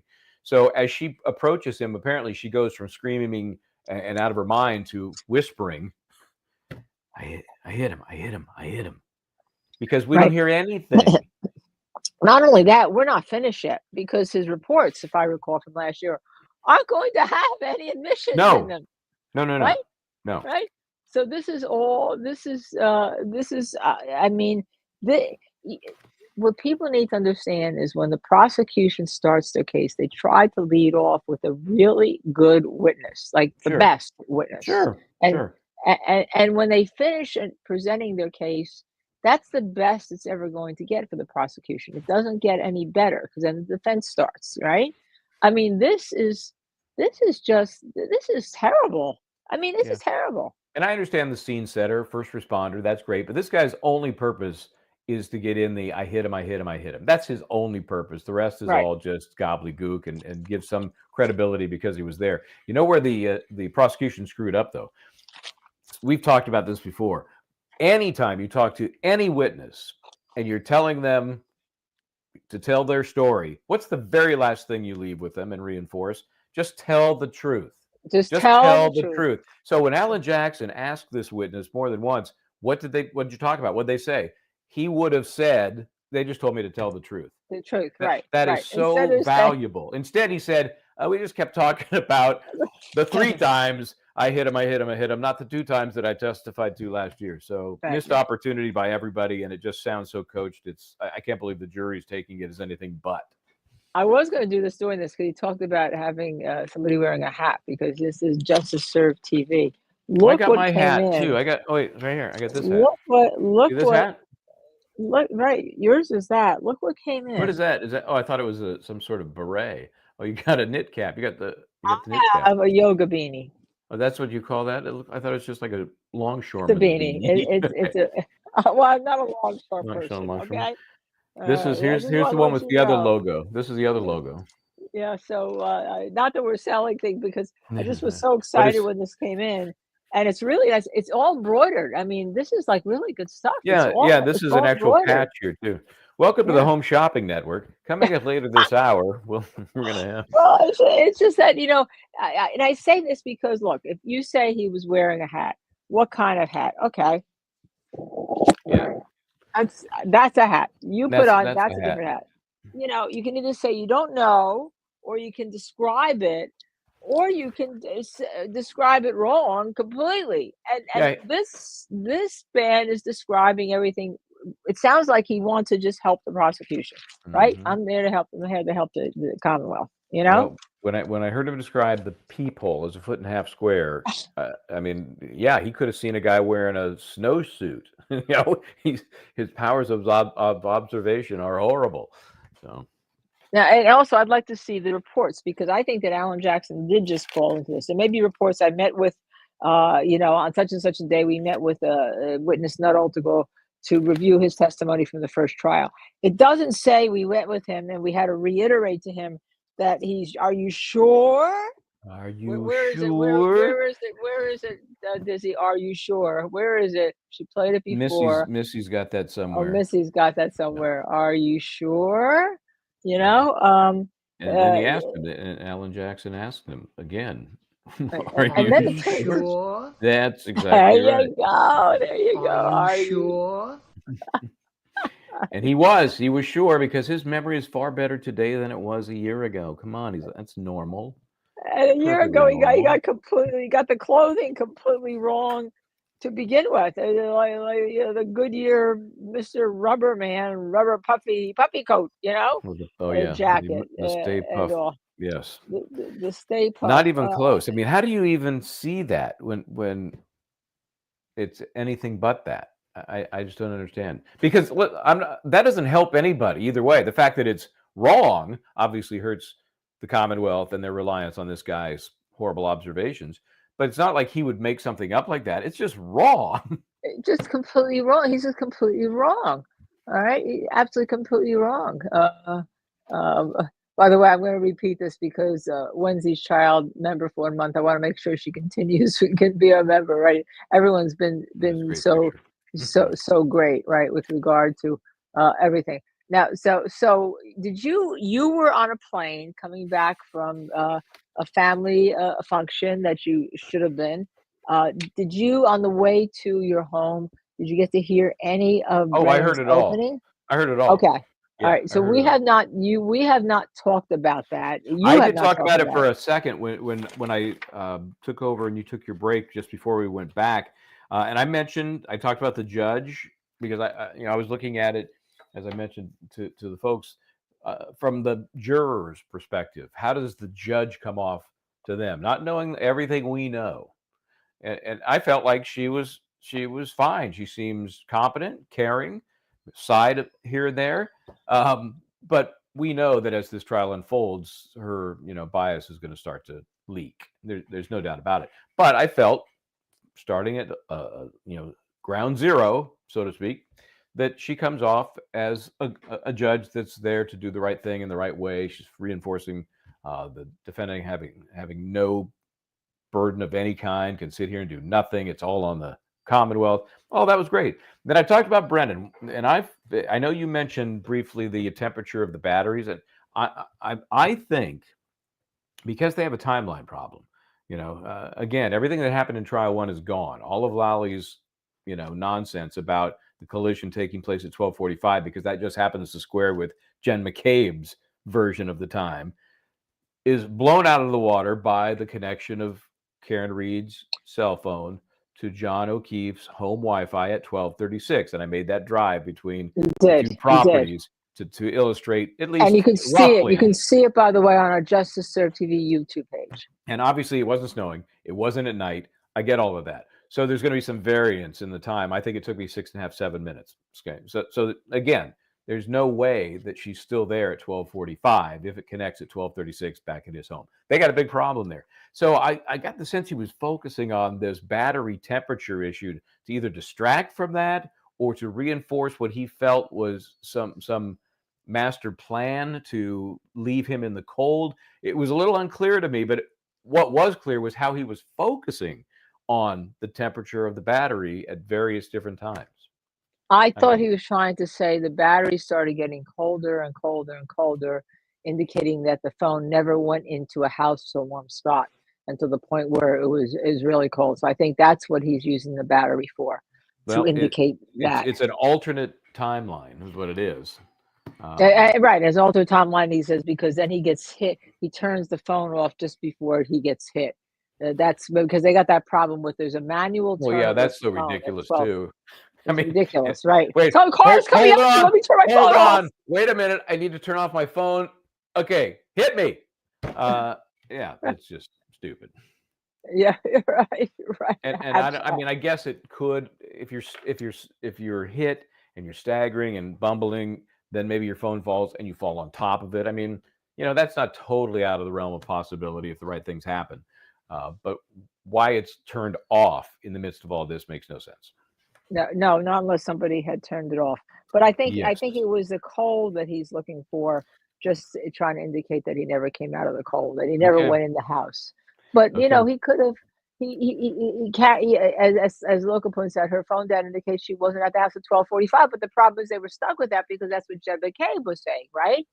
So they tried Oh to yeah, somehow that's just it. change it. They rely so much on her for the timeline, and she's a lying sack of dog shit. So she's looking out the window. You know, that's her key. She's looking out the window and she's texting, "Are you here, John? You know, are you here? Pull in behind my car," and then says that at 12:45 she looks out and the car's leaving. I mean, it's Right. just It doesn't make it's any sense at deadly. all. Well, I mean, And then you know, the jury could. Who knows? The jury could believe that. I mean, it doesn't make sense. It's not logical. It's contradicted by many other things. But juries can do dumb things, and the jury can focus on that and find that it's true. Well, that's true. That's what you always have to worry about, what juries focus on, because you never know what we think they should focus on and what they actually focus on are two separate things. I mean, I like to tell the story about when I was a young, I hate to do a Bianchi, but I'm doing you, Bob Bianchi, because I love you so much. Are you going to say baby prosecutor? A baby prosecutor. Actually, I was trying, I think it was a murder case, homicide case. And I'll never forget, I had a dress from my Ann Taylor. It was on. Ann Taylor still exists, or I think it went to bankruptcy last year. And it had snaps on. It was black and all. And I wasn't into those little suits with the lawyers were wearing back then. But the court officer, because the juries have the court officers protected, came out and said, "Shh, Linda, I have to tell you something. The forelady," they didn't say forewoman, they said forelady at that point, "wants me to let you know something." And I'm like, "Oh, should I tell the judge this?" It turns out, no.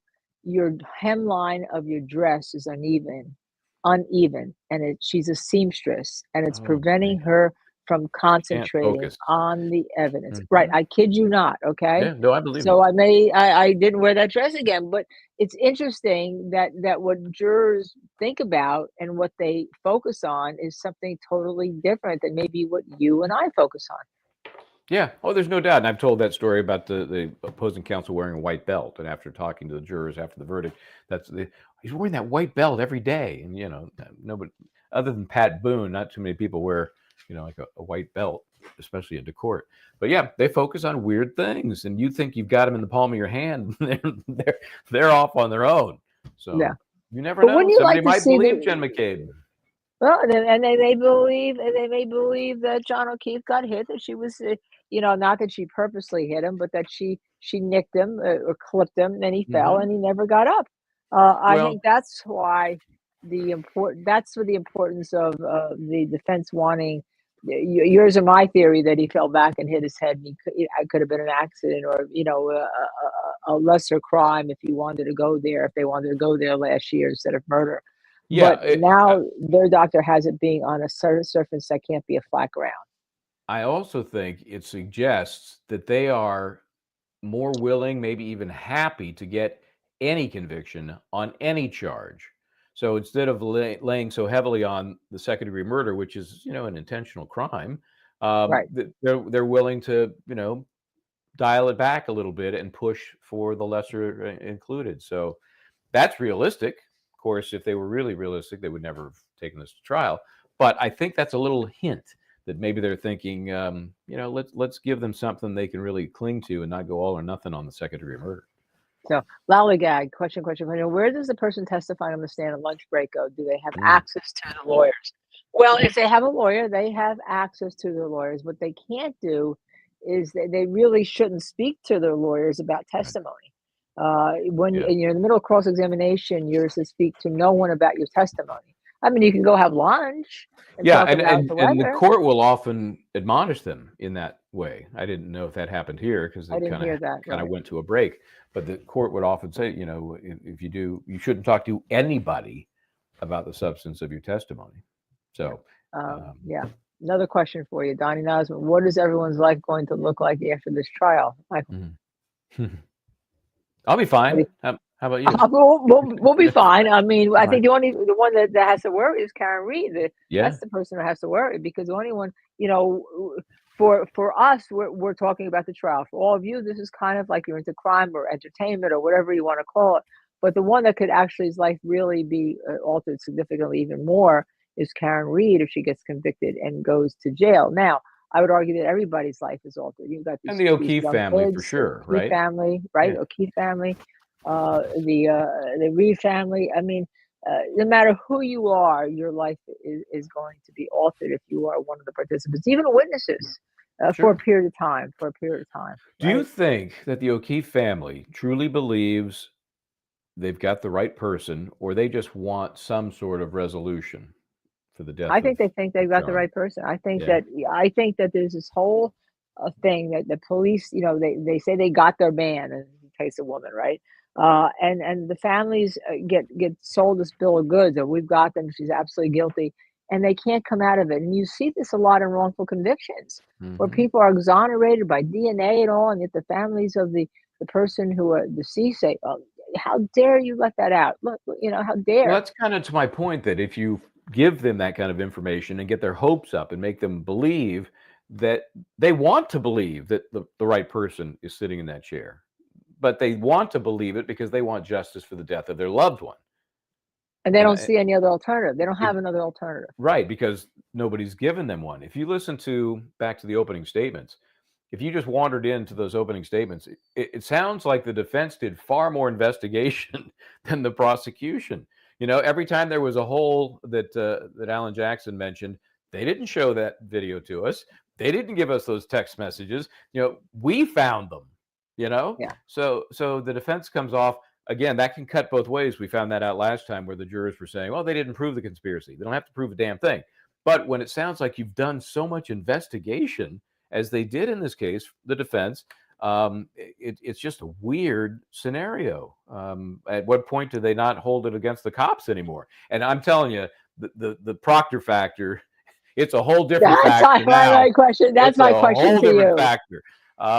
Yeah, Michael Bryant, I'm sitting on that jury. The prosecution I never heard the word Trooper Proctor. I never heard it. And the defense gets up, and all of a sudden there's this trooper who is in charge, the lead investigator of the investigation. And I'm hearing all this stuff. How do I, what am I as a juror thinking? yeah, and as Jackson said, he has his fingerprints on everything, right? You know, he was a big witness, obviously, in the first trial. He's so much bigger this time around, and when people are, they're going to hear more and more about him before he shows up, I'm sure. And it's going to be the witness as I described them. It's one that they're looking for the person coming through the door, and then they're just eyeballing them all the But the way prosecution's not calling him. to the They're not witness calling him. stand. I don't care who calls him. It's going to be the same reaction by this jury. They want to know what the hell's wrong with this guy, and you know, what's he got to say for himself? And it's going to be Yeah. ugly. Brooklyn says for real, was there ever a second suspect considered? Who drove the Ford Edge? By whom? Yeah. Well, who drove the Ford Edge? By whom? Right. But and you know, everyone said they don't know who drove the Ford Edge. They had no idea. Although Alan Jackson made a deal that the Albert family, that's the car they like. But there's this Ford Edge sitting in the middle of where the body is supposed to be. One would think that Ford Edge would have been identified. You would think, and maybe you do, I don't know, maybe a search of it for DNA or some other physical evidence. I don't know. No, I mean, so to answer that question, I think Brooklyn is almost it's you know, kind of rhetorical, because as far as the law enforcement is concerned, no, they never considered anybody, and only now, you know, as the defense puts on this case for the second time, do you see how much work they really have done for the law enforcement? You know, they haven't come to any conclusion that is the alternative, but they don't have to. But it's so much work they've done that the law enforcement folks should have done. I think that Alan Jackson's statement, his opening statement, is much better than his closing last time out. I think that the whole case just gelled in that opening for the first time, like I've never heard it gel before, in less than an hour. Here it is. It's all packaged for you. It's all given to you. We had loved Yanetti's closing, but now that I see Alan Jackson's, he's able to get to the third party culprit without ever saying it because the judge won't let him say it. Yep. And the He's experts able, too. He yeah, just generically says there will be experts that say the vehicle never touched John O'Keefe. He was not hit by a vehicle. yeah. So yeah, And you don't she have to say couldn't, it's ARCA. You don't have to say that. right, right. You don't have to say it, and she can't yell at him or argue with him. Although, we don't know. I mean, I thought there'd be more objections. I only heard like one objection. I Yeah, think I did at not some hear point. one. What was that from? What was it for? Do you know? I forget, quite frankly. It was so inconsequential. It was an objection from her, but it was inconsequential. But I was surprised. I really thought as I said, that we were going to have the thriller in Manila. I thought the gloves were going to be off. I thought Brennan was going to be what he was in emotions. He wasn't. Well, we talked about likability and how's he going to change in front of the jury. He became more boreability. It was not all that. He wasn't as abrasive, but he was still not likable. He was just more, the way he started was very interesting. Like some sort of it was a dark and stormy night. That kind of a generic storytelling, and he's going into how the ambulance was pristine and was properly. I mean, it's like, oh my God, dude, where are you going with this? Right, right. It really set up a story that he didn't tell, because then he just kind of wandered off into just, here are the facts, ma'am. But it was a colorful beginning, and he still sounds like Hank Brennan. So no matter what he says, it's still kind of nasal and not very pleasant. And there was a problem because he was walking back and forth, not standing near a microphone. Getting off mic, yeah. Causing. We had to switch from one feed to another as people were trying to equalize a hissing because he didn't stay still, and it was hard to understand him sometime. I know it's to say that we couldn't understand Hank Brennan after we watched him was kind of strange, but you couldn't even hear some of the words he was saying. That's very frustrating from a tech standpoint for Court TV is pooling this, I think. It's just they are only allowed to do certain things. Like there's only one camera, right? They didn't add another camera, so they aren't allowed to put like wireless mics on the players, which of course would be perfect. I don't blame Brennan for moving. I think that's effective, and I think it helps you make eye contact with everybody equally, and not just be like, you tend to, if you're at the lectern, or do we have a lectern or a podium today? It's a lectern. The podium is what you stand on. The lectern is what you stand at. So, you kind of get more, it's harder to take in everybody than if you're walking, which is just much more casual. So I don't blame him for that. But yeah, it's a pain for those of us watching when you can't quite hear sometimes. Yeah, well, I don't know. I just, the fact that he's, let's face it, you have to convince the jury. That's what they're there for, both sides, for the jury. But right now, there's also a court of public opinion that maybe, you can convince some people one way or another about what is happening here. I found him, he wasn't loudly boring, right? Mm-hmm. But then we gave the opening, right? And he opens with Nuttall on there, or Natal, however you pronounce it. I think it's Nuttall. So I thought it was Nuttall, right? But to hear when Alan Jackson said, "Well, you met with him 3 times." Well, I can't. Nuttall said, "I can't remember when I met with him." All right. Then he said, "Well, give us a range." This is what got me. That's what I thought he was lying. Alan Jackson said, "Give me a range." He said, if you can't remember when he met with him, was it 6 months ago, a year ago? Well, it was in the last 3 months or something like that. It was 3 weeks. It was like 3 times over 3 weeks, right? Including yesterday. Can we close it down? Is it like in the last month? He said, "What was about 3 weeks ago?" And then the second time you met with us, what? Was about a week later. And then the third time it was like last night. Well, here's the deal. In 6 months, he'll remember that much better. But right now, it's too near when it happened, so he doesn't remember it all that well. He's got to be somewhere down the road. But this is, classic, cross-examination. If you ask it broadly, it's going to be objected to as calling for speculation. But if you give a window of some sort, can you narrow it down? Was it last month, 2 months? But that's not objectionable, and it got Jackson exactly where he needed to go. And that's when I think, that was the first bonus. 3 times in 3 weeks. And then he got into the subject, which clearly was just the tell him it happened 3 times meetings. The changing of your testimony from your first trial, and that's the only thing you discussed. And then it turns out, oh, and you discussed something else. So now we went from I couldn't remember when we met to I met 3 times. He wanted to make sure that I said I was consistent from my inconsistency from my last trial where I said one thing, I'm going to say another thing. And then it turns out, oh yeah, we also discussed the fact that I was absolutely wrong in terms of the closing on the first trial. So that leads me, what else was there that was discussed that's not in any police report? And I'm wondering whether or not there's going to be a motion for those reports, because maybe what they got is not exactly what this witness just testified about. That'd be interesting. You mean they didn't comply with discovery requests? No. Oh, the prosecution? Oh, I can't believe that. And the video they showed him was just the clip they showed in court, which is okay, but why not show him the entire clip to see if he can better point out when this hit him event took place? They basically spoon-fed him where it was supposed to have taken place. So it would have looked much better, would have looked much more realistic if he had been shown the whole tape. How much was there? Wasn't that much.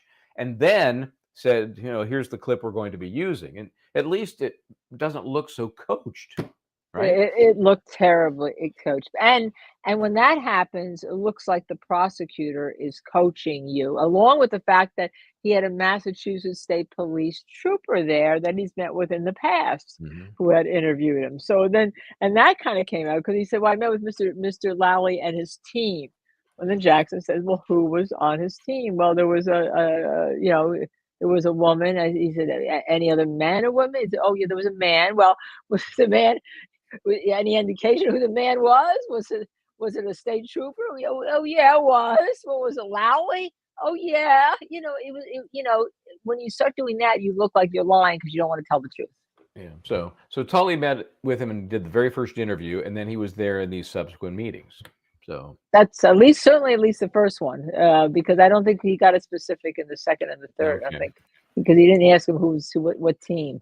It just was terrible. It was terrible. And yeah, and then he throws the clothes. Remember, there's an issue about how the clothes are. I didn't hear, by the way, anything about vomit, because I remember when his clothes had vomit in them. You remember Proctor testifying to that? When did that happen? Oh yeah, well that's you check me on that. There was something with the hospital. His clothes were vomit. Was that from CPR, resuscitation? Was that because or was it from a head injury or something? Or was it from a head injury that he was? What was that from? But he didn't mention anything about that. I didn't hear anything now. But we're not finished. We're about to go back for after lunch break. Now there was one other thing, Michael. When I know this will surprise you, okay. Shock you, but there were 4 motions filed over the weekend. I did see something while I was en route, which she shot down quickly, and that had to do with really kind of a refinement of not mentioning the third party culpability in openings, right? There was like an extra little something, and right. She just said, counsel knows what they can and can't talk about, so she didn't enhance whatever that restriction was. What was there was a couple others. The second one was that she denied the prosecution's motion to have independent readers. The readers, yes, which she was considering. Well, because the defense rejected it. So you must have talked to somebody. Yeah. Then there was Commonwealth's motion again to apply to ARCA to not have to preclude ARCA from testifying. Oh, from having opinions about. Well, there's 100 new text messages that were supplied, or 100 messages, and maybe not all the text messages supplied. And she said that will take a long time to deal with, and she will deal with it at the end of the day about whether or not. And so they're precluded from getting into that in their opening. I do remember that. In fact, what she asked was, the follow-up was, do you have the actual messages? Because apparently he provided a list. Right, but not the messages. But not the actual messages. And for that reason, he couldn't use them in the opening. Jackson could. So I think the Commonwealth's asking them they may be precluded at all. I think they're going back to their ARCA can't testify because they're getting this piecemeal. That's what I think is going on here, actually, Michael. I think that may be, remember she gave 3 days, right? It was 3 days. You had to get all this stuff in for Marca and all. So they would And have then, been, you think they might relate to text messages, if any, between defense and ARCA? yes, yeah, and whatever else, and the fact that maybe the rest of they didn't get other discovery besides that, because she was like, this is going to take a long time. We'll have to deal with it afterwards. And then there was both of them did want the date pushed back, by the way, the opening date pushed back until May 1st, but that was obviously denied. Yeah, that was not Denied. going to happen. I have a jury here waiting for 3 weeks. I have a jury here Well, waiting for 3 weeks. yeah, sort of. Yeah. Who do you think is going to be next? Do you think they're going to vary it? I don't remember who the second witness was from last time, but it was a kind of a first responder approach. And then I think that then we got into some Mick Alberts, I think, pretty quickly. So I don't know. Are they going I don't know. to mix that up? And they also pretty quickly got into Proctor, if you recall. That's what got everyone going crazy on this case. Now, Yeah. I don't know how they do. I don't know if he's not going to call Proctor. Locus said it's John O'Keefe's brother. Last time it was Dizzy says it was Famati that was after Nuttall. That would make more sense to me that they stay on bringing him, first responders, bringing him to the hospital. I would seem to me, but they're saying, they're saying Kerry will be the second witness. The female EMS. So you and I are not on Twitter looking. Let's see. Aiden's been tweeting, by the way. He's in. Remember, he won one of the jury lottery. He got the weekly lottery. The what do they call it again? The randomizer. The randomizer. Okay. Yeah. On that point, Mark Randazzo, who's representing Tom CPU and I in our case against state troopers, and trying to get involved in the TRO, not just for our case, but for the one with the protesters, which is going up on appeal. Right. There's been some back and forth in an attempt to find out whether our denial of our media credentials, both for us and for Tom, were some sort of retaliation. Our first denial happened before the interaction with the troopers. I believe our second approach was after the fact, and they've not responded in any way to that. Right. And so I believe there's going to be a demand that they justify not giving credentials, or they give the credentials. So that may not happen timely enough. I'll be up there without them anyway. But you know what? The interesting thing I pointed out about our credentials is that's the credentials to actually get into the courtroom and to stream. Not to just walk on the sidewalk. Yeah, we can't stream. It's the most ridiculous thing. We can't go into the court Zoom and stream on our own. We have to take somebody else's stream that's authorized. The most ridiculous thing I've ever heard of. Because or else it's a violation. You can just watch it. You can't tape it or anything like that. It's ridiculous. Good luck enforcing any of that. Yeah, right. Everybody and their mother is using one of the streams from the courtroom. And if you have a pool camera, that's what you do. But she's on Zoom and you can't. I don't get it. I mean, I think it's arbitrary. I think it's capricious, with no reason for it. And even if you want to say there's a reason for it, but then what are we prior talking restraint about? like that? It's not even close to reasonable. It's just not. Yeah. And then the other thing is even if you have a press pass for that there's no press area outside that says only press can go into the buffer zone, or as your lawyer likes to say, the buffer zone. The buffer. Crossing it. Yeah. So I'm going to have, when I go up there this time, I'm going to have all of my different. I got a few credentials left over from. I keep some of them that are interesting. So I have the big new one from Manhattan, but I've got. This is the L.A. Sheriff's press pass.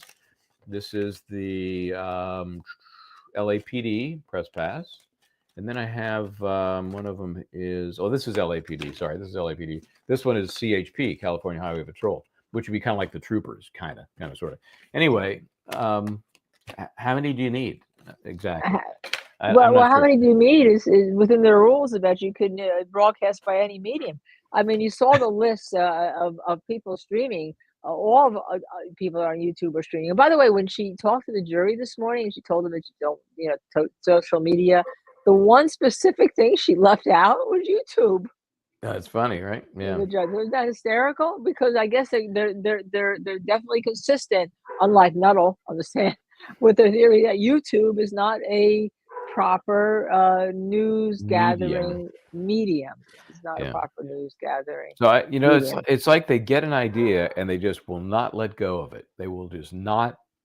It comes down to, well, in Massachusetts, here's how we do things. Right. You know, it may be wrong, it may be stupid, it may be backwards, but damn it, that's how we do things. It's That's just a the weird way that position we to do take. things. So it's really interesting, this Nuttall thing. What do you think Jackson's doing? Now, I know he's going to go with no reports, obviously, but he admits his memory's wrong for some things, but his memory's good for other things. He has Karen Reed making an admission that no one else, that is not in the audio. That's why we tape confessions, right? I mean, where do you think he's going to go next? I don't know. I really don't. I mean, it's logical to just continue the same process and get the basics, get the facts out about the event as they see them, and then I think you got to get into, do you hop over the medical experts because it's not so helpful, and you get to the more salacious, independent peripheral, just witnesses, the McAlberts. I don't know. I don't know, but it's like every witness, they have to bury something. It's like there's no pristine witnesses. Well, maybe because you're not telling a pristine story. For whatever reason, it's like they've got landmines. Every one of them has a landmine or two that has to be negotiated, and not on cross, on direct. Yeah. And Nuttall, by the way, when he talked about the injuries, and he did talk about the arm injuries and how kind of how deep they were, and that's where you got into the issue of the lacerations versus a cut, versus a cut versus a scratch and all that kind of stuff.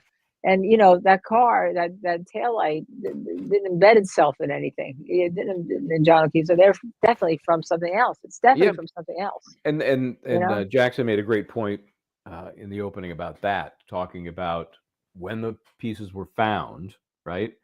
Right. And it wasn't the first 2 days. The first 2 searches showed up 0 taillight pieces. And then they started coming up in bunches, up to 46 total. And most importantly, the Proctor factor, none of them showed up until Proctor had his hands on that taillight. I mean, that's powerful stuff. So, and they haven't even heard about the Sally Port. Oh yeah, yeah. And it's funny. I thought he might have mentioned that when he was going through, their kind of their Dudley Do-Right, Keystone Cops way of not investigating. I thought he would get to that, but maybe he's going to try and. There's no way he can he can't do the surprise that he did last time, because now the prosecution knows about it and they're going to go into this big explanation about how that particular camera has always recorded things inverted. We just never changed it. And then, there's colored graphics that went from blue to yellow. And that's going to be all part of the cross, but there won't be that bombshell like, well, you realize this is inverted. Why didn't you tell us that?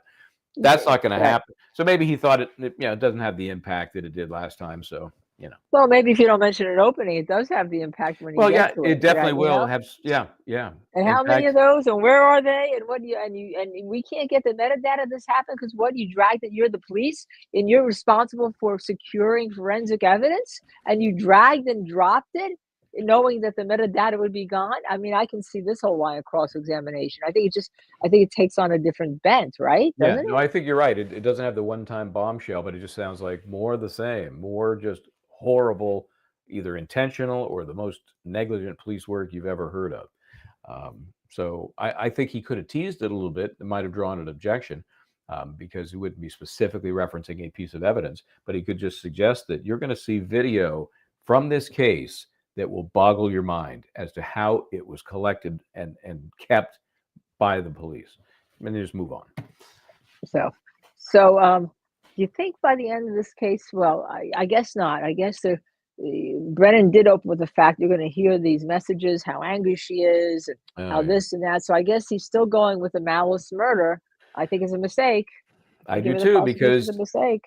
I think a normal person, unless they've got some weird history that would allow them to just latch on to this theory, you have to believe that she was so upset, whether he was going to see somebody else, whether they were going to break up, that she would intentionally drive a vehicle into him to end his life. That is a quantum leap from a squabble with somebody you may or may not be about to break up with. That's huge. Right. Right. Well, yeah, and you know what? And she was pissed at him that night because he didn't come home. He was out drinking, and she was staying home with one of the Yeah, kids. after the fact, It's his duty. I mean, to me, to try and suggest that upset, as I would call it, I don't, and it sounds like anger at times, but it makes perfect sense. It's out of fear, it's out of concern, and it's out of anger. What the hell are you doing? You know, I'm here watching these kids. You're out having a great time. It's just common sense. It just sounds like how somebody would react under the circumstances. If you know how you react if you've just set somebody up and killed them, either intentionally or just a bad accident that maybe alcohol contributed to. You keep your mouth shut. You say nothing. You don't do tons of phone calls ragging on the person. You just say nothing. Yeah, and the other thing that was great, and I don't know if we have access to play for it, the microdots that they gave us permission to use the enhanced video from the at bar. the waterfall. And Alan Jackson made a deal. You're going to see something was going on. You're going to see a very disturbed. He didn't show it. He left out very disturbing video at the bar, and that's when the Albert grabs Higgins right on the arm. There's clearly something going. There's clearly some kind of words going on there. Gestures to John. Right. Come on. Yeah. Come on. We don't have access to that right now, right? We can't pull that up. I don't have it at my fingertips at the moment, no. Yeah. Maybe later on we do our show tonight, we can pull out some clips. If we're doing a show tonight, yeah, we have I to don't tell know what we're doing. everybody. If they're going to have arguments after court, that could kind of end the day.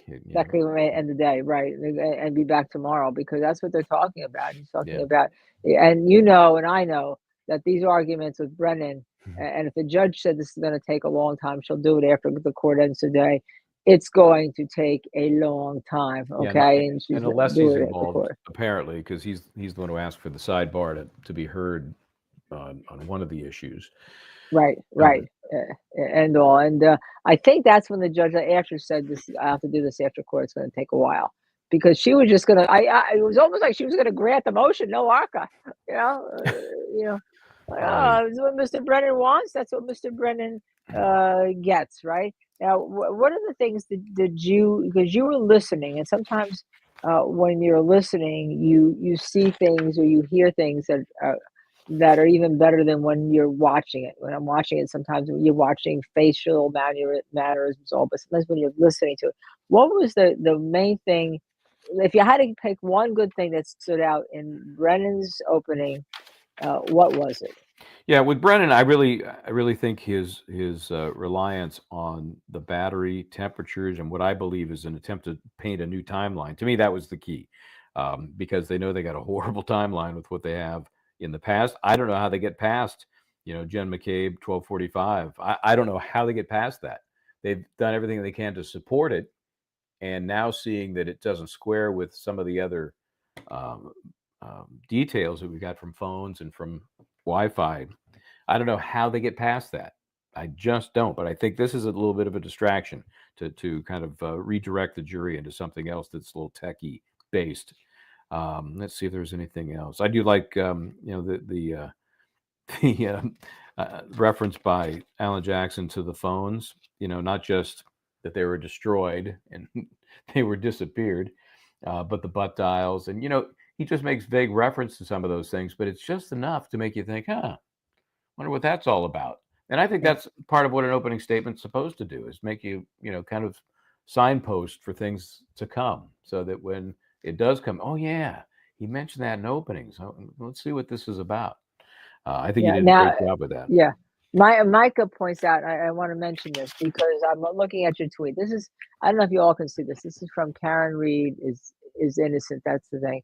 This is Nuttall grabbing his collar. Now, I teach about this. As a matter of fact, I have a thing inspector where I'm cross-examining the head crime scene guy, and he grabs his collar. And one of the things you learn from, I learned actually from Joe Navarro, who teaches about, tells and all. And he was in the FBI for many, many years, is when you start doing that, oh, you know you're caught, you're Yeah. worried, you're hot. Yeah, that's right. And it's this is such a classic example of it, Micah. Thanks for bringing my attention to it. Is that that's what's his name? That's Nuttall. I couldn't tell from the That's picture. not all. That's I don't know if you Okay. can see it because Okay, now I it's can see not it. all. Okay, Now, and that is different than the face I saw. You know, that's okay. This you should put it. If we get it, we should put this in too. yeah. It was. It's I'm from gonna look Karen for it Reed Updates. Um, when the I'll day send is it. over. I'm gonna find it because it was a weird face. It was just like, you buying this? I'm just a turn. You know, you mentioned how he wasn't really looking at the jury much. At that point, after telling Jackson for the third time that he was told, yeah, that was said 3 times, right? I hit Right, him, I hit him, right. I hit him, that 3 times. He just took, it was a pause. He turned to the jury. He made that weird face. That I don't remember when that was, before or after. I don't remember. Well, I'm just gonna send it to you anyhow. Actually, I'm gonna send it to you on your text because Micah, that was pointing that out to us is so perfect. And again, as I actually I teach on that specific point that I did in Inspector because I know that when the witness grabbed the collar, usually it's a male because they got the tie or whatever on. Yeah. Yeah. And I mean, it's such a Yeah. cliche thing. It's like, well, it's like Rodney Dangerfield. You know, you know Would you that. remind everybody who that is? Nah, I'll tell you. Yeah, I get no respect. He's a classic comedian. People know him from what was that great movie that he did? Back to School. Caddyshack. Well, Caddyshack too. Back to School was kind of a couple of years later. Yeah, but a great stand-up comedian that had just the one-liners. But that was, hey, I get no respect, and he was always, pulling on his collar. So that's such a cliche move that says you might not want to believe what I'm saying. Oh, that's great. So now, all right. So I asked you the one thing from Hank Brennan. Now let me give you the one thing from Alan Jackson. Just one. Yeah, Alan just one Jackson. because there Yeah. were so many. There were so many. I talked about a few of them here.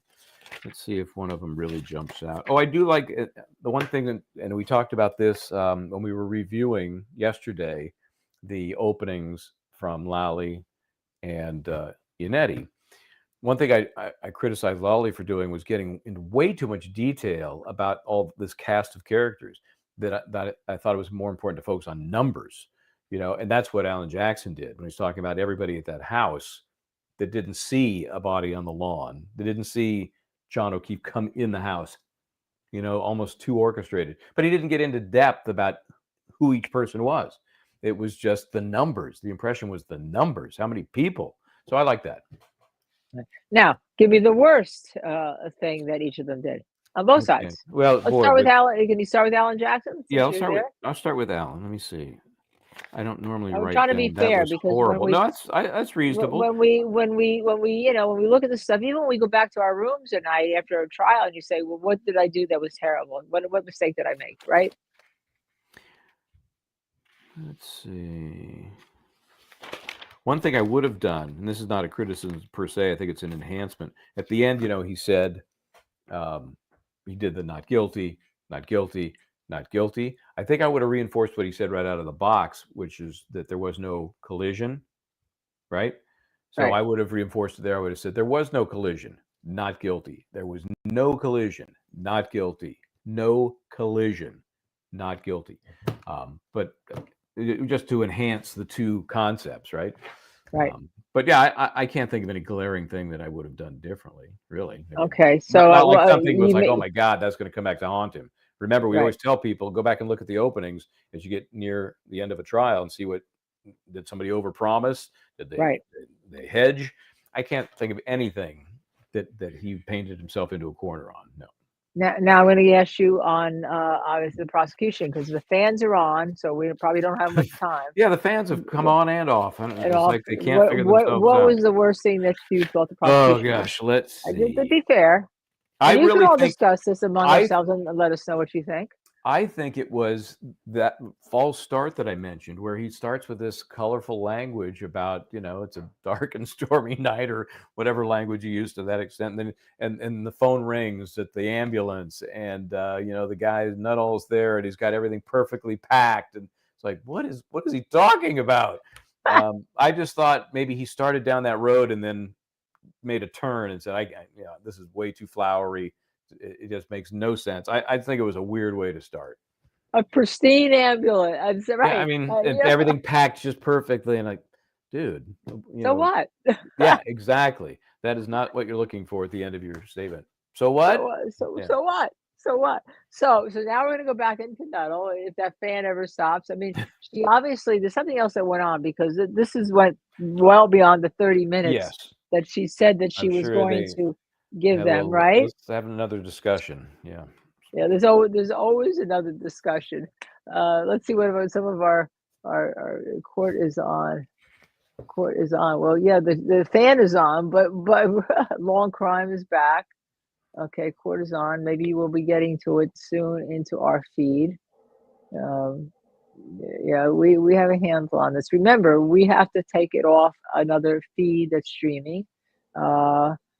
We cannot take it off the direct court feed, despite what you all say, because believe it or not, there's a writing to that effect that you are not allowed to get on the court Zoom and stream it, and you're not only allowed to watch it, and you're not allowed to replay it, you're not allowed to record it. There's an actual writing to that effect, and let me tell you, we have a copy of it. So, that's where we are. Ooh, wow, you know what? It's amazing when you look at stuff. I just opened my hat, and it's actually made by Master Italia in Venice, Italy. Woo, wait a minute. Wow. Now I got to check mine.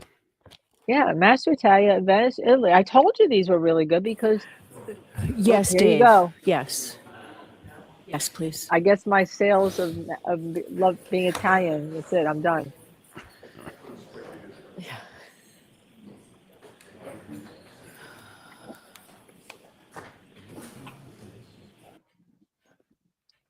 Oh, we have a. Is there a side back? We have a. I don't know. Do we just glitch? Now here we go. No, there's some kind of glitch going on. I'll have to take my hat back off. I'm hearing something. I'm hearing the judge, I think. By the way, you could hear the judge a lot today. I don't know if the cameras were recalibrating the sound because you could hear her breathing a lot. Jack that audio up. He's back on the stand, I think. He's back on the stand. There we go. There we are.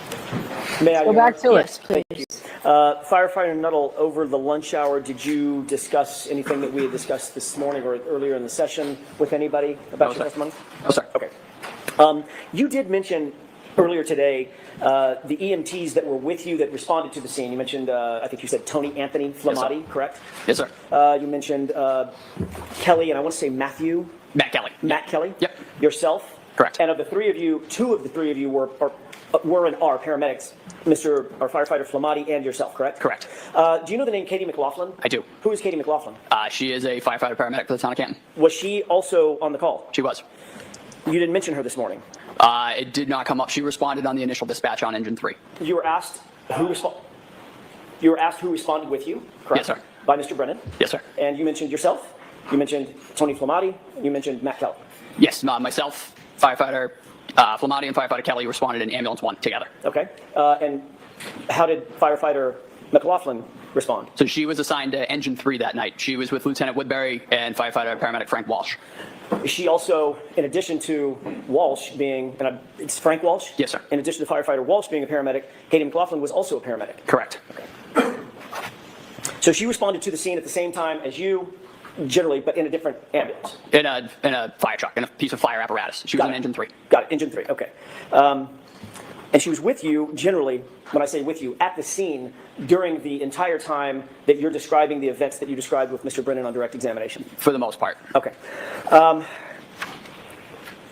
She then left in a particular ambulance, correct? Yes, she ended up driving ambulance 1 to Good Samaritan. And ambulance 1 was which ambulance? Ambulance 1 was the initial ambulance that myself, firefighter Kelly, and firefighter Flamati responded in. So right after the scene you described, as you're leaving the scene, firefighter McLaughlin is in the ambulance with you and firefighter Flamati, correct? She is driving. So the three of us are in the back in the patient compartment. She is up front in the driver's seat. Once at the hospital, did firefighter McLaughlin go into the hospital with the other firefighters? I believe so, yes. So she was with you in the engine, she was, although in the driving cab, she was with you, ambulance in the driving cab. She was also with you right after the scene at the hospital, correct? Yes, sir. And she was also with you later after you cleared the hospital and went back to the station. Yes, sir. You had discussions with firefighter Flamati about the incident. That would be normal protocol. Correct. Almost like a debrief. Sure.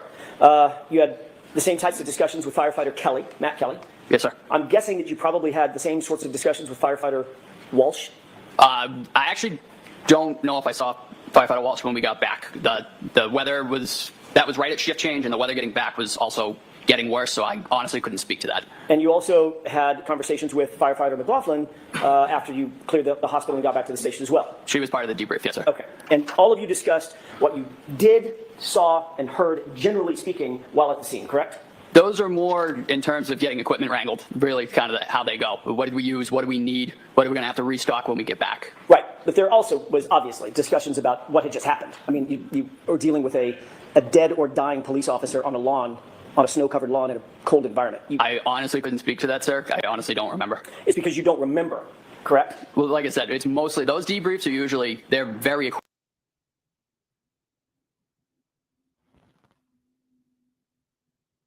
equipment, make sure that the ambulance is ready for the next call, etc. I'm asking about a general debrief with the fellow firefighters, male and female, that you were with at that scene. You're telling me that you don't remember debriefing and discussing the incident and your observations at the incident following that incident? No, sir. Okay. But your memory, you indicated earlier, gets better with time, right? Yes, sir. You don't remember it as you sit here today? Ask the question again? Sure. Do you remember discussing with firefighter Flamati, firefighter Walsh, firefighter Kelly, or firefighter McLaughlin, any of them, your observations and what happened while at the scene after you cleared the hospital and got back to the station? No, sir. Have no memory of that whatsoever? No, sir.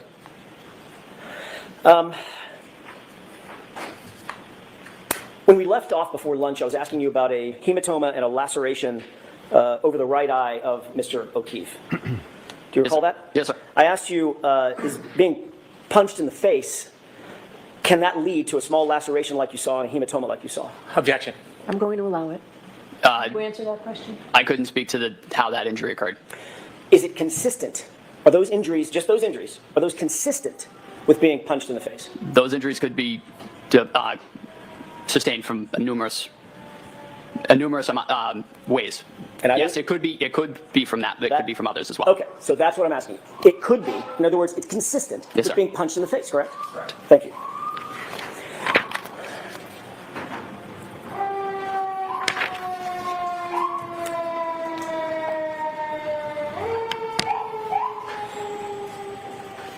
I want to ask you about this statement that you indicate that you heard that now is 3 statements, 3 phrases, correct? Yes, sir. When you heard this statement, describe for me exactly where you were. What were you doing and who was around you? I was knelt at the head of John O'Keefe with a bag valve mask, delivering ventilations. Firefighter Kelly was to the right, and firefighter Flamati was on the left side of Mr. O'Keefe, and the 3 of us together were working to perform CPR and ventilations. And your job, and I hate to butcher it, but you'll correct me. Yes, sir. Your job was to do the airway, correct? Yes, sir. And I'm picturing a big balloon-like apparatus that you put over the patient's mouth and Exactly. squeeze it. Yes. That's as opposed to, it's an advancement on just mouth-to-mouth resuscitation, correct? Correct, yeah. You were the airway person doing the squeezing of the bag. Correct. What was Tony Flamati, firefighter Flamati, doing? He was starting CPR, in which that point was taken over by firefighter Kelly. Okay, so firefighter Flamati, when you say starting CPR, describe what that means. What is the physical act of CPR? So you put both hands together like this, one on top of the other. You put it right on top of the sternum, and you begin doing chest compressions 2 inches deep, allowing full recoil for 100 to 120 beats per minute, compressions a minute to sustain a cardiac rhythm. You're manually making the heart beat with each compression.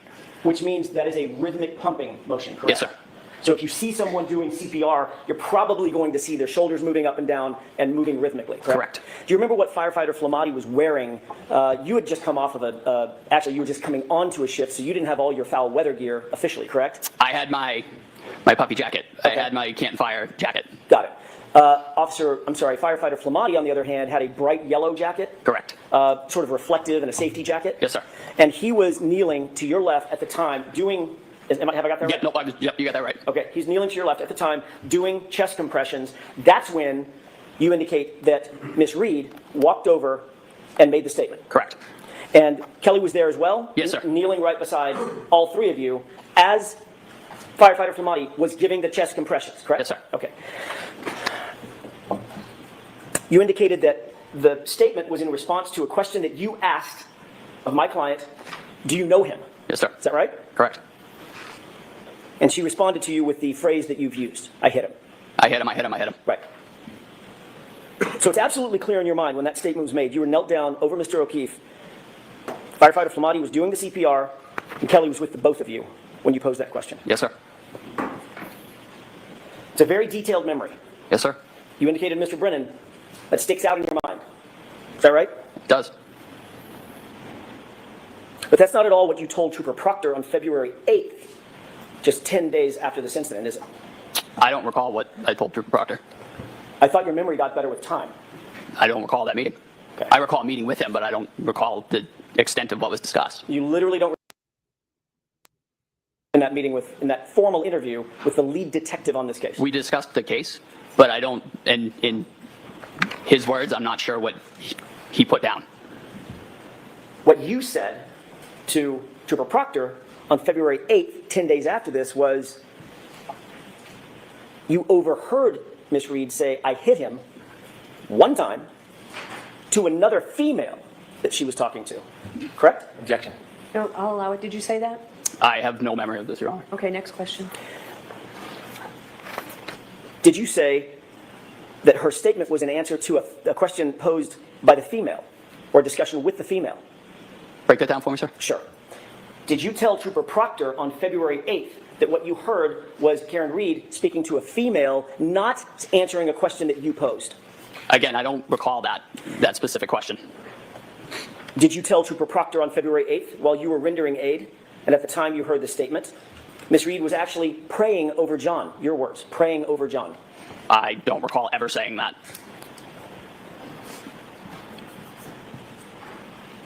May I have just a moment, Your Honor? Yes.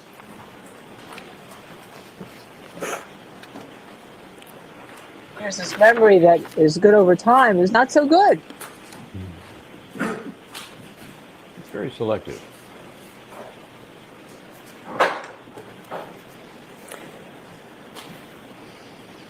Did you say that you observed Karen Reed to have blood on her face from providing mouth-to-mouth breaths to Mr. O'Keefe prior to your arrival? I remember Miss Reed having blood on her face, presumably from attempting CPR. Do you remember telling Trooper Proctor on February 8th that you saw her with blood on her face from CPR? I do. So you remember that portion of your conversation with Trooper Proctor, correct? Yes, sir. But the praying over John, praying over the victim, you don't remember.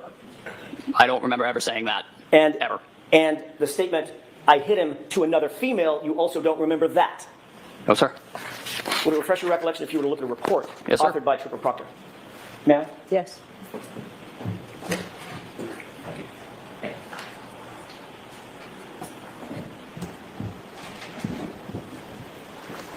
May I direct the witness's attention to the second page, Your Honor? All right, why don't you take a look at that, sir?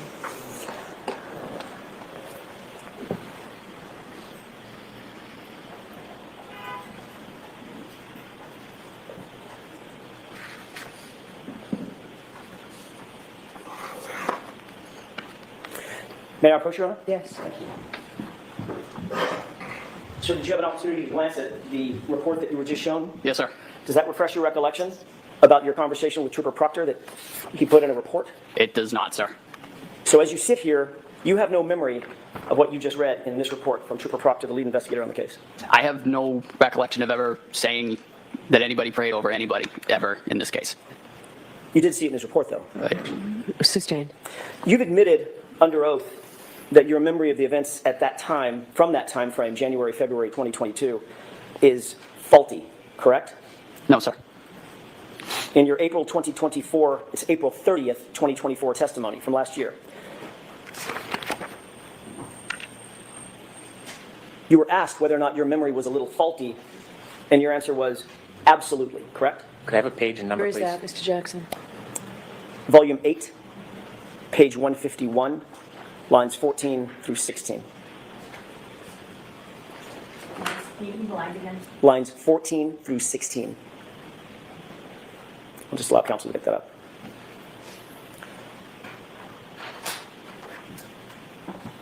If we could pose the entire question and give content to it, please. Okay. May I? Yeah, so do you intend to show the whole question? The whole question that I asked and his answer, yes. All right, and I'll give you the opportunity on redirect, Mr. Brennan, if it's not. Go ahead. Is it true that, in answer to the question, quote, so it's fair to say your memory is a little bit faulty as it pertains to that time frame, your answer was absolutely. Correct? From last year? What you testified to last year about conversations that you had with Trooper Proctor around February 8th of 2022. Yes, sir. And you would agree, as you sit here, that your memory is still faulty about your conversation with him. With correct? Trooper Proctor? Yes, sir. So you're not saying you didn't say that the statement was made to a woman, correct? Objection. Are you saying that? No, ma'am. Okay, next question. Thank you. And you're also not saying that you didn't say to Trooper Proctor that you saw Karen Reed praying over John O'Keefe. Objection. So I'd like you to ask that differently. Did you say that? I have no recollection of saying that ever. Okay. Next question. My point is, if you have no recollection of it, you're not denying saying it. Objection. Are you denying saying it? Yes. So you do have a recollection that you never said it. Did you understand the difference? Oh, sir, I don't believe I've ever said praying. That's really not something that I would have said. I didn't see it that day. It didn't happen. I don't remember ever saying prayed. You didn't in regards see it to this case ever. You didn't see it that day, and it never happened. That was your words just now, correct? Break that down for me. You didn't see it that day, and it never happened. That's what you're saying about the praying statement, correct? Yes, sir. And in that same exact statement, you also included the phrase, I hit him, correct? No, sir. In the statement that you made to Trooper Proctor? The report that Trooper Proctor wrote? Correct. Again, I don't remember ever saying the words praying over him. I do distinctly remember I hit him. Which doesn't appear in that report, does it? Objection. I'm going to sustain that, Mr. Jackson. You directed him only to page 2. Understood, Your Honor. I'd like to show you a short portion of a video, the same video that you were asked to look at on direct examination. And Your Honor, I pray to the court, I can certainly mark it as a defense exhibit or for So is this identification. going to be an exhibit by agreement? It is. Okay, It is. so we now that, Madam Court Reporter, thank you.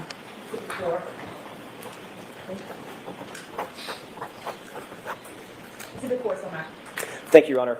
With the court's permission, may I play a portion of that video for the jurors to publish it? Okay. Which portion, so people know? I'm going to start it at about, I want to say 6:55. Mr. Walken, could you cue that up? Before you play it, can we have it on that screen as well, or is it only playing to this screen? I don't know. When Ms. Gilman did it, it was both. Great. There we go. All right, before we play it, can I ask you a quick question about this? Sure. It appears that this is paused. Do you recognize this as being the same video that you were shown this morning by Mr. Brennan? I do. All right, describe the scene. So that is 34 Fairview Road. The lights in the background, I believe it is either right as we pulled up or right as we're pulling up. Okay, same dash cam video. Yes, sir. Can we scroll this to the 6:55 runtime spot, please?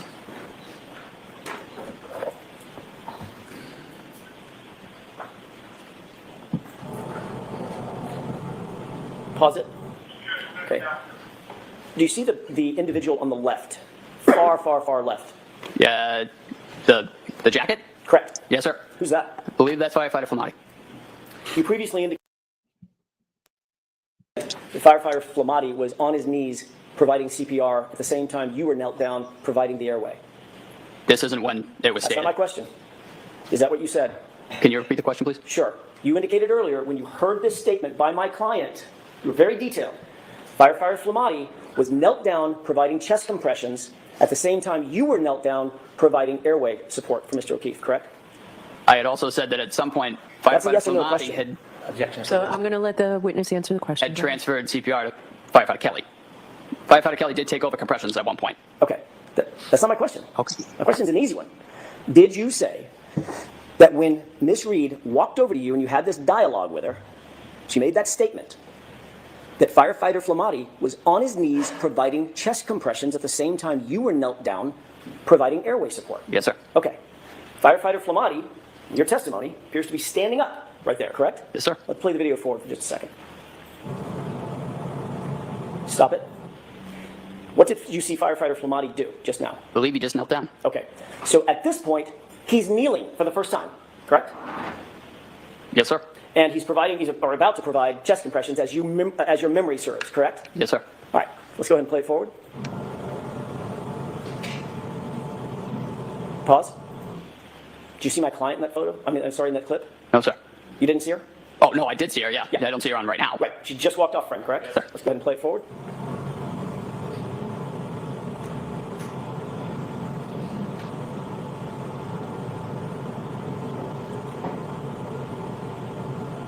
Stop it.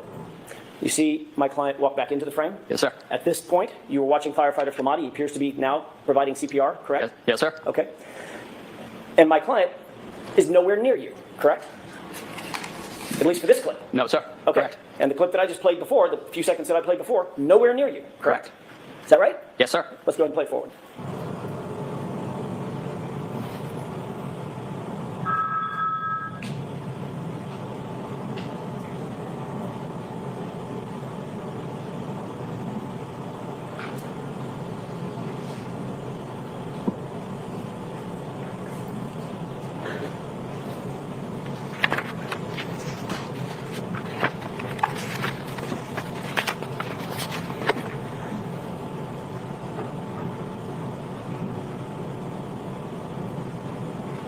Pause it, please.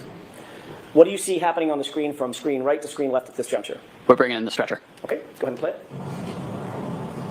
Pause it. Do you see where my client is right now? Can you back it up 2 seconds? I'm sorry, I lost With the view. court's permission, I need to ask the court's permission. Thank you.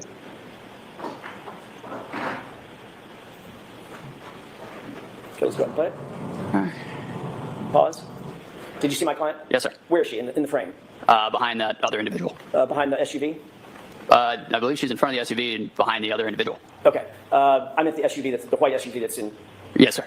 the far distance. Yes. That's the back of the SUV. She's behind it, right? Correct, yes. Okay. Not near you. No. Okay. Let's go ahead and play it.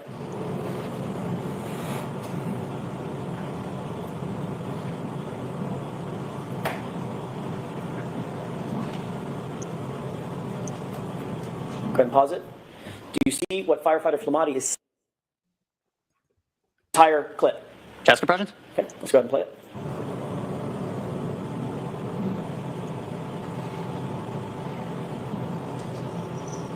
Pause. What's happening now? Where Mr. O'Keefe's on the scoop stretcher and he's being transferred to the ambulance stretcher. So that's the entire time Mr. Flamati, firefighter Flamati, was giving chest compressions. It's captured right here on this video, correct? Yes, sir. Okay. And now Mr. O'Keefe is up on the stretcher, and you are no longer knelt down, No, sir. and firefighter Flamati is no longer knelt down, No, sir. and you're now following the stretcher with, it looks like, 2 or 3 other EMTs, correct? I am not in that frame, sir. Okay, so you've walked away. Yes, sir. All right. Let's go ahead and play it forward. Pause it. You see where my client is? Yes, sir. Go ahead and play it. Do you see firefighter Flamati or firefighter Kelly continuing to give chest compressions? Yes, sir. Which one is that? Do you know? I believe it's firefighter Flamati. Flamati? I believe so. Okay, so he's still doing all the chest compressions from start to finish? Yes, sir. Okay. And what's happening right now? Now we are transferring to ambulance 1. And where's my client? Right front and center. Yeah, just a moment, Your Honor. Yes. We can realize that.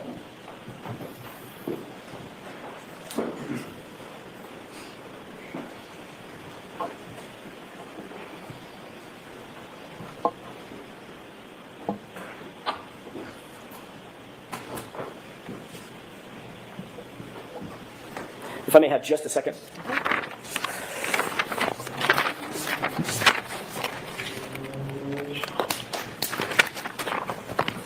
Clearly lost car was playing this at 1 1/4 speed, maybe?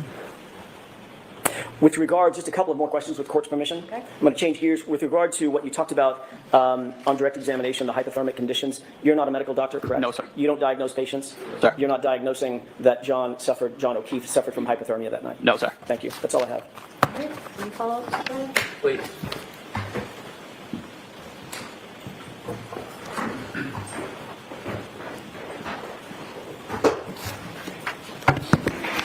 Firefighter Nuttall, the video the defense just showed you, did you notice any differences between that video and when I showed it to you, and that it doesn't have the time on it?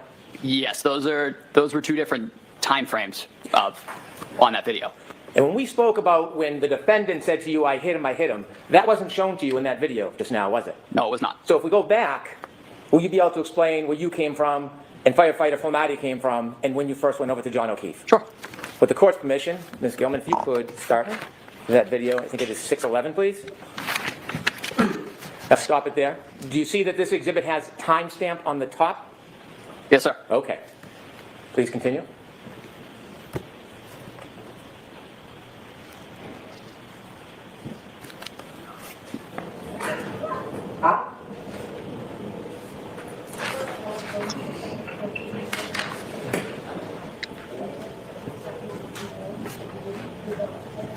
Could you stop, please? Do you see the red lights on the left?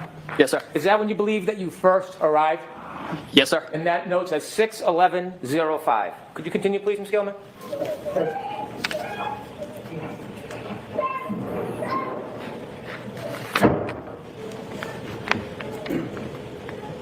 Please watch to the left. Stop, please. Is that when you first arrived and walk over to help John O'Keefe? Yes, sir, that's me. I'll note that the timestamp is 6:11:21. Okay, continue, please.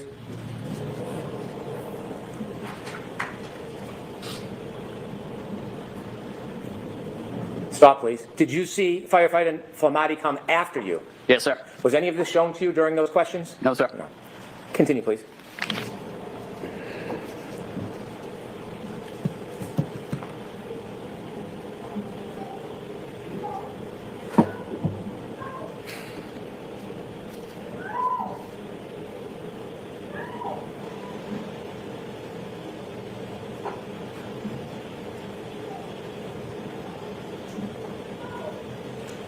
Stop, please.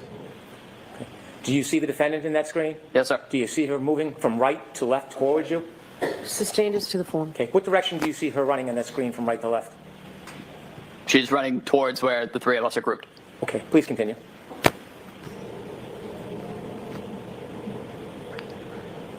Stop, please. Is it at that time the defendant said to you that she hit him? Yes, sir. And you remember that? I do. Okay. I'm done with the tape. Thank you very much. Now, you were asked questions about your memory? Yes, sir.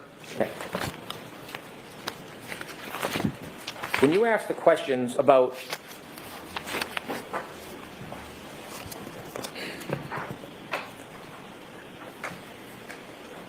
Trooper Proctor, when you were saying that you didn't remember, were you referring to the conversation with Trooper Proctor, or were you suggesting you didn't remember what happened that morning?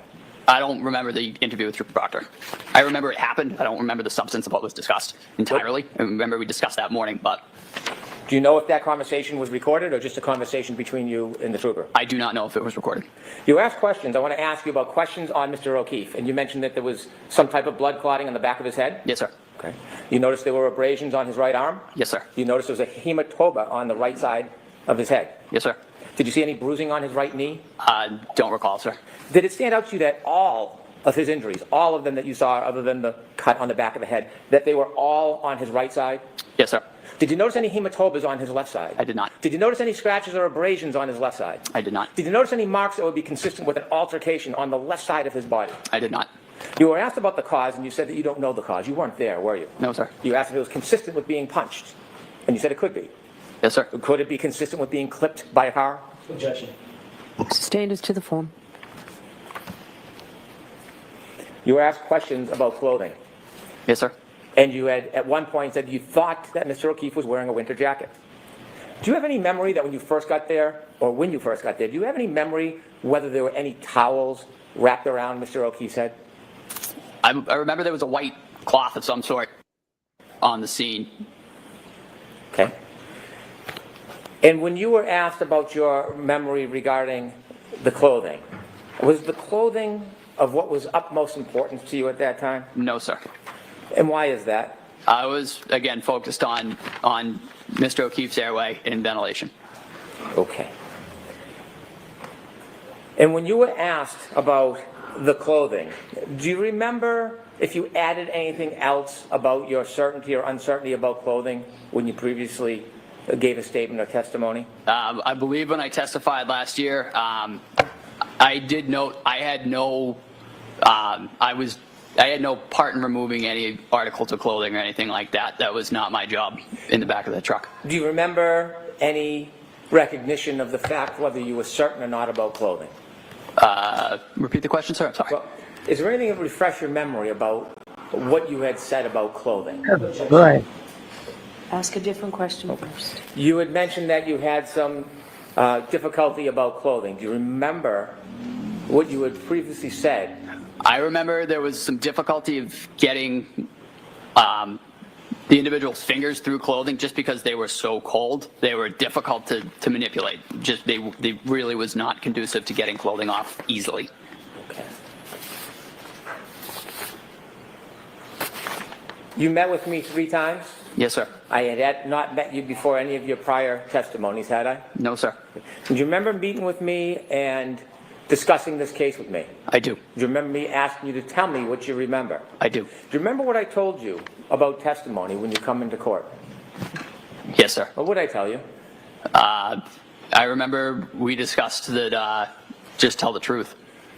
Did I tell you that it doesn't matter? There is no side. Doesn't matter if it helps or hurts. That you just tell the truth. Bleeding. Sustained. Did I ever suggest to you that you should stick to a story? No, sir. Did I ever suggest to you should offer your testimony in any certain way? No, sir. When you have to When I rehabilitate talked to yourself, you, you're did I in ever trouble. ask you to say anything about your testimony to this jury? No, sir. Other than what? Speak to the jury. Did I need to tell you to tell the truth? No, sir. And in telling the truth, did the defendant say to you, I hit him, I hit him? I'll allow it. Yes, sir. 3 times. And in fact, do you remember, in addition to her saying, I hit him, I hit him, I hit him, when you asked her the question, kneeling down over John O'Keefe's body, do you remember if you ever talked about other times that she said it, not to you? I do not. Okay. The answer is I do not. Next question. Okay.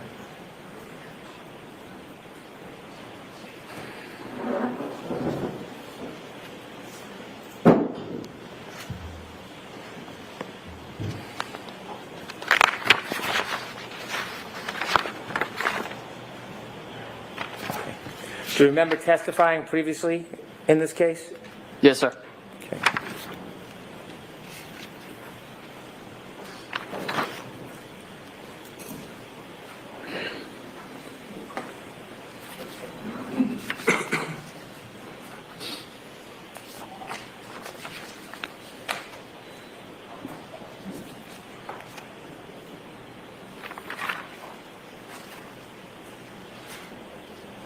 Do you remember at all discussing whether or not, after she left you, whether or not the defendant was still talking and speaking?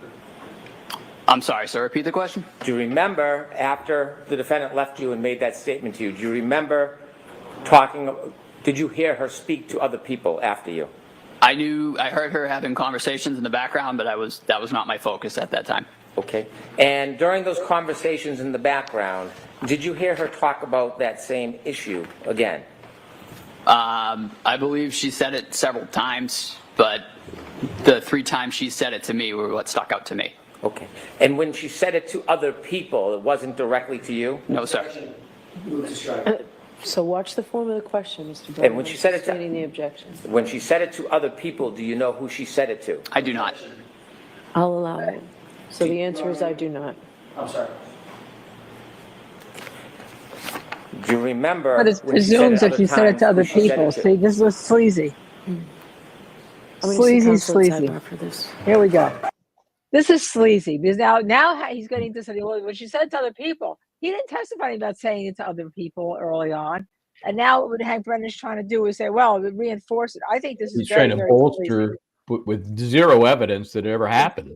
It would never happen, right? And then the whole thing with the video is the fact that he had a whole story about when things happened in terms of what happened on the video, and it turns out that's not when the statement allegedly, supposedly happened.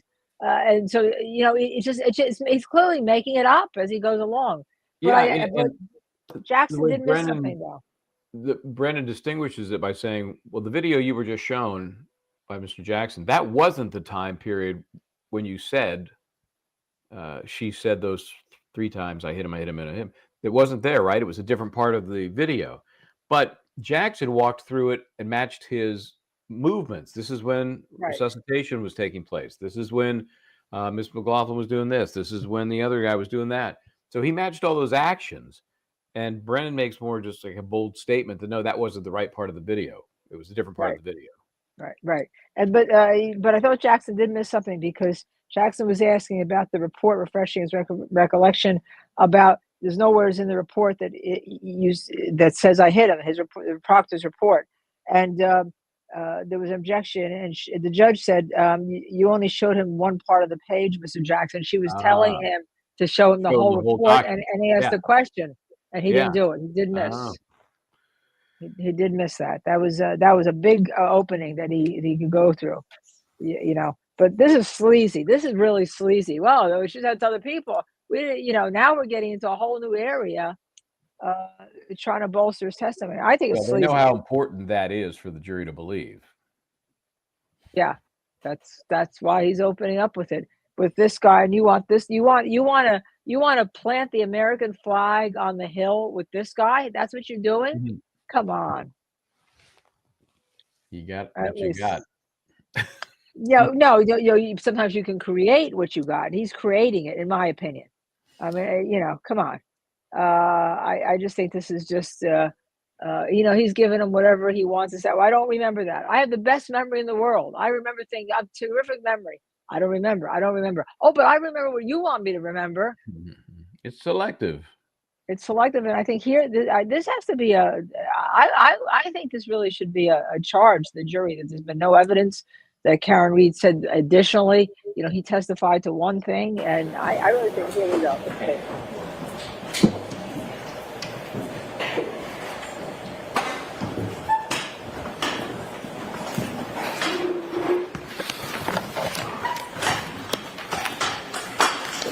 Sir, after the defendant came over to you and spoke and then left, do you remember hearing her make further statements? Yes, sir.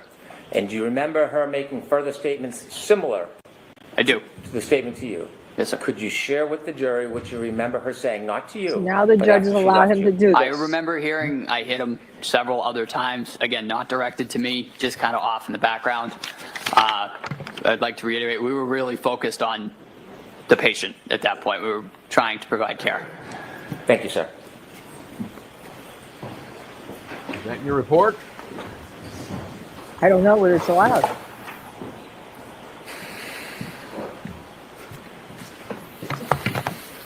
I guess it is. So now, after Mr. Brennan asks you a few questions, now you remember her saying, I hit him a bunch more times, correct?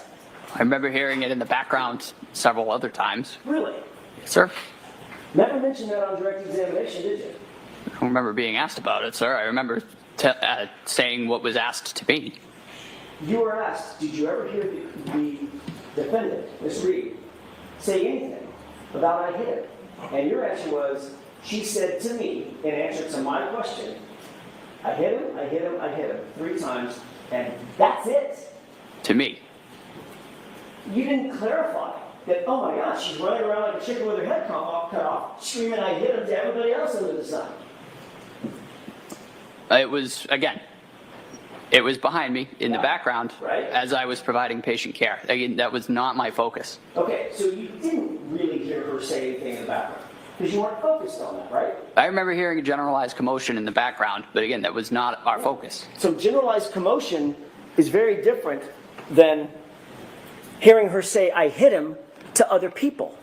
Correct? You'd agree with that? Yes, sir. So what you actually heard was the chaos and the commotion of a chaotic scene, correct? In the background.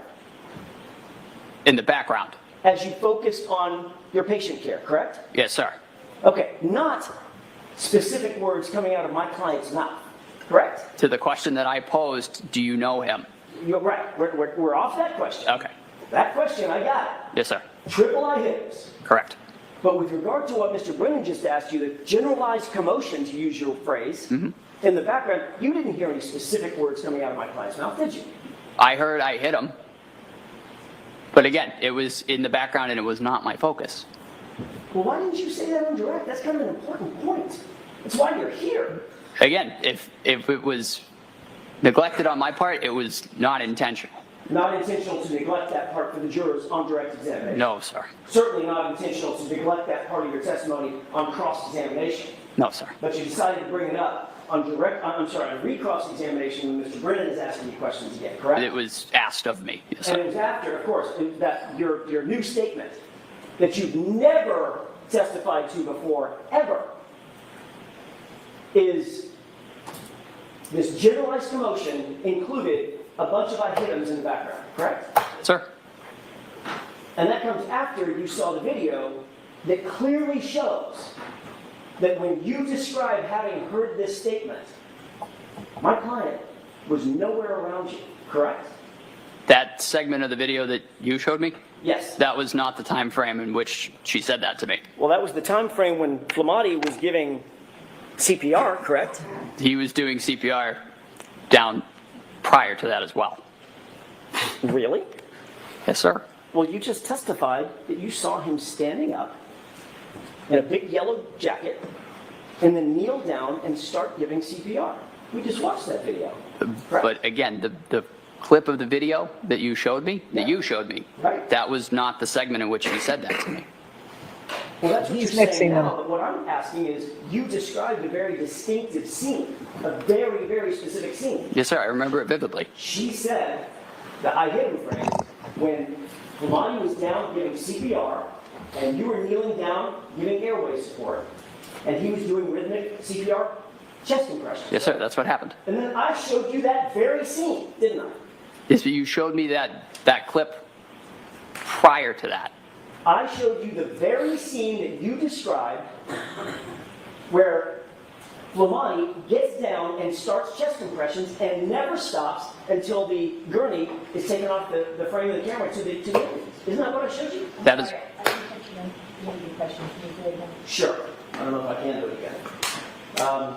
I showed you the scene where firefighter Flamati gets down on his knees, begins chest compressions, and never stops until that gurney is taken off camera, off frame, into the ambulance. That's the clip I showed you, correct? that is the clip you showed me. And that's exactly when you described your vivid memory from 3.5 years ago. That's exactly the scene that you described when my client supposedly said, "I hit him," to you, correct? Again, the clip that you showed me, that was not when it was said. That segment that you showed, that was not when it was said. It was said prior to that, when the three of us were together. So Flamati was not giving chest compressions then? He was. The CPR was a continuous effort throughout the resuscitation. But we saw him start it. Officer, Firefighter Nuttall, we saw him start it. We saw him walk into the frame, kneel down, and begin the chest compressions, didn't we? We did. And at no point, at that time or after, did my client even approach you, did she, in that clip? She did. What? Objection. Well, let's watch the clip. Sure, sure.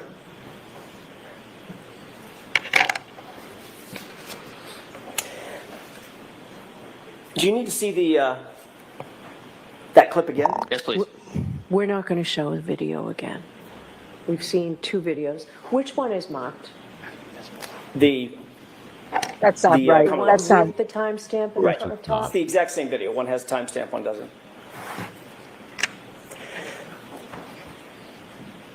Just to be clear, you described a very detailed scene in which firefighter Flamati got down on the ground, on his knees, and began CPR. Yes, sir. We saw a clip that it played fully through. Starts and stops, but it played fully through, correct? Yes, sir. That was true and accurate video of what happened that day, Yes, sir. that morning, correct? Correct. And from the time firefighter Flamati began his CPR, he never stopped. Went all the way through until the burn was taken off the camera, correct? Correct. You also described very clearly, before you saw the video, that the time when my client walked over and you had this dialogue and you heard this statement, it was during the time that firefighter Flamati is given the CPR, correct? You described it. Yes, sir.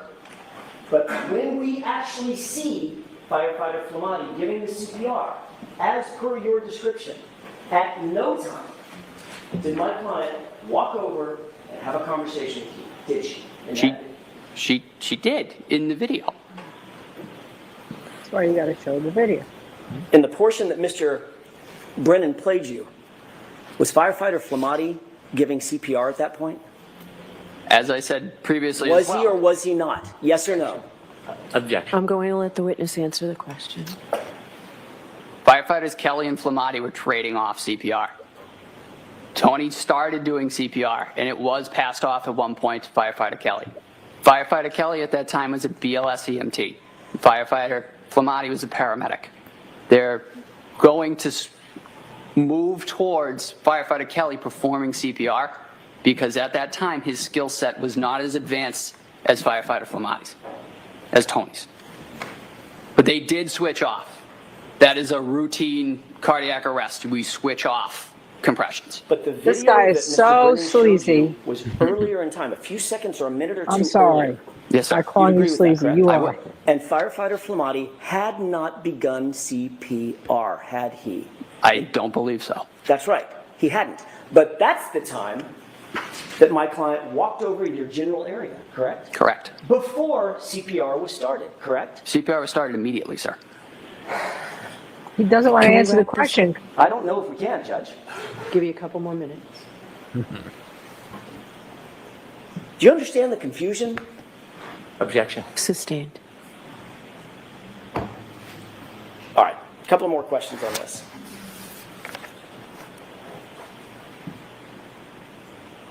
The video that Mr. Brennan showed you, Yes, sir. and you pointed to and said, oh, that's the time when she walked over and said the statement. Yes, sir. Remember that? I do. Firefighter Flamati was not even kneeling down giving CPR, was he at that point? No, The answer is yes or no? no. Okay, he was not. Later, as the video continues to run, at some point, we see firefighter Flamati enter the screen, kneel down in that bright, reflective yellow jacket, and begin CPR, correct? Yes, sir. You had previously said that when you heard the statement and she walked over to you, it was when firefighter Flamati was giving CPR, correct? Yes, sir. And at no point, you'll agree with me, we just played the video, at no point after he started giving CPR did my client come anywhere near you. Isn't that what the video showed? That was the segment that you showed me. You indicated on redirect, that Mr. O'Keefe did not have any injuries to the left side of his body. Not that I recall. Isn't it true that in addition to the egg on the right side of his head, he also had a black eye on the left side? I remember that the swelling had started to, it's referred to kind of as raccoon eyes. It's a bruising of both eyes. Do you remember battle signs. Do you remember saying, in answer to the question, did it look like in addition to the egg on the right side of his head in the front, did he also have a black eye on the left side? Your answer is, if memory serves correct, yes. Yes, sir. So it's not true that he didn't have any injuries on the left side of his body or face, correct? That swelling kind of migrates over time to both sides. That is a common occurrence for both eyes to be swollen. Did he have an injury to the left side of his face? He did not. Did he have a black left eye? Yes, he did. Would you consider a black eye an injury? Yes, sir. Let me ask you the question again then. Did he have an injury to the left side of his face? Yes, sir. Thank you. Or not. Boy, if this is your anchor. The ship's going down. You could not be more uncomfortable.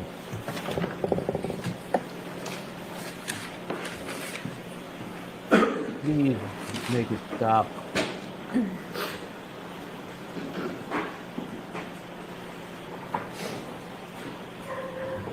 One last question. You indicated that it was a chaotic scene outside on that front yard. Yes, sir. Fire engines, ambulances, patrol vehicles, engines running, diesel engines, flashing lights, people screaming, people talking over the howling wind, correct? Yes, sir. Did you ever see the homeowner come out the front door? Don't recall. You don't recall, or you didn't? I have no idea who the homeowner is. And you never saw anybody come out of the front of the house? No, sir. That's all I have. One issue. Briefly. I want to see Councilor Tybar. No more for you. She wants to know who the next witness is and whether it's going to take to 4 o'clock or she did the motions. I mean, I think she's absolutely wrong not allowing that video to be shown because he's trying to squirm out. Absolutely squirm. I think the jury gets to. He went from being an okay for the Commonwealth to, in my opinion, being horrible. I mean, I know there's probably a difference of opinion. And it got worse and worse as he was caught. He kept making up testimony, in my opinion. Inconsistent, totally inconsistent. And then as simple as the black eye reference, there was no injury to the left side. Well, do you consider a black eye an injury? Well, it was just starting. It was just starting, right? Yeah, they transition. You They consider a black eye an injury? migrate. Yes. I mean, it just was awful. I mean, he looked like he was to me, so biased, right? Well, he just feel like he was doing his best to do what he was supposed to be doing. Biased for the prosecution. Yeah, well, he's just he works- performing. I don't know what really happened with this guy, what he really saw, heard, felt. I have no clue because he's parroting what he's been told. If this is the best witness, their anchor, good luck.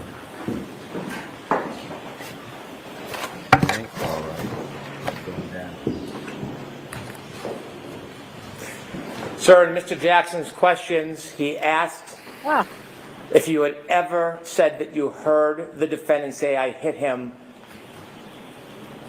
separate from when she approached you. Do you remember previously testifying that you heard her saying, "I hit him in the background," separately from you? Yes, sir. You remember testifying that before under oath? Yes, sir. In court? I do. Anything, Mr. Jackson? Yeah, just a second, Ron. There, cross. Re.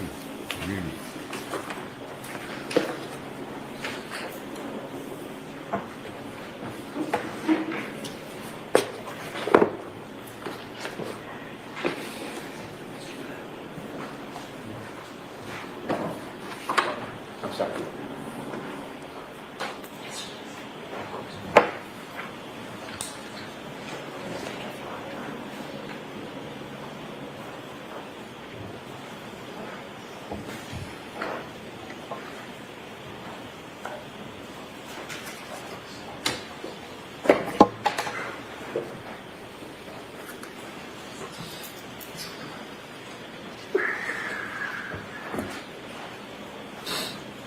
Thank you, Ron, if I may. Yes. Just a quick question, Firefighter Nuttall. When you were asked to recite your memory of that day on February 8th, 2022, just 10 days after this incident, did you ever say that you heard in the background I hit him over and over again? I don't recall.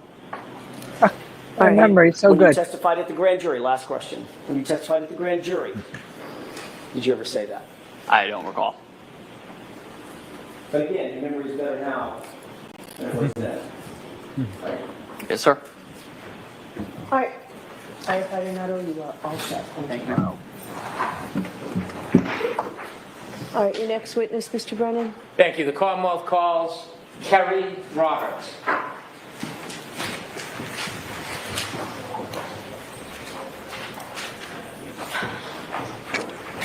Chrissy, could I get anything?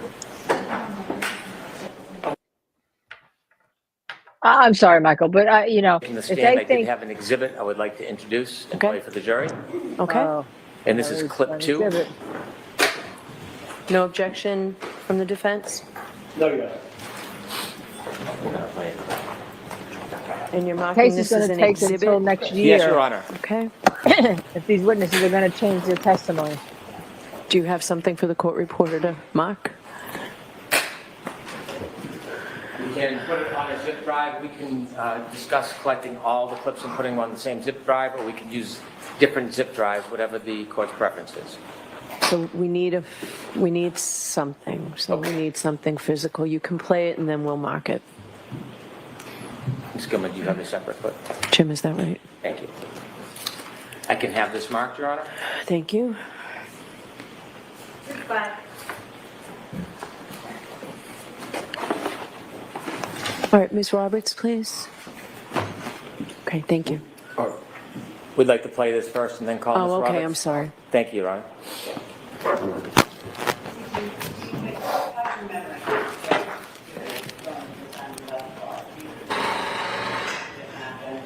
Every day they come back to you and something. I mean, how much do you remember?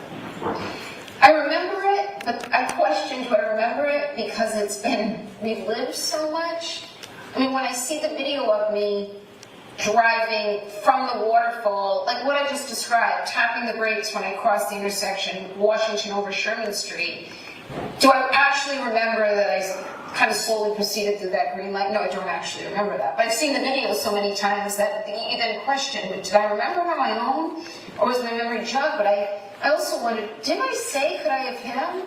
Or was it told to me that I said I hit him? And I knew I never could have said that, so the closest I must have said was, did I hit him? And I know I said I hit him, but did I really say it as many times as law enforcement's claiming I said it? Thank you. I now call Kerry Roberts.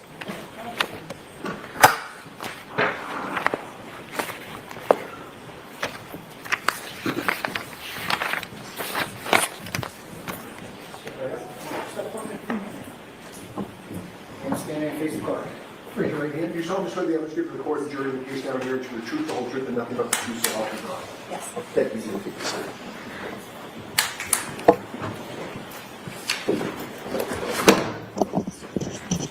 Kerry. All right, Mr. Brennan, whenever you're ready. Thank you, Your Good afternoon, Honor. Ms. Roberts. Good afternoon, ma'am. Good afternoon. Could you please introduce yourself to this jury? Hi, my name is Kerry Roberts. Ms. Roberts, where do you live? I live in Canton, Massachusetts. How long have you lived in the area for? I was raised in the Boston area, North Shore, South Shore. I went to high school in Braintree and I moved to Canton about 12 years ago.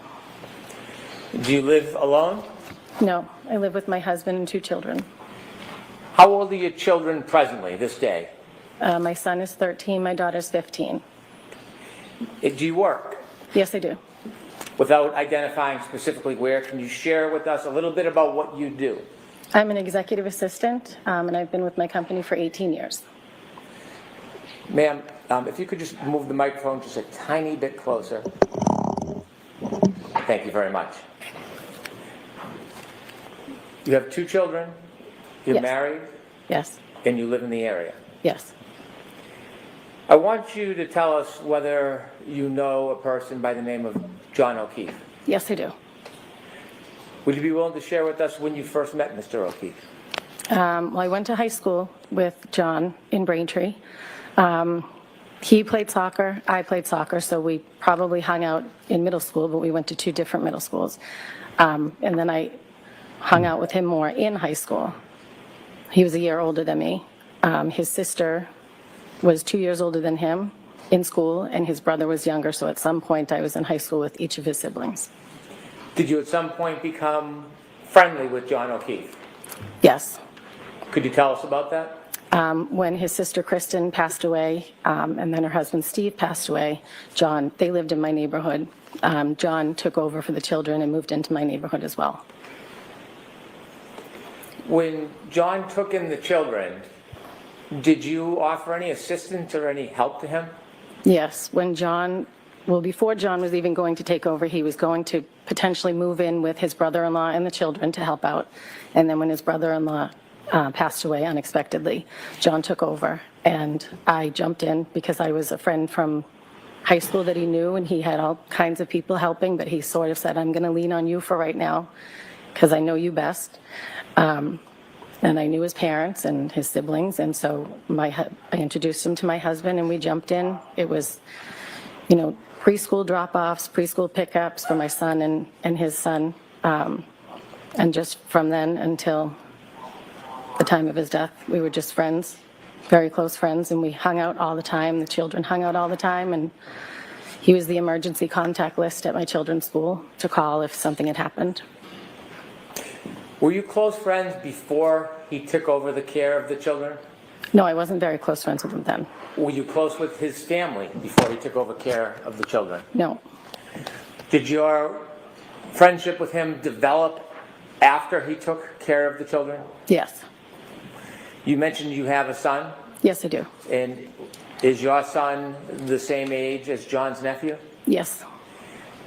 Was there any common interests or activities that engaged your son with John's nephew?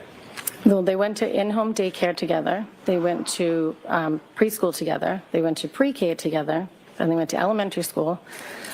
They've played baseball together since they were T-ball. My son plays hockey. Patrick tried hockey. He didn't like that. So we spent a lot of time at the baseball fields together. As you spent a lot of time together and had mutual care of children, did your relationship with him grow closer? Yes. And can you share a little bit with the jury how close you became? Well, John was a bachelor, and he didn't have any children of his own, so when he took over for the children, he sort of, leaned on us to kind of guide him and, all the things to do if someone has a headache and, if there's an ear infection or, he had his mom and dad also helping as well, but I was right up the street. So if I would go to BJ's, I would call and say, can I grab you anything? If I would go to Walmart, any of the places I would go, I would call and say, do you need anything? Can I help you? Can I grab something for you? And he did the same. We just sort of all chipped in and helped. As your friendship grew, could you tell us a little bit about your relationship with John? John and I were very close. We spoke on the phone and hung out. He became very close with my husband as well because he was right down the street. But we just had a friendship, a very close friendship. Tell us about the day-to-day activities and how you would try to assist John with the children. Well, John moved across town.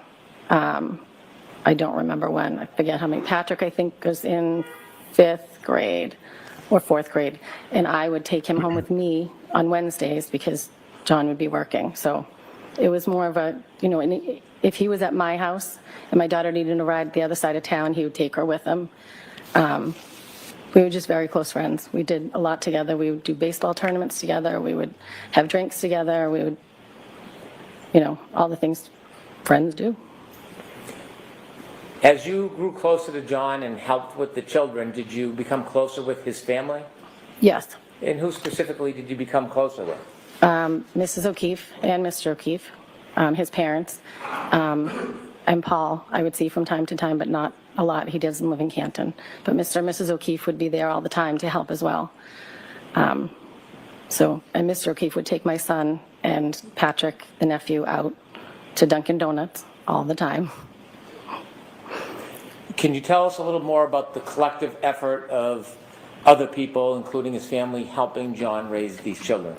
There was a lot of us that jumped in to help. It was not just me.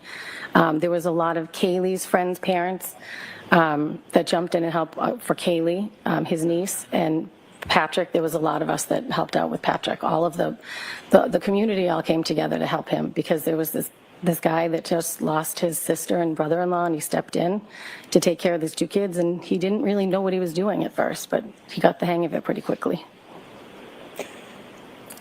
You have a son that shared a lot of interests with his nephew. Yes. He also had a niece. Yes. Did you spend more time helping with his nephew or with his niece? With his nephew. Were there other people in the community you knew of who spent more time helping with his niece? Yes.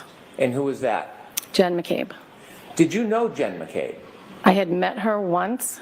John got a discount at Reebok, so he would take the kids, well, he would take anyone with kids up with him to get shoes, like sneakers for back to school or whatever. So one day he did take Jen and I up to Reebok, but other than that, I never talked to her on the phone. I never saw her out. Her children are older than mine, so we never really crossed paths. As it relates to the night of January 29, 2022, how much earlier was it that John took you out with the children?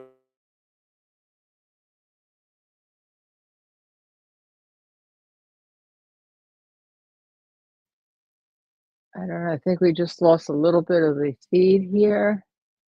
In any event, it seems to have stopped at all. And not only that, we seem to have the emoji for Michael Bryant.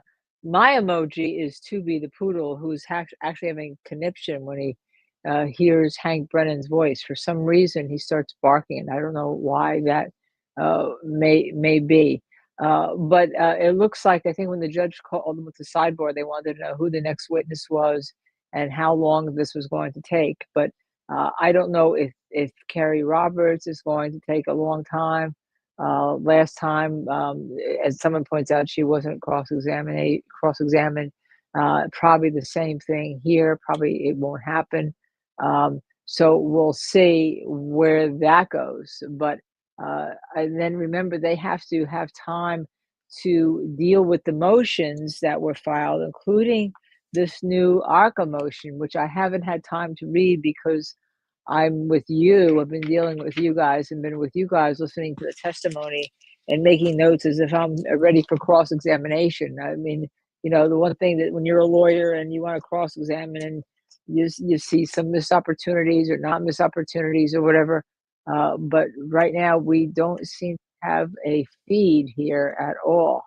I seem to have lost Missy. I seem to have lost everyone here. I don't know if that's because I love Simi Sharp says, well, there we go. Maybe we're getting it back on. Often during that time. So Karen came over that night. And this is early 2020? I think it was summer, so I think it was around June or July. Briefly, just tell us a little bit about where and the circumstances of meeting John and Karen for the first time. They came over to my house and we hung out on the back porch, had some drinks, there was music, kids were around. Just a nice, normal summer night. We had other people over as well. Over the next coming months, did you become more familiar with the defendant? Yes. Did you see her more often? Yes. And could you generally describe for the jury how you learned more of her and saw her more often? She would take care of the kids a lot, mainly, well, not mainly Patrick, but not mainly Kaylee either. She helped out a lot with the kids, so if we were at baseball, she would come to all the baseball games, or she would drop off or pick up my son or Patrick if they were going to the golf course or the driving range. Would you see her during events with your son and John's nephew? Yes, we did baseball tournaments. And so when you go to baseball tournaments, would that be away, an overnight type trip? One of them was down the Cape. Okay. How often would you spend time with John and the defendant? Not that often together, but John would stop by himself. My husband would go out more with John, but I didn't spend much time with the two, not a lot of time outside the baseball field. Did you become friends with the defendant? We were friendly. Did you ever spend time alone to go out or socialize? I did not. Would you see her when you would pick up or drop off kids, or she would pick up or drop off kids? Yes. Did you ever speak to her on the phone? Yes. In relation to what? Corresponding with the kids, pick up, drop off, mainly Ryan and Patrick, not about Kaylee. Did you ever spend any important dates or times or holidays with John and Miss Reed? No. I want you to take us ahead to January 28th, 2022. Okay. On January 28th, 2022, do you remember that day? Yes. Generally, what do you remember about the day of January 28th, 2022? There was a blizzard coming, and it was my daughter's friend's birthday. So we were going to be going out celebrating that night, but we did it on the early side because there was a blizzard coming. What was your plan for that evening? We went bowling. We got dinner, then we went bowling, and then I came home because I wanted to be in before the snow started. Had you communicated in any way with John that day? Yes, he texted me. My son had had an issue at school. Patrick had been dismissed, I think, for a doctor's appointment. So he did text me to see how my son was doing. Did you simply text or did you get a chance to speak to him that day? I believe we just texted. Did you go out that night after bowling? No, I did not. Was your husband home? Yes, Did he go out that night? he did. He went out with John. And do you know where he was planning on going? They went to McCarthy's, a bar in Canton Center. Had you been to McCarthy's before? Yes. Can you just briefly describe what McCarthy's is? It's a restaurant bar. There's a large bar in the middle, the seating on the left and the right. It's right in the center of town. Do you remember about what time your husband went out? I do not remember exactly. I don't know if I got home and then he went out, or if he was already gone when I got home. I don't remember. But it was he went out around the same time that I arrived home, which was on the earlier side. How many times had you been to John's home, would you say, over the past couple of years before this night? Oh, many. Many times? Many times. Were you familiar with the house and the driveway? Yes. May I approach you on? Yes.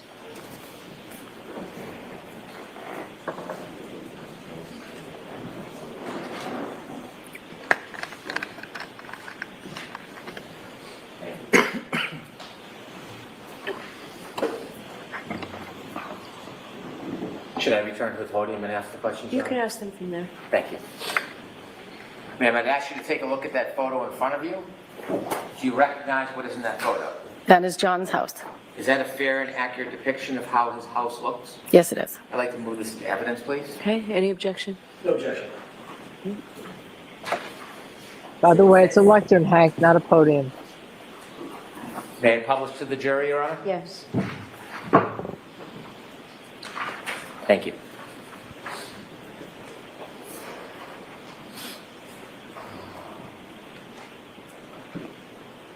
Thank you. You can take it down. I've shown you a second photo. Do you recognize what's in that photo? Yes, that's John's driveway. Is that a fair and accurate depiction of how John's driveway appears? Yes, it is. I'd move that into evidence. No objection. Okay. Exhibit 7 so marked. May I publish? Yes. Could.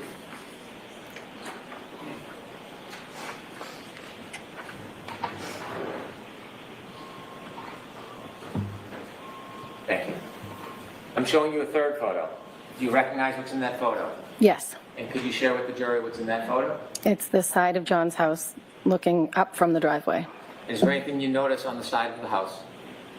The lights. Or the Ring camera.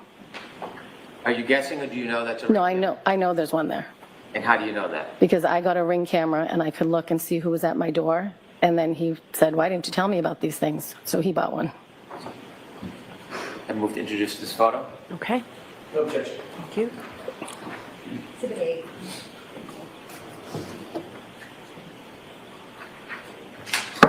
May I publish, Your Honor? Yes.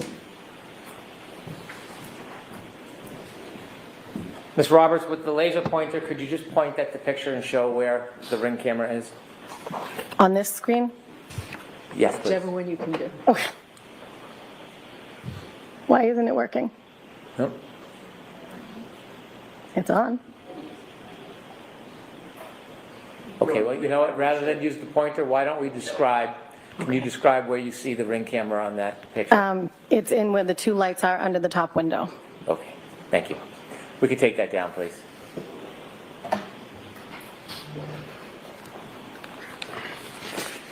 How many times would you guess you had been over to his house? I don't know. More than 50,000. I don't even know. A lot. It was weekly.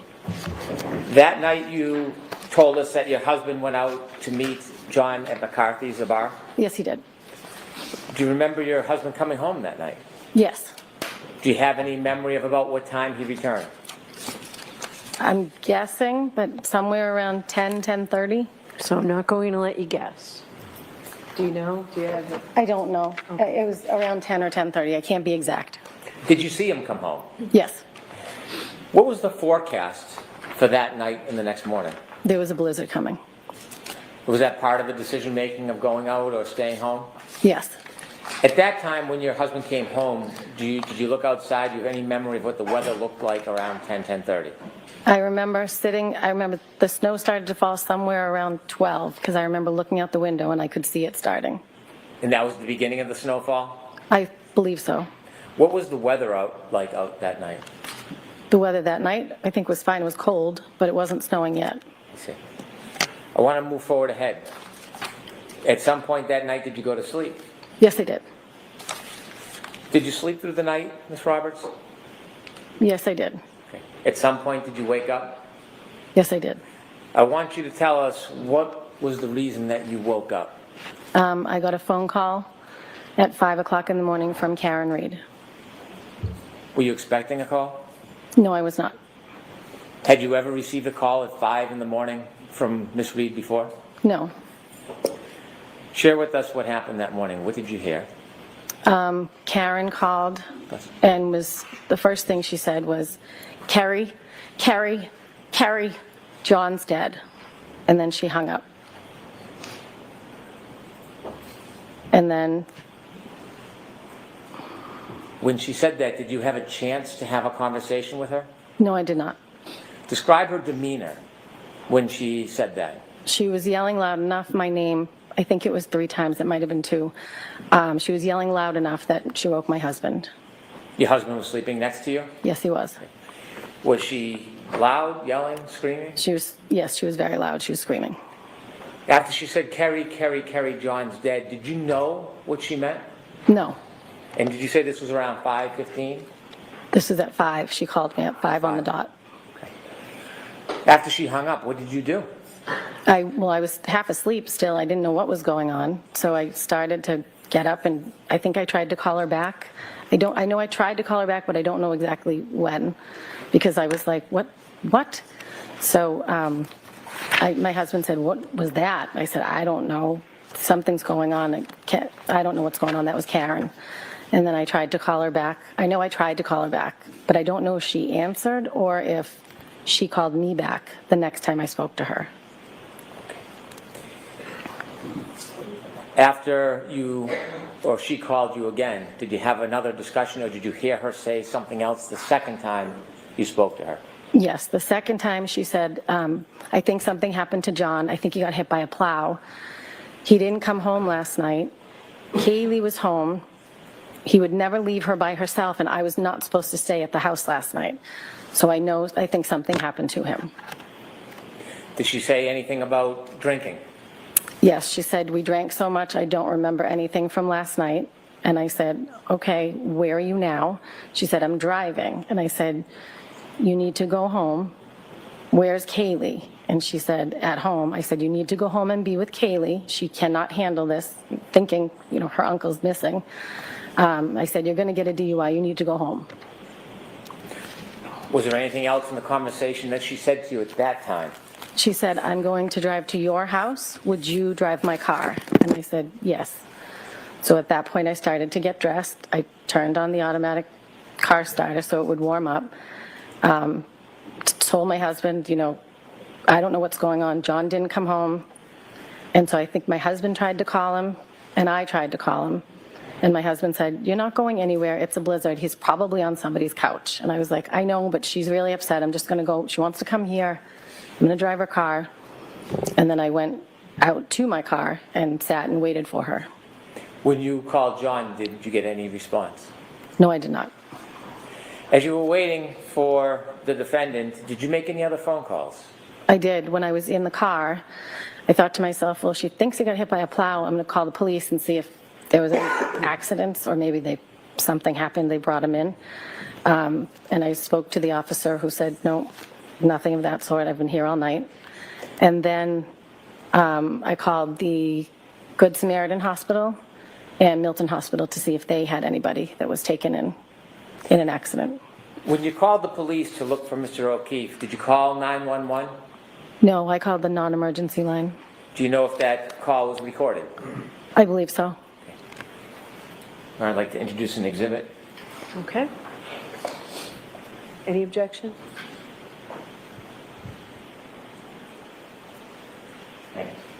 No objection, all right. Okay. Exhibit 9.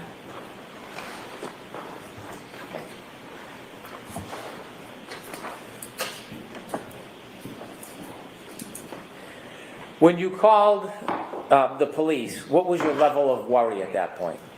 I wasn't super worried. I mean, he didn't come home, but they were out drinking, so I assumed, like my husband said, he's probably on somebody's couch.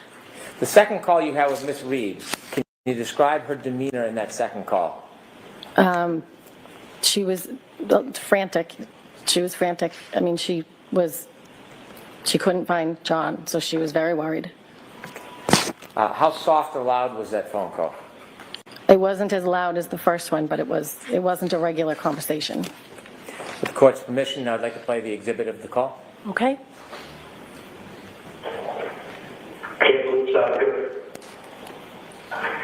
Hi, Brenda said I'm calling because my friend's boyfriend did not come home last night. They were at Waterfall, and now she is calling me hysterical because she doesn't know where he is. You didn't take anybody out by the name of John O'Keefe, did you? John O'Keefe? Yeah, he's a Boston cop, and it would be on foot, but... No. And he probably got a ride and tapped out at someone's house, I don't know, but... Yeah, no, we didn't lock anybody up or anything like that. And where does he live? He lives on Meadow, there for Pleasant. He lives on Meadow, off Pleasant. Okay, and where is the white home? You said your girlfriend? With his girlfriend, yeah, they were out having drinks, and then she left and expected him to come home at some point, and he never did. Yeah. And so I said to her, my husband had been out with him earlier in the night, but then he obviously came home. And he has custody of his niece and nephew because their parents passed away. Okay. And so she goes with the niece and nephew, and they're old enough to be home. And so she's nervous because she never even called him. Yeah. So she's like, I feel like something happened. And I said, okay. Well, so call the area hospital and nobody happened. I personally think he probably picked him up in the car. I don't know. Yeah, where did he didn't drive last night? No. No. Okay. Again, it's more, it would be driven by you. You would have to, call in or come to the station and talk to us. But I mean, as of right now, it's more, he didn't come home last night. Is this common sometimes happen with him? No, that's why. He didn't call his niece. That's kind of why she's more freaking out. So I figured I called the area hospital and then I would call Kansas police just to make sure he didn't get picked up. Like I said, Boston police officers are no such people. If anybody could pick him up, Yeah. please pick it up. Okay. Apparently they were having fun at the party or something. Yeah, no. I don't know. Unfortunately, I wasn't there. I was stuck here. But we didn't get any calls, anything like that. Nobody was arrested or anything like that. All righty. All right, well, thank you. All right, no problem. Good luck. Okay, See ya. thank you. Bye-bye.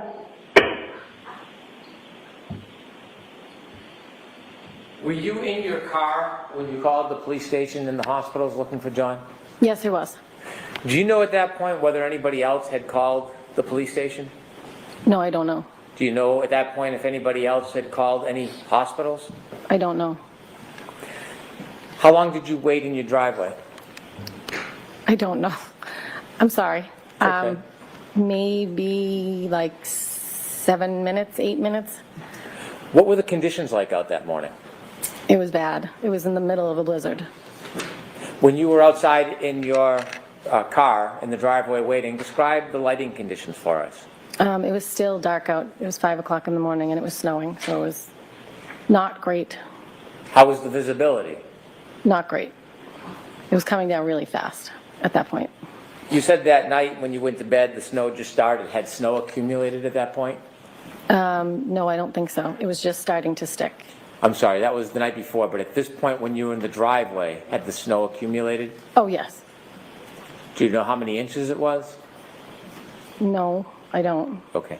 Enough that the plows are out. As you were waiting for the defendant, did she arrive at your house? She did not. What happened? Again, I don't know if I called her or she called me, but eventually we connected on the phone and she said, I said, where are you? I'm waiting. And she said, I'm at Jen's house. And I said, Jen who? And she said, McCabe, she's going to drive my car. And I said, okay, well, listen, they don't want cars on the road because it's so bad. I'm already in my car. I'll come there to Jen's house, stay there, and we'll follow each other and we'll go back and drop your car off. Did you look in the house for John? Could he just be in the house, passed out somewhere?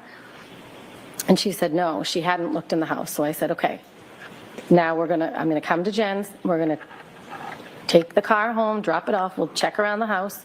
And then I don't know what the next step at this point was. I just wanted to check the house. At the time you directed that you were going to meet at Jen McCabe's house and then drive to John's house, was there any suggestion by the defendant where she wanted to go? I didn't know where Jen's house was. I knew the street. I had dropping Kaylee off or picked her up a few times. So I said, stay on the phone with me so I don't know which house it is. And so when I got there, I pulled in the driveway and there was some conversation about. Can I back you up and just ask you a little bit about the drive there? I don't Yep. mean to interrupt. When you left your house, you talked a little bit about the weather conditions. How long did it take you to get from your home to Jen McCabe's? Oh, it's quick. Probably 4 minutes. What was the driving like? It was not good driving. That's why I didn't want 2 cars on the road. Did you have any difficulty driving through that storm? No, I mean, it was treacherous. But I was in 4-wheel drive. I have an SUV. You mentioned you didn't know exactly where Jen McCabe lived. Had you been there to drop off John's niece before? Yes, but I didn't know which house it was because when I picked her up before, she was either getting out of the car at the driveway or waiting at the end of the driveway. So I didn't know which house it was. I think I interrupted you, but were you telling us that as you drove to Jen McCabe's house, you were on a Bluetooth, on an open conversation with her to help with directions? Yes, Jen and Karen were in Karen's car, and I was on the phone essentially with both of them. Do you know what type of vehicle the defendant was driving at that time? A Lexus SUV. As you drove over to Jen McCabe's home and you had some guidance finding it, did you hear any conversations in that open line with, or even any statements by the defendant? I remember when I pulled in behind her car in Jen's driveway, and at some point Karen said, my taillight, and I looked, and Jen she must have had the brake done because you could see that there was missing taillight. When you say missing taillight, was it merely cracked? No, there was a piece missing. Could you see that as you were parked right behind the defendant's SUV or Lexus? She must have been applying the brakes because you could see it, but there was a lot of snow. When you saw that the taillight had a missing piece, did you say anything? No. Did you think anything of it? No. How long were you parked behind the defendant's Lexus while it was parked in Ms. McCabe's driveway? Not long. We were just, I pulled in and then we stopped, and then the next plan, at some point in that conversation as well, or maybe on the ride, because now we're heading to John's house to drop a car off.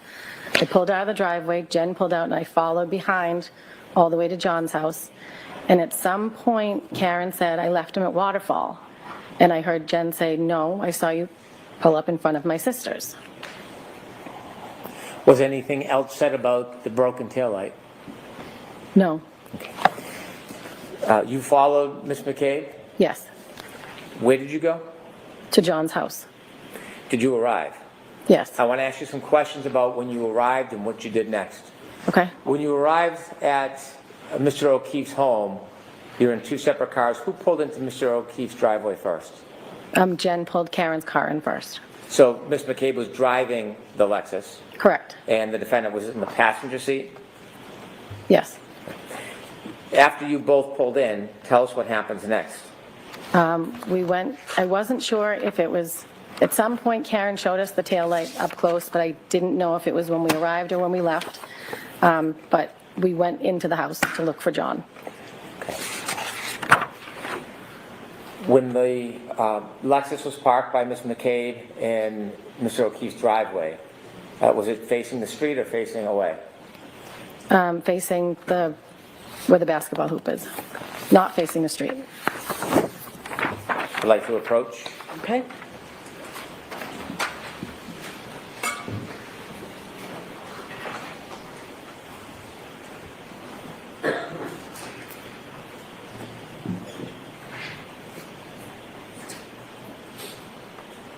I'm going to show you a photograph. Do you recognize what's in that photograph? Yes, that's John's driveway. That's Karen's car on the left and John's car on the right. Do you recognize both those cars? Yes, I do.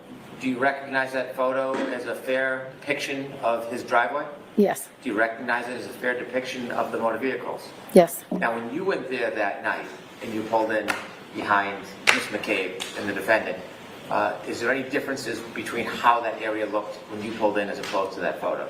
Well, it was the early hours of the morning, so it was dark out, and there was much more snow.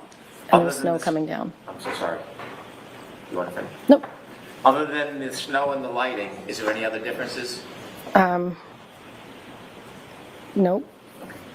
I'd like to introduce this as an exhibit, please. All right. There's no objection, Mr. Jackson? No objection.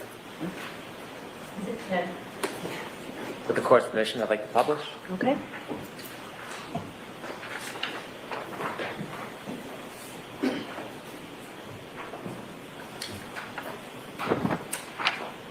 And to help us understand, you see on the left is the house. Yes. There's a motor vehicle in the middle of the driveway, but it's the vehicle to the left. Yes. And whose vehicle is that? That's Karen's. Is that where it was parked that night when you went into the house? Yes. And the motor vehicle to the right, you recognize that? That's John's car, or SUV. Thank you, you can take that down. I'm showing you a second photo. Okay. Do you recognize that photo? Yes. What is it? It's the back of Karen's car. Does it look like a fair and accurate depiction of her car as it appeared that morning in the early morning hours to you? Yes. Do you notice anything that's distinguished in that photo? The piece that's missing in the taillight. Which one? The right passenger rear. Do you know when, I'm sorry, do you know when this photo was actually taken? I do not. Although you don't know when it was taken, is that a similar depiction to your memory of how it appeared that morning at 5? Yes. Or a little after 5? Yes. I move to introduce this exhibit. Okay. No objection. The court's permission, I'd like to publish. Yes. Thank you.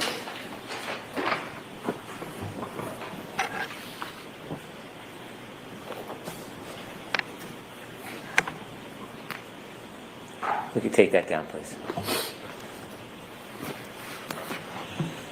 After you arrived at Mr. O'Keefe's house, what was the plan to go inside? What were you looking to do?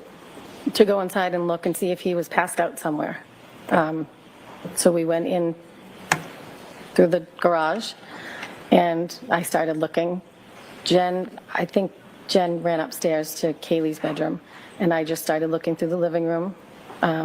Basement door was locked from the inside, so I knew he wasn't in the basement. And then I checked the other living room. He has a big house. Then I went to the top of the stairs to check his bedroom. As you looked around, what was your mood? What was my mood? Yes, were you calm? I mean, I was worried, so we would, at this point, Jen had already established that they went to her sister's.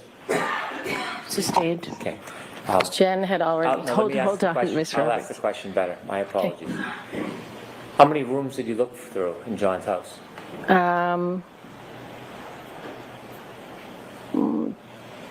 1, 2, 5 or 6. Did you see Miss McCabe looking in rooms as well, searching? She went upstairs when I was looking downstairs. At some point as you were looking, did you see the defendant? Yes, Was she looking with you? she was in John's room. What was she doing? She was just standing there when I came up to the top of the stairs. Did she say anything? No, Did she do anything? no, Was she searching? I don't know. She was in the room. What happened next? At some point, Jen earlier had said, Well, let's not talk about what was said.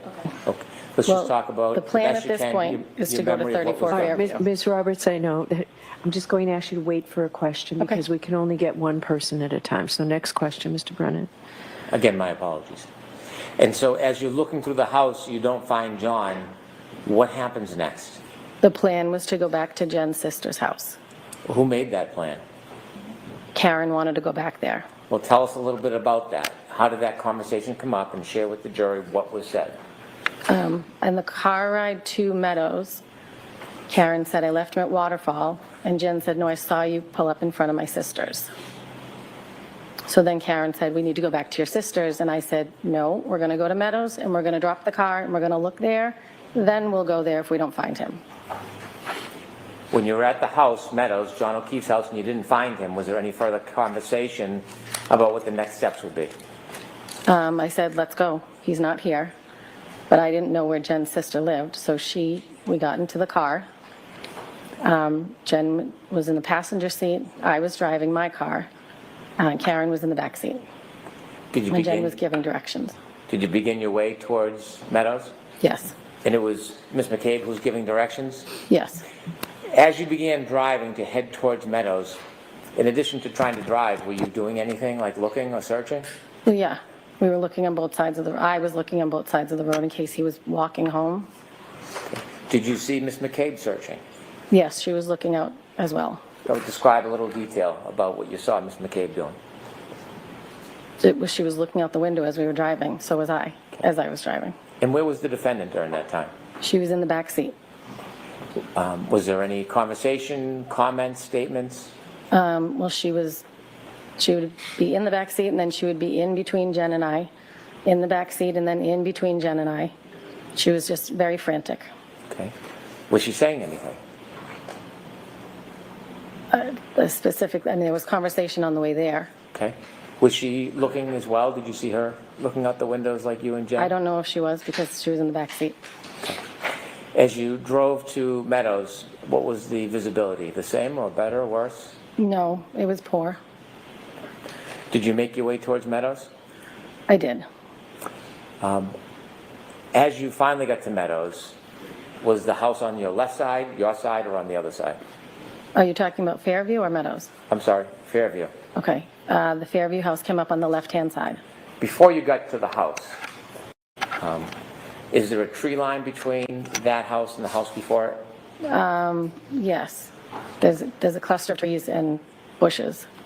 All right, take us back. I want to talk about that morning. As you're driving and approaching Fairview, tell us what you hear, what you see, what's happening. Jen's giving directions, and it was really bad driving. I was white-knuckling because it was getting slippery. Karen wouldn't put on her seatbelt, so because she was in between us again the whole ride, and then sitting back. But she was worried because we weren't finding John. Were you having words? Yes. Tell us. I said to Jen, where are we heading? And she said, my sister lives on Fairview. And I said, where is that? She said, off of Chapman. I said, oh, okay, near Spring Lane. At some point, Bella's mom came up. Tell me what that means. I didn't know who it was, but it was one of Kaylee's friends, Bella's mom. Well, the directions, at some point Karen was talking about Bella's mom to Jen, saying she never liked me. I didn't know who this woman was that they were talking about. But apparently Bella's mom lived near where Jen's sister lived on Fairview. Did you learn any more about the relevance of Bella's mom? No. Oh, well, I think John had dated her. I'm going to allow it. So as you approach Fairview, tell us what happens. As we approach Fairview at the house, you mean the house or the street? Yes, yes, the house. The house. Jen said, my sister's house is right up here. And I said, okay. And as we approached the house, Karen from the back seat is now screaming, there he is, let me the F out of this car. And she's now kicking the back door to get out.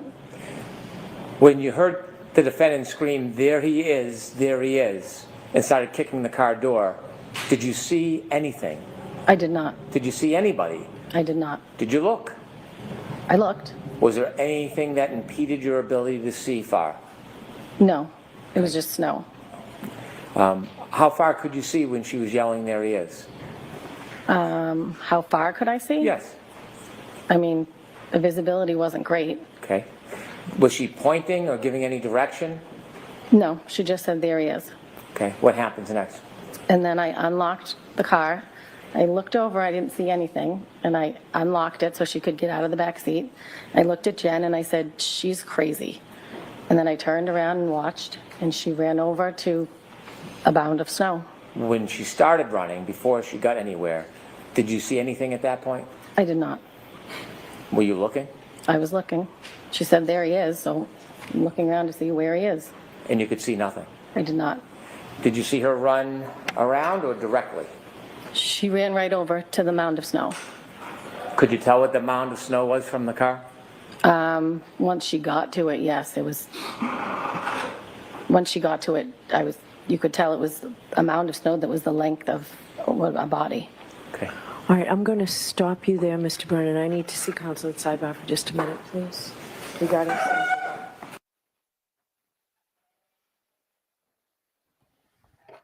I remember Hey. seeing her the first time, comparing her to some of the other witnesses. And I don't know if this Right. is the same order or not. I'm not sure. But I thought she was more truthful, more credible. She didn't seem to be embellishing or shying away from anything. What's your take this time? I think that's changed. I think this whole, I turned to Jen McCabe, and said, she's crazy. Matter of fact, I was going to I put don't it remember on, that before. I was going to put that on So our Ms. Roberts, chat, we're but going to then have we you come come back back. tomorrow. Okay. Juries, we're going to break for today, so we're going to send They're you probably going to do the motions same or three whatever. cautions I'm going to that put this I'll tell back you up every on single my day. stand Please do here not discuss as we this talk. case with But I think when anyone. she says Don't that, do that's any where I'm keying independent off. She's research or crazy. investigation Okay, in she's this got an case. opinion about her. If She's you happen formed. to see, hear, or read anything about this case, please disregard it and let us know. And please be extra careful with your social media. We'll see you tomorrow morning. Thank you. Court, all rise, please. Jurors, hold your books, put them on your seats. All me. See Well, what she's going to do. from the jury's perspective, not a bad day to start, really. Not too long, right? Yeah, but you got some interesting things. You got Got a couple problems with the witnesses. problems with the prosecution. You Oh, may have yeah. had a problem with the defense by getting, depending on how you feel, the witness Nuttall going off of, she said it over and over again. Some people may believe that. And then you got issues going on here on both sides right now. Jimmy, Day one. those motions don't.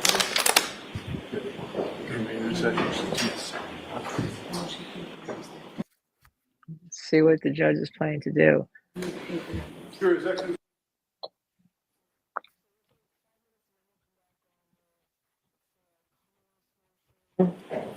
To enforce compliant with the court's April 16th ARCA discovery order and the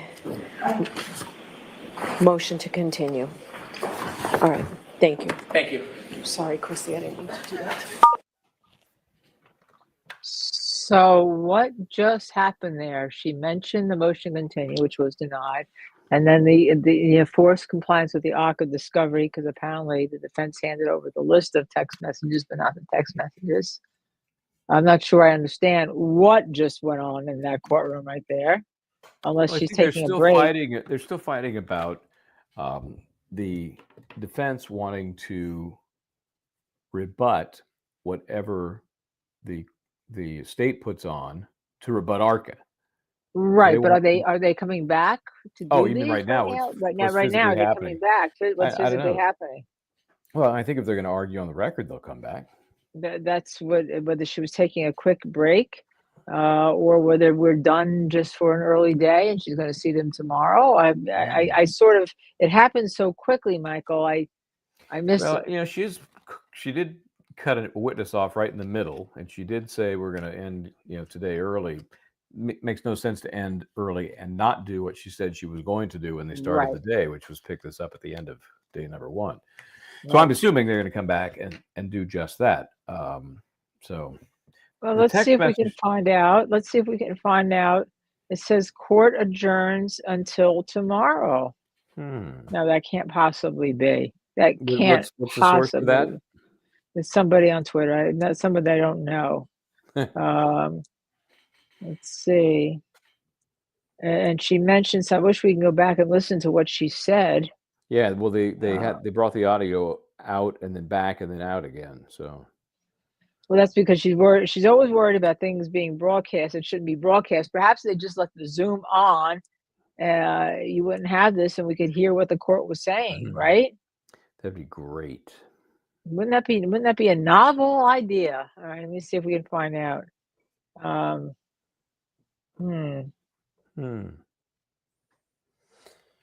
Yep, Ted Daniel is saying testimony done for the day. Kerry Roberts back in the morning. But one of the motions is going to be heard.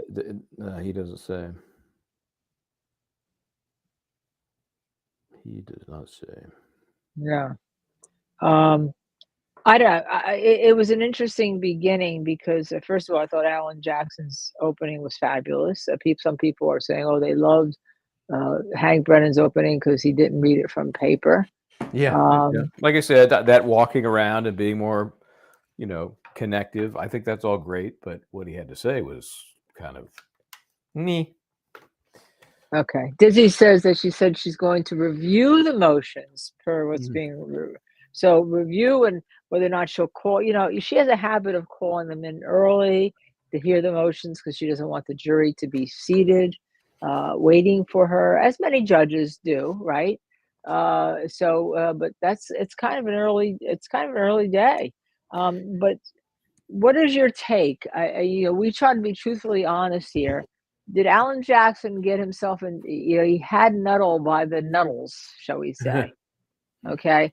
Did he get himself into a little bit of a bind by letting this guy Nuttall go? Oh, and I heard her say it, behind me in commotion, and then didn't go back and wasn't able to go back and pin him down like he was. Well, did you talk about that in the 3 meetings that you had? I mean, he didn't say that. When did you tell the prosecutor that?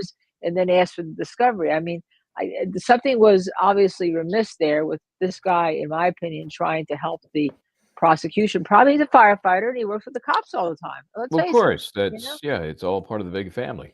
I think he could have done more. Would he have been allowed to? I think that was a perfect opportunity to go back to the report And the video. and the video. At least ask, at least put it on the record, so that it's another issue on appeal if it comes to that, if there's any sort of conviction. But I also think that this guy, No Nuts All, he at that point, to me, he was so tainted and so clearly saying whatever the script was that he was supposed to say, even if it sounded ridiculous. My memory is better now, later, after the fact, than it was before. And I know it was 3 times. It was 3 times. It's 3 times. That just happens to be what the subject of our 3 meetings in the last 3 weeks with the prosecution was. I don't know. That I think it was less an issue that the defense was not able to go into it and hammer it a little bit more, because he already sounded like a liar. And he kept saying his memory was better, but then when you asked him, "Well, did you say that?" I don't remember. I would love if somebody went back to the transcript and count how many times he said he couldn't remember, and yet his memory was so much better than it was years ago. You should be able to do a quick transcript search, keyword search for that in his testimony from last time. I would have loved somebody to be able to pull that up. Interesting. Well, in fact, you did not, or you at least throw that out there, because without anything in hand, you can't really say, well, would it surprise you that I've looked at the transcript and you say nothing about that, right? So you've got, whether it's true or not, you've got something. All he was able to say was, do you remember saying it? And he said, no, I don't remember. So Yeah, it'd be interesting for us to pull it out, try to find it too. And you know, one of the projects you can do is comparing the testimony, is how it's so much different, how much I don't remember. Do you all remember when he testified last time? He wasn't the leadoff, was he? You know, I just don't, I don't remember. I don't remember. I don't remember. I wouldn't be and I don't surprised, know. but I don't remember. Yeah, but yeah, it's over for the day. I mean, it's over for the. All I can say is I'm shocked. I mean, you wouldn't allow the defense 2 seconds to replay a video. You're going to Yeah. end early on the day, right? You know, it just it doesn't make any sense. We did hear, by the way, before you came in this morning, that there was somebody arrested for filming in I the heard that. Yeah, I buffer didn't hear any. zone, and Did you get apparently, detail? Did you get details on I that? don't have the details. I haven't had time to look. We've been doing this, and that he apparently was being arraigned. You know, so that is the only thing. It'd be interesting, since Aiden Carney was in the courtroom today, to get his take. You know, I hate. We've been watching this case. We saw the first trial, and we're watching the second trial. But as I go on to X and Twitter, I see all these people who really have not paid attention to the case, have not paid attention to the testimony, have not done the interviews that we had, and they come with this bent. And I think without mentioning names, I texted you one of them. I can't believe some of the things I'm seeing. And I'm seeing them from people that don't even know the case or follow the case, right? And Yeah, you and I have come to a conclusion because we've been watching this case. Yeah, everybody seems to, you know, they're jumping on the bandwagon one way or the other. I think those that jump on with less foundation are more pro prosecution, just in general. And the more you learn, the easier it is to get off that bandwagon. Nuttall did, he was the first witness in April 2024. Okay, he did. It was the first one. Okay, Crimson said that it was Boa, who was a homeless streamer. Somebody's homeless and he was streaming, and they arrested him for, I guess, streaming inside the buffer zone, or buffer zone, as we say, normal people, but buffer zone, as they say there. Homeless streamer. A homeless streamer. Well, it's basically, we're not much different. Yeah, we got homes. We have homes. We got homes. We have jobs. We have streaming. Offices. We have clients. Oh, here's a great. This is great from Joey Cannon. Just because it's so clever. Hostile, you homeless street. Yeah, that's a good question. Well, I guess maybe he's got a Starlink. Well, probably a phone with a phone with shorty, so the phone with Wi-Fi easy. Yeah, you know, homeless streaming. You know, you're homeless and you're streaming in the buffer zone. What? He wasn't streaming in the courtroom. I don't think. No, I guess on the street in the zone. In the zone, and probably from the court's Zoom zone. Well, the Zoom that the court has. And it was a he or she? It was a he? It's a he. Yeah, maybe he's just looking for you know, free meals on the county. So that, you know. Yeah. Well, do we have any bail funds? He's going to need bail, obviously, I think. I mean, I don't even know what's the infraction. What is it? I guess it's the violation of the buffer zone. Maybe yeah, but that's not a thing. Law? Well, somebody had to be arrested. Somebody was arrested for it. Well, they have to come up with something. It's going to be something like resisting arrest or trespass or something dumb. Yeah. The shorty I don't know how you can trespass on public property. Court fees. I want to get him on the show. I mean, you know, Missy, our producer, says no press pass for Boa either. Yeah, get him a room in a hotel, and that will endear him to you, and he'll come on. Oh my goodness gracious! You cannot. I'm sorry, but you can't make this up. But I didn't believe. You know, I love the fact that he's a firefighter, EMT, but I just thought that Mr. Nuttall was just I don't know what I'm going to say. I don't want to say liar. Shall I say he was shading his testimony to be helpful to the Yeah, prosecution? I mean, no, he followed the script. He followed the script, and even when the script didn't match the script from a year ago, he was adamant that it was Okay. 3 times that she said it, not 2. So there. So let's look at what So the, Ted attorneys Daniels are is, discussing it. Okay, okay. So off the record, I saying. guess, They must be discussing it off the record. or at least You know, without cameras. They could be on the record, but just no cameras. yeah. She may They do could be that. on the record. We don't know if she's going to do that regularly or not. Anyhow, do you remember was Kerry Roberts the second witness? We should look at the list. We do have a list of the witnesses in the order From the they were first in. go around, yeah. In the first go around, we take a look and see, and see, you know.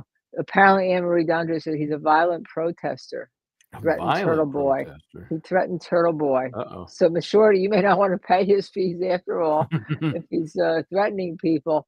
You know, I don't know. I don't know anything about him. All I know is that there was an arrest in the,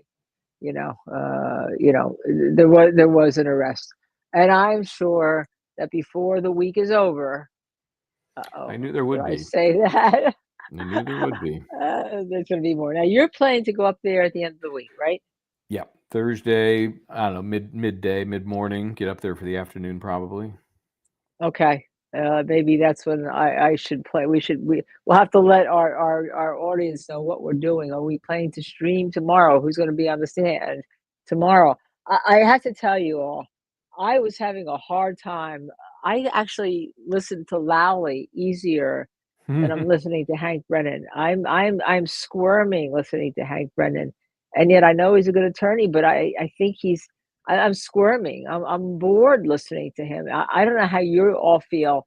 I don't trust what's coming out of his mouth in terms of like after Nuttall came on the stand. I mean, if I'm only because we know what we know, and I thought that's ridiculous. And maybe jurors don't understand that. You can't keep coming into different trials and saying all different things and making the case better. You can't keep trying to help the prosecution. Yeah, I mean, it's not if there's a record of what was said before. Obviously, if you're brand new, you can come in and freewheel and see what happens. But yeah, if you're coming in on the heels of 1-year-old testimony, making substantive changes like 2 becomes 3, yeah, that's a losing position. So, I mean, I don't know how 2 they thought becomes 3, this was and then there's strong. more behind, and then there's more behind, and the commotion is more. Oh yeah, So that was just an add-on. Yeah. That more came of an after the break, didn't it? In his Yeah, testimony, it when right, he wasn't supposed exactly. to have talked to anybody. Right. So it's almost like somebody said you forgot to do this because it actually came on through. I think it was after the break, right? All of a Yeah, sudden we have no police reports on that, right? it was And I on the do think redirect. Alan Jackson missed that though. The judge was giving him opportunity on to say that there's nothing in the police report that said that she said he told Trooper Proctor, that she hit him, and he missed that that's one thing Alan Jackson missed. He missed that opportunity, and I'll say it right now. He missed that opportunity, and especially when it came out afterwards that he's now going to say, Nuttall was going to say that there was more. I hit him in the commotion behind him. So interesting. Nuttall was asked under oath if he talked to anybody during the break. He said no. So he's either lying about that, and it just came to him, because remember, it happened on redirect. That's where maybe it could be that Brennan just forgot to get to that on direct, or was saving it for redirect. Who knows? Yeah. Well, apparently, Boa is not well thought of in some of our community, just so you know. I know nothing about him. I don't plan to, I know nothing about this. All I know is that somebody was supposedly arrested in the buffer zone. So, we'll have to watch and figure out. So let's see if we can, no one seems to know. Let's see, the clash with Boa is all over the place. Okay. But no one really seems to know who's next. I don't see who is next in our Twitter sources. We should probably work our sources tonight so we can figure out tomorrow do I really want to figure out what Hank Brennan is doing? Missy Well, she has videos she can play. What's the video, Missy? Is it of Boa? She has the Boa Clash, I think. Oh, Right? that'd be good. That'd be interesting. Here we Yeah. go.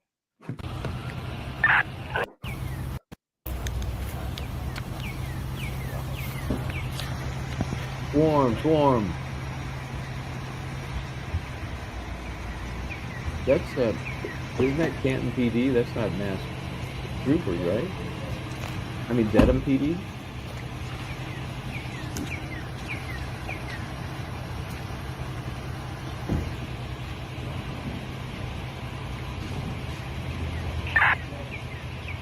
Control.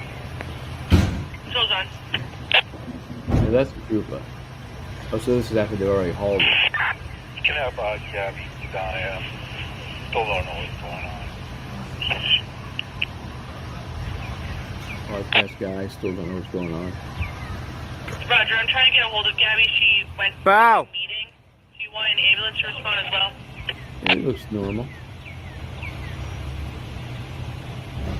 Can you repeat that? I'm trying to get a hold of Gabby. She went to a meeting. Do you want an ambulance to respond as well? What is he talking?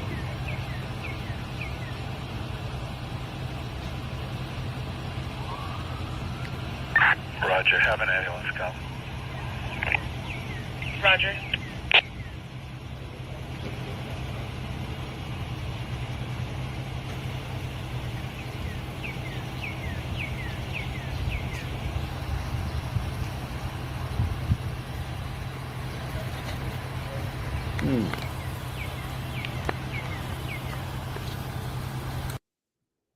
So there it is. That's it. That was it. They just, walked him into the sort of the perp walk into the cop shop. Okay. All right. So court's still live. Michael says court is still live. Missy, it says Hank is talking about the ARCA report. So do we have a feed into court, or if court is still live? So I mean, that's what I thought was going to happen. Micah has a T here. Yeah, Miss Shorty. Micah has a T. Missy, do we know if court's still live? Because apparently it is. Let's see if I can see it.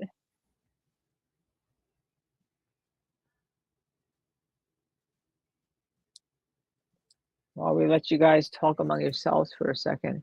Yeah, I don't. Yeah, see there is a feed. Go back to the start if there's a feed. My court is still just- live.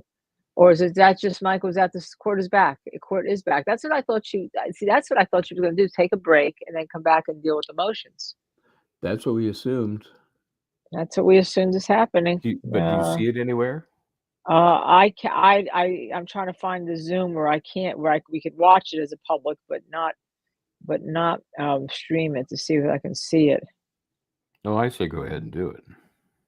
Well, I can't from my phone. Court has resumed. Ted Daniels said, no, I thought he said court has resumed, or was that 2 hours ago? Jury is gone, but judge asked lawyers to stay to discuss ARCA. So they're apparently discussing it. There may be a stream. No one sees it. Who makes my jacket, Johnny Fa, is Dolce & Gabbana. It's called the Turlington jacket. After their muse, the model Turlington. Christy Turlington? Christy Turlington, right. Court has resumed. I don't understand it. Do you, Michael, are you able to get in to see what that feed is? I do Zoom not feed? see it.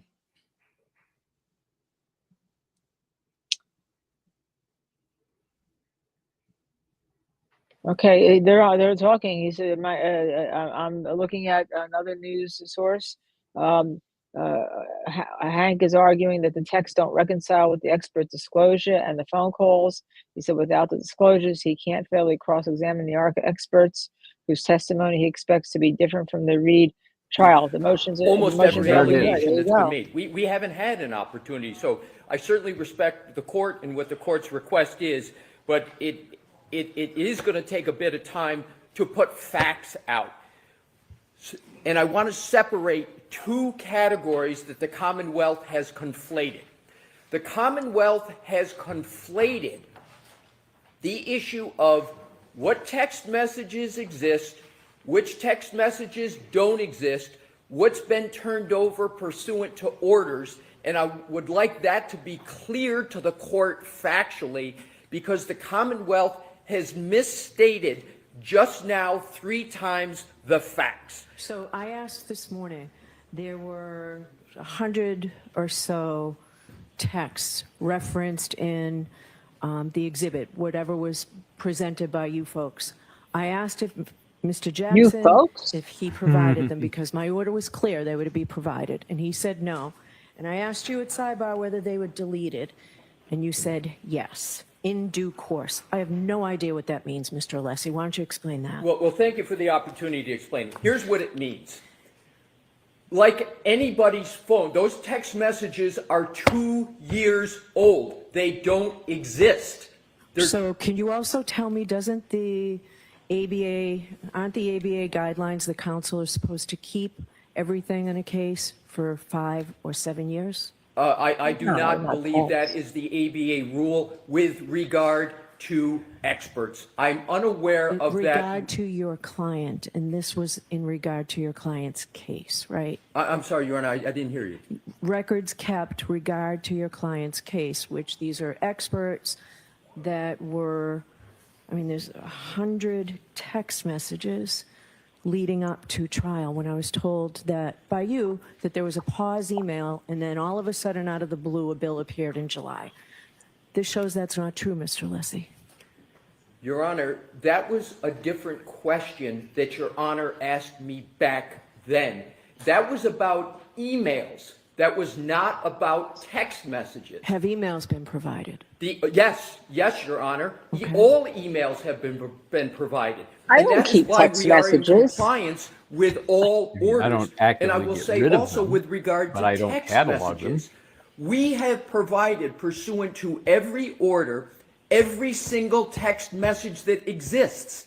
Mr. Brennan just said, I believe there has to be more there. There's not more there, and I don't believe there can be an order of preclusion based upon the speculation of opposing counsel that there must be more. We affirmatively created a document, Your Honor, to be more transparent than the records, where we summarize all of the communications. Yes, we don't have the text of the text messages, but we were completely forthright and set forth every text that was made. Plus, we turned over from Ms. Little, the only other person on the defense team who communicated with ARCA, we turned over her texts and the texts of her text messages. There is nothing else in existence to provide, and importantly, the defense was under no order to preserve the text of text messages. And we have never received, as part of discovery in this case from the Commonwealth, any communications between the Commonwealth and its several experts. That has not been what has occurred in this case. But of course, once Your Honor on Friday issued that order to provide everything, we provided everything we can that we had.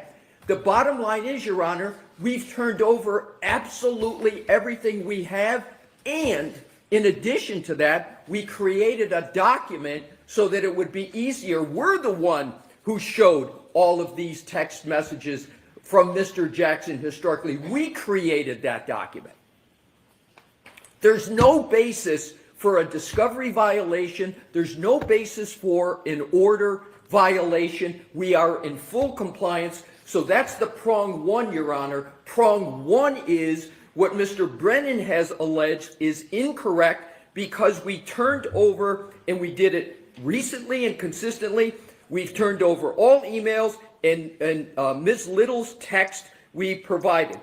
There are no text messages in 2024, and there's no order that required those to be preserved.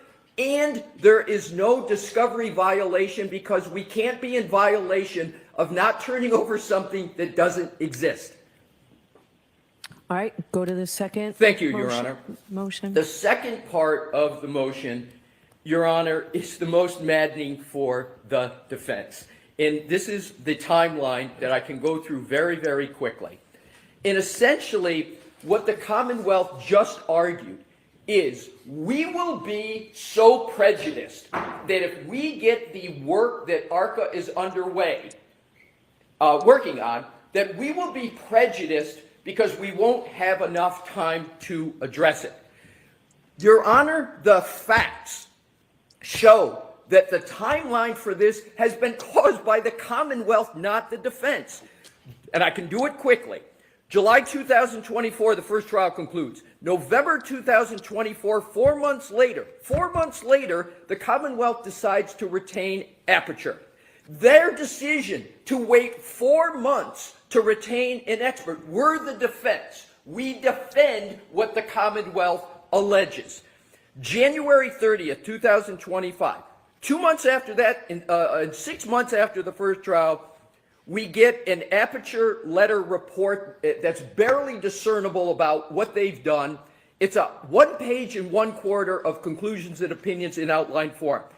Next, January 31, 2025, we get the initial Aperture 140 slide presentation. January 31st, February 5th, we get the case file. In February of 2000, or February 19th, we finally get the raw images from Aperture in the scans. That's the first time we get raw images and scans. You can't have an expert work on anything until you even get those raw images in scans. We move, and we have a hearing on March 20, 2025, to preclude Dr. Welcher because the slides are so incoherent and the report is so insubstantial. We can't tell what it is their theory is. So then on March 24th, and at that hearing, the Commonwealth agrees to redact and revise that. So we're already into March 20th, the Commonwealth agrees to redact and revise. Your Honor put the defense on a short leash. We accepted it, and by March 24, we received the PowerPoint that was of the Aperture that was supposed to have two things happen. It was supposed to be redacted, and there were certain things that were supposed to be changed. And it wasn't. What did we get on March 24th? It wasn't redacted, and there were 3 substantive changes to it. The Commonwealth has said twice, including today, there were no substantive changes. There's 3 of them, and to the extent Your Honor wants to hear, I can detail exactly what those changes So were. why don't you highlight them very quickly, because I will, Your Honor. I can do it quickly. Thank you for the opportunity. First one, slide 36, they changed the image of 34 Fairview. No small change. 102, they changed the conclusion regarding the time that the tail light was broken. No small change. 123, they changed the image of 34 Fairview. No small change. So we ended up getting those changes, and I want to be clear on the date. That's March 24th. We have a hearing on March 25th. We agreed to provide our response to these revised Aperture documents. Here is the key data point. On March 26th, the defense engages ARCA. Just 2 days after we get the revised PowerPoint with 3 substantive changes. And then we started to respond and provide more information. On March 27th, we responded to the Commonwealth's revised PowerPoint and the Welch report, and then the last 2 items, we renewed our request to preclude Dr. Welcher on Dalbert Lanigan grounds. April 1st, and this is another key date, the court decision allowed Dr. Welcher to testify, but also allowed the defense to re-raise objections at trial when Dr. Welcher testified. What does that timeline show? That timeline shows that the Commonwealth took 6 months from the last trial. 6 months. And the defense took merely 2 days after they got the final report of aperture to retain ARCA. Last point I want to make, Your Honor, is the argument of the Commonwealth that we strategically waited to retain ARCA. Nothing could be further from the truth. As the court knows, and has been the case with this unorthodox situation, ARCA was retained by the U.S. government. They worked pursuant to the U.S. government, and we had to get the permission of the U.S. government to retain ARCA.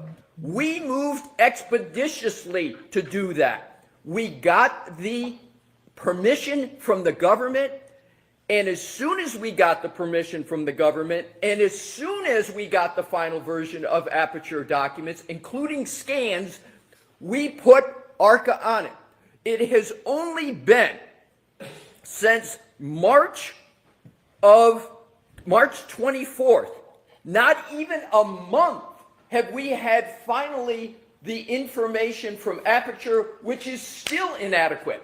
Our experts still say, with regard to what aperture did, in some instances, they can't even figure it out because the information is so inadequate. Nonetheless, because of all the considerations we're aware of, we had ARCA proceed forthwith with post-haste. And they are working post-haste, but, Your Honor, we are the defense. That's where I started. We had to understand as best we could what aperture did. In conclusion, 2 points. No violation whatsoever on text messages, emails, court orders. All complete, robust compliance.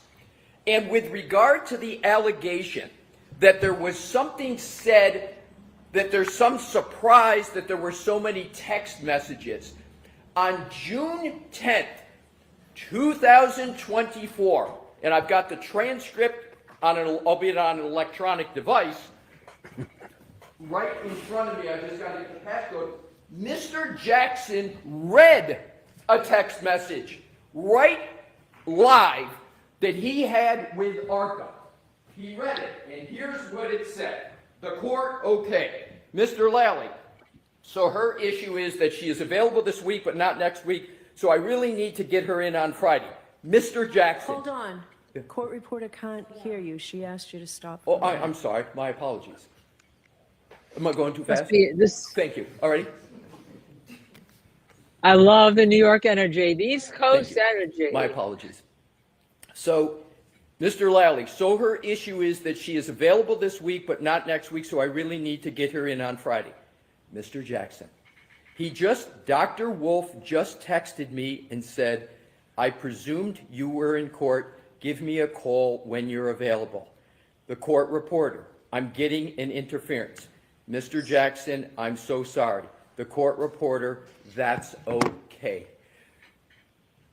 We have been completely transparent that there were text messages, as opposed to emails, text messages about scheduling, about other administrative matters. Mr. Brennan is Usually that's what you completely text for. free Are you there? on Will you be free? cross-examination of ARCA to address every one of his speculations, every one of his suspicions, every one of the ghosts that have been created on this topic.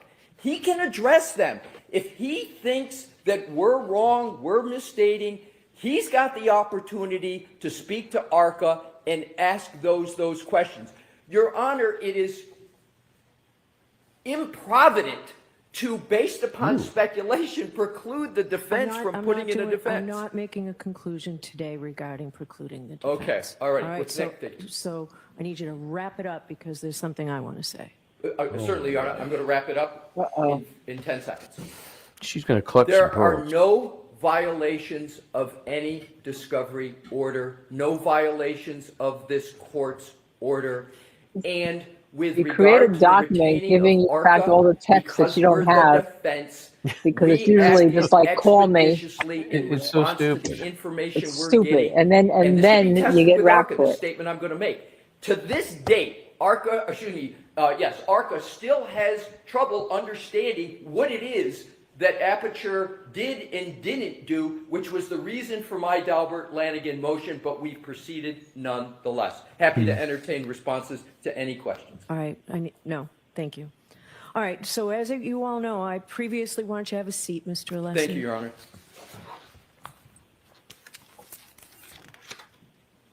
I previously found, and believe Mr. Alessi, when he was talking about the rules of professional conduct, did say, I agree, a violation of Rule 14, but not regarding the rules of conduct. At a prior hearing, I found a violation of the defense's reciprocal discovery obligations.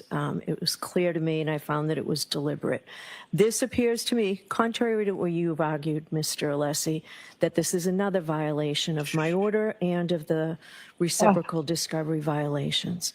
We need to figure all of this out before you're allowed to call these witnesses. So I'm going to have a voir dire hearing this Friday. I know we planned on having the view. I need the ARCA witnesses here Friday morning. So we need a voir dire, if you intend to call them, a voir dire on all of this. And I will be sending an there's order no for view? production of records. I just need to amend it.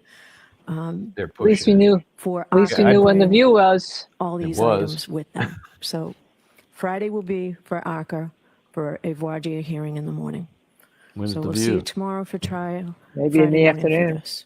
May I inquire briefly for scheduling purposes? Yes. In light of the hearing on Friday, will it still be half a day, or are we expected to call witnesses on Friday? No, it will be, if we could do, Mr. Alessi, how long do you think this voir dire might take?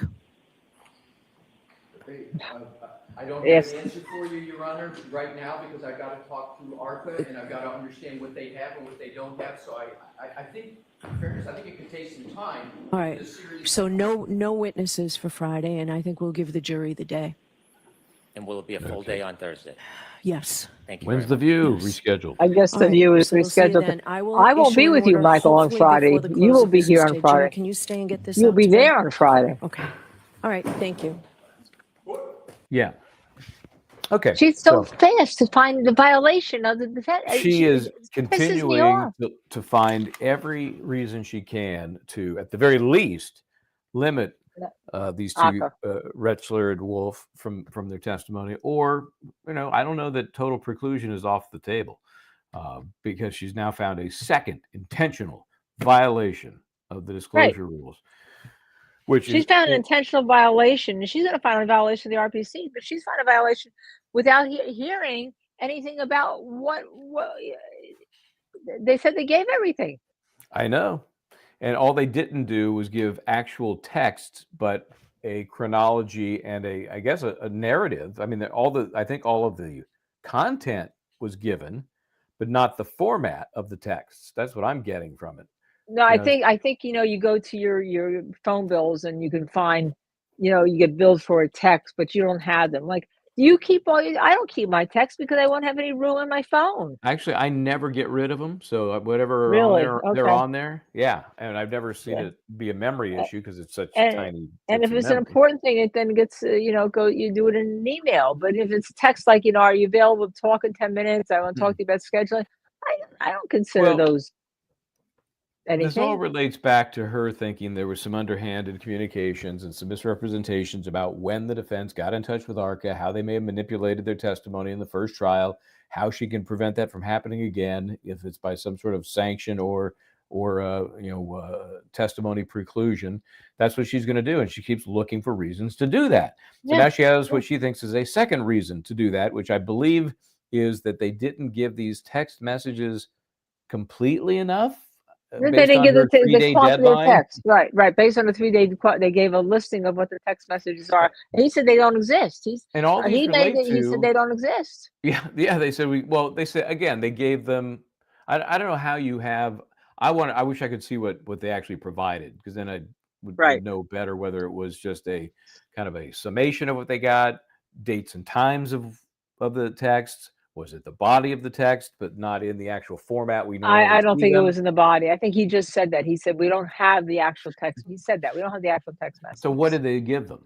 They gave them a list of times it would have been text Just like messages. date and time, date and time, Probably date off and the time. phone, probably off the billing phone. You get your bill for a text message, Yeah, I never right? get those. No, because mine are all You know? free. You know, most people have unlimited texts, so Yeah. I guess you'd have to make a special request of the Company, provider she gave it to 3 get the list. days. Right. But Besides, anything you're gonna I do. mean, I would agree that's not very responsive if all you do is get a list that says, Monday, April 5th, 2 p.m. Tuesday. I mean, to me, that doesn't tell you much substantively. It just tells you that there was some texts. Yeah, I but don't you're know not what they got. communicating substantively with experts in text unless it's like call me or this or that. You're just not. I mean, I don't know. We don't know. We don't. That's her point. We don't know. And Well, but so she's finding a violation without knowing. well, yeah. She's got a representation that's what they have. That's all they have. And so And she's saying that is not complying with her rule that what are you gonna do? Make it up? they had 3 days to respond with this material. Right. I didn't hear from Alessi a hard and fast, we don't have them. It sounded more like we couldn't put them together that quickly. No, I thought he said we don't have them, and we created a document even more than you asked for, Your Honor. We created a document of what was existed that we don't have. We created that document for you. That's what I thought he said. We can go back and listen We have to to it. look at it. Yeah, but substantively, it was useless, I guess. There's nothing in there that could be responsive to the discovery request. But you have to go back beyond that to even see if it makes sense. I don't think it makes sense. She's asking for things that they have to predict will be needed in rebuttal, or I guess, or a redirect of their own experts once the rebuttal is done by the prosecution. And she gave them no time. They're right. They get this report from Wexler, and then all of a sudden they're in violation because they can't respond in time. Now, Missy said we missed the first 8 minutes, but I don't know if I can listen to Hank Brennan. Okay, if Missy in the first 8 minutes, you can certainly listen to Hank Brennan when he's talking about the ACA. You want to listen to 8 minutes? You want to listen to Hank Brennan for 8 minutes or whatever? Well, is it handy? We can just turn it around and at least Yeah, start on Missy it. says it's handy. Missy says it's handy. She's got it. We can start on it until we get I'm running on fumes here, but I can make it another few minutes. Okay. Oh my God. So here, I have every text since 1939. Don't try me. Who says that? I don't. Our Oasis cat. I don't. Yeah, I do. They're all there. You want them? Scroll. But here's what she did. Just before you start, Missy, just really quickly. What she is saying that there's an RPC that you have to keep your client's file for 5 years. I think in New Jersey it's 7 years or whatever. And therefore, if you don't keep a text, you're violating RPC. But that's only if your client wants it kept. You are not required to keep anything that your client doesn't want kept or doesn't demand to be kept. You're just not. What if it's unsaid? Don't say then you're supposed to keep Wouldn't it be prudent to keep it if it's unsaid? Depending, but that's only that's an RP. That doesn't apply. That's something that you can states can adopt. Some states adopt less. Some states adopt more. And that's not a statute. That's a rule of professional conduct. And if it's a rule, right? A guideline. Hey, I had files that were destroyed in a flood in the storage area. I don't have those files. If somebody came back to 20 years from now and said, "Do you have?" No, I don't have the file. Ah, the old flood excuse. Yeah, okay. And everything now is pretty much done on electronic, and you save it into your electronic file. I don't know. Hey, I have a weird. Before we get into this, let me ask a weird question. It's a programming question. I want to get our viewers in, kind of input on this. There are many ways we could move forward covering this trial. Right. And, we have certain limitations on time with other commitments. What would be best? What would folks really like? Like if we do the Q&A during the lunch break and we do a kind of a wrap up show at the end of the day, or some version of that where if it's a very important witness, we're more hands on through the course of the day. You know what I'm getting at? Because I don't know that we can justify, for some of these lesser witnesses, an all-day event, and I don't know if people care about that. I don't know if they do. I mean, everyone wants to see Alan Jackson cross-examine the main witnesses, right? Of course, okay. and there will be a lot of those moments. But I don't know, if we're present, but we're not as interactive. We come in, boom, we do the lunchtime Q&A, which is Q&A, very right. interactive. Then we do sort of a wrap up at the end of the day, but also allow us to kind of combine like best of moments. And then it's which days can that there's be- going to be a great cross-examination. So- We do a great cross-examination. So I'm just throwing it out there. Wants gavel to gavel, baby. Who said that? Miss Shorty. Thanks, Lisa. Thanks a lot. Hey, And Lisa, scene. you come out and host some of it, right? Yeah. And did we find out is she available Friday to help? Lisa, can you help Michael Friday? I won't be around Friday. I actually, and I'm going to be very honest, I have a long-standing commitment to play in a poker tournament. Okay. All right. So I'm letting it all hang out there with somebody who was It's well before this family, trial was set. poker. Yeah. Wait a second. Wait. But my husband would say it's to be, the plural. Okay. And he comes before everything. So I'll be So- up there, and I'm definitely going to round up some folks. That'll be easy. But if Lisa Miss Shorty Shorty's wanted, there. She's there. wanted She's chime there to in, be your co-host. okay, we'll yeah. work that out. We'll work it out. Okay, so it'll Miss- be Lisa and Michael, and Miss I'll have to Gavel let to you. Gavel. I did play it in non. I did play Say last hi. night for 4.5 hours. Say Hi. to everybody else. I did play for 4 hours in a non-money game last night and got yelled at because I got second. Because apparently, because I played in one earlier this month, it's a non-money game with women, and I got first. And apparently, if you get first in like 1 month, you're not supposed to play again. And I got second, so I got yelled at. Oh. So, Right. and I don't Well, even make any money. I just get grief. What can I say? it's like therapy. Anyhow, so I'm being perfectly honest with you all. All Anyhow, right. So I guess we're gonna play the let's 8 run minutes. this 8 minutes or whatever we can stand of it. I'm sure Mr. Brennan will make it very clear what the defense has done wrong. Please be seated, court is in session. All right, so we'll have a quick hearing on paper now 682 and 680. First, Commonwealth's motion to enforce compliance with the court's April 16th, 2025 ARCA discovery order. Mr. Brennan, you said you could be brief on both of these, so I'll hear you. Your Honor, I'll get right to the point. On the motion for compliance, our position is that the defense did not comply with your order. This has been an ongoing issue which relates directly to the credibility of potential ARCA witnesses. This is information based on the history and representations made in this case that we're entitled to. I did note before these were produced that we have watched video footage from unaired video from the documentary. We clearly knew that there were text messages and correspondence beyond what was represented to the court. It is not a surprise that I did receive these lists of text messages and calls after I made those comments. However, there is no text message content. Okay. There is 99 texts to Mr. Wolf, 6 texts to Mr. Rentschler. That does not reconcile with the past positions and representations of the defense to this court and to the Commonwealth. In addition, there are a number of phone calls. And those phone calls, again, I would suggest do not reconcile with the past representations. We have 52 minutes of phone calls on 5 calls with the ARCA mainline, 133 minutes, 20 calls with Dr. Wolf, 57 minutes, 23 calls with Dr. Rentschler. I find it difficult to accept that these were all for scheduling purposes.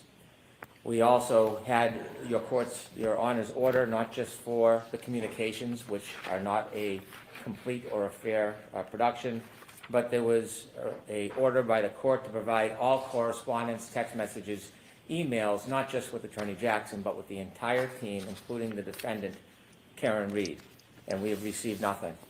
This is important because if we look at the first half of ARCA's potential testimony, which is limited to their prior report, we cannot fairly and effectively cross-examine the witnesses until we have the information we're entitled, and that's why I've also asked and suggested that ARCA should be ordered and required to provide that evidence as well so that we can see what is there.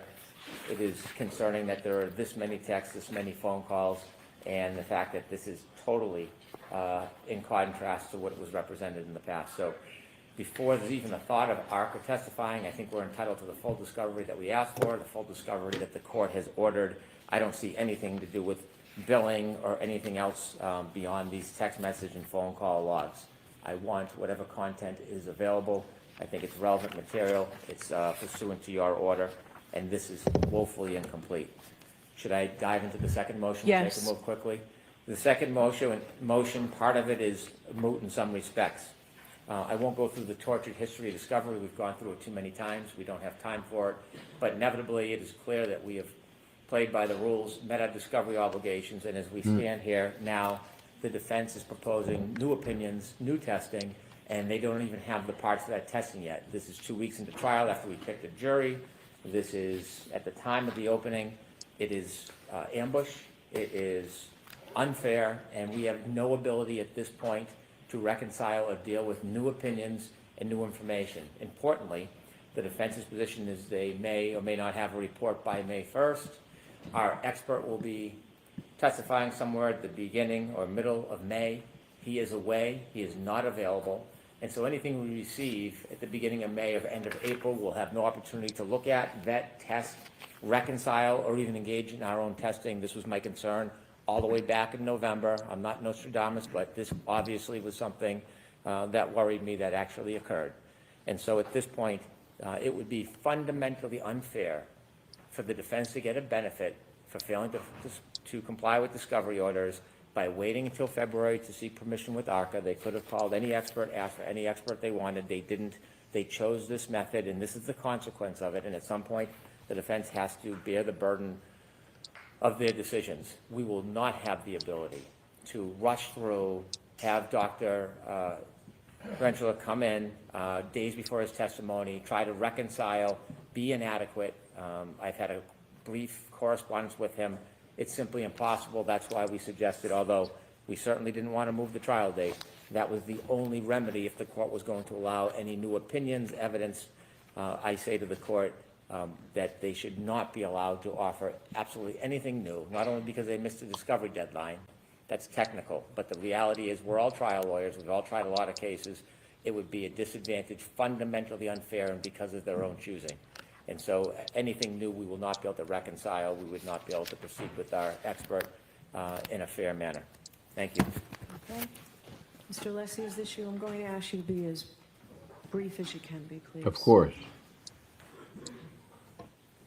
So how much of this have we not heard? I understand your request to be as brief as possible, but this is the first opportunity the defense has had to respond to almost every allegation that's been made. We haven't had an opportunity, so I certainly respect. I mean, now I know more about what what the they got or court's request didn't is, yet. but it is going to take a bit of time to put facts out.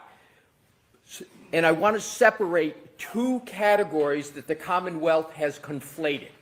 The Commonwealth we has definitely picked up conflated with conflated, so we've heard this. the issue Okay, of we've heard that. let's That's talk what it is. about Okay. the position. which text messages we, don't go ahead and exist, show this, Missy? what's been turned over pursuant to orders, try and, and I would like that to be clear shout. to the I don't wanna court shout factually, over- because See, there we go. There we go. So here's the deal. What they did was get a summary of just numbers. So remember, and this is what Judge Canonia is grabbing onto it, and she's getting everything she wants in terms of ammunition to hold against the defense. She's now hearing X number of phone calls, X number of texts without substance, just the fact that they happened in this period of time that she thinks suggests the defense had greater contact with these two experts than they have led the court to believe in the past. That's what she's looking for, to whack them. Now, Right. Brennan said twice during those comments that they shouldn't be allowed to render further opinions. They shouldn't be allowed to add to those opinions. So he's not, as we know, I've never asked for them to be excluded from testifying. Never. You know, we put that little piece together that made it clear the guy talks out of both sides of his mouth within minutes. But anyway, in this case, it sounds like he's just suggesting whatever they testified to last time. That's it. I'm not disputing that, but there should be no more. But when the judge talks about it, she makes it sound like it could be all or nothing, let alone That you're right. You're limited. absolutely right. Right. Because what the defense is saying, look, we need more testimony because of we're trying to respond to Webster, who you guys just added February 5th. But she's trying to say, hey, I found a Rule 14 violation before, and now I'm finding another one, and maybe I'm going to let them not testify at all. Yeah. You're absolutely right. She definitely left that on the table, and the voir dire on Friday, I guess, is going to certainly she'll take it under advisement and let people stew over the weekend. That's my guess, and then come back with some response on Monday. If she's going to do that, let me tell you, she's going to have reversible error if there's a conviction. No doubt about it. Excluding experts. Yeah, put it on them. But that's a biggie. That's a big one. Oh, yeah. This is a big one. I mean, if you want to talk about justice, come on. I think excluding them entirely would be the dumbest thing she could do. Limiting their testimony is much more arguable. At least there's some argument to be made. I still think on appeal, if it becomes an issue, it could be found to be harmless error. Could be error and found to be harmless based on all the other things that take place. But to totally exclude them, that would be a huge mistake. A big mistake. But she's also looking to fine, and you hear it. I found this, I found that. Isn't that a violation of rules of professional conduct? She's looking to fine them. She's looking to report them. And the problem the problem you have with it is that puts a defense in a very terrible, because they're trying to do the best for their client, right? They have to walk into that court every day scared that she's going to do something against them, right? And that really hurts their representation of their client. I really think it's an outrageous thing, and I think if she really thought this, she'd understand that. But apparently she can't think beyond the fact that she felt that she had grave concerns that some wool was pulled over her eyes in the first trial. And that's where we are. And that's exactly where we are. She hasn't gotten past it. No, she takes it personally that somehow that she's been hoodwinked and it was done intentionally, and that's just not right. Let me clutch. Yeah. I don't have my pearls today. You don't have any pearls? I don't have. I have a necklace on, but I can clutch it. Well, we knew this was the other shoe that was going to drop, so now we'll find out on Friday what that really means. Yeah. So. Yeah. Hi, Neil. Neil's in the chat. Neil Rock on. Neil. Hey, Neil. Hey, Neil, we may need Neil. Neil's going to co-host for us. If I have to travel to the cabin today tomorrow, we may need Neil to come up. Neil, you had something that you said this morning. What was it that you said, Neil? Put it in the chat. You called it Alan Jack. This is the case of Alan Jackson versus Bolger's attorney, and the judge really has to make a pick. It has nothing to do with Karen Reed.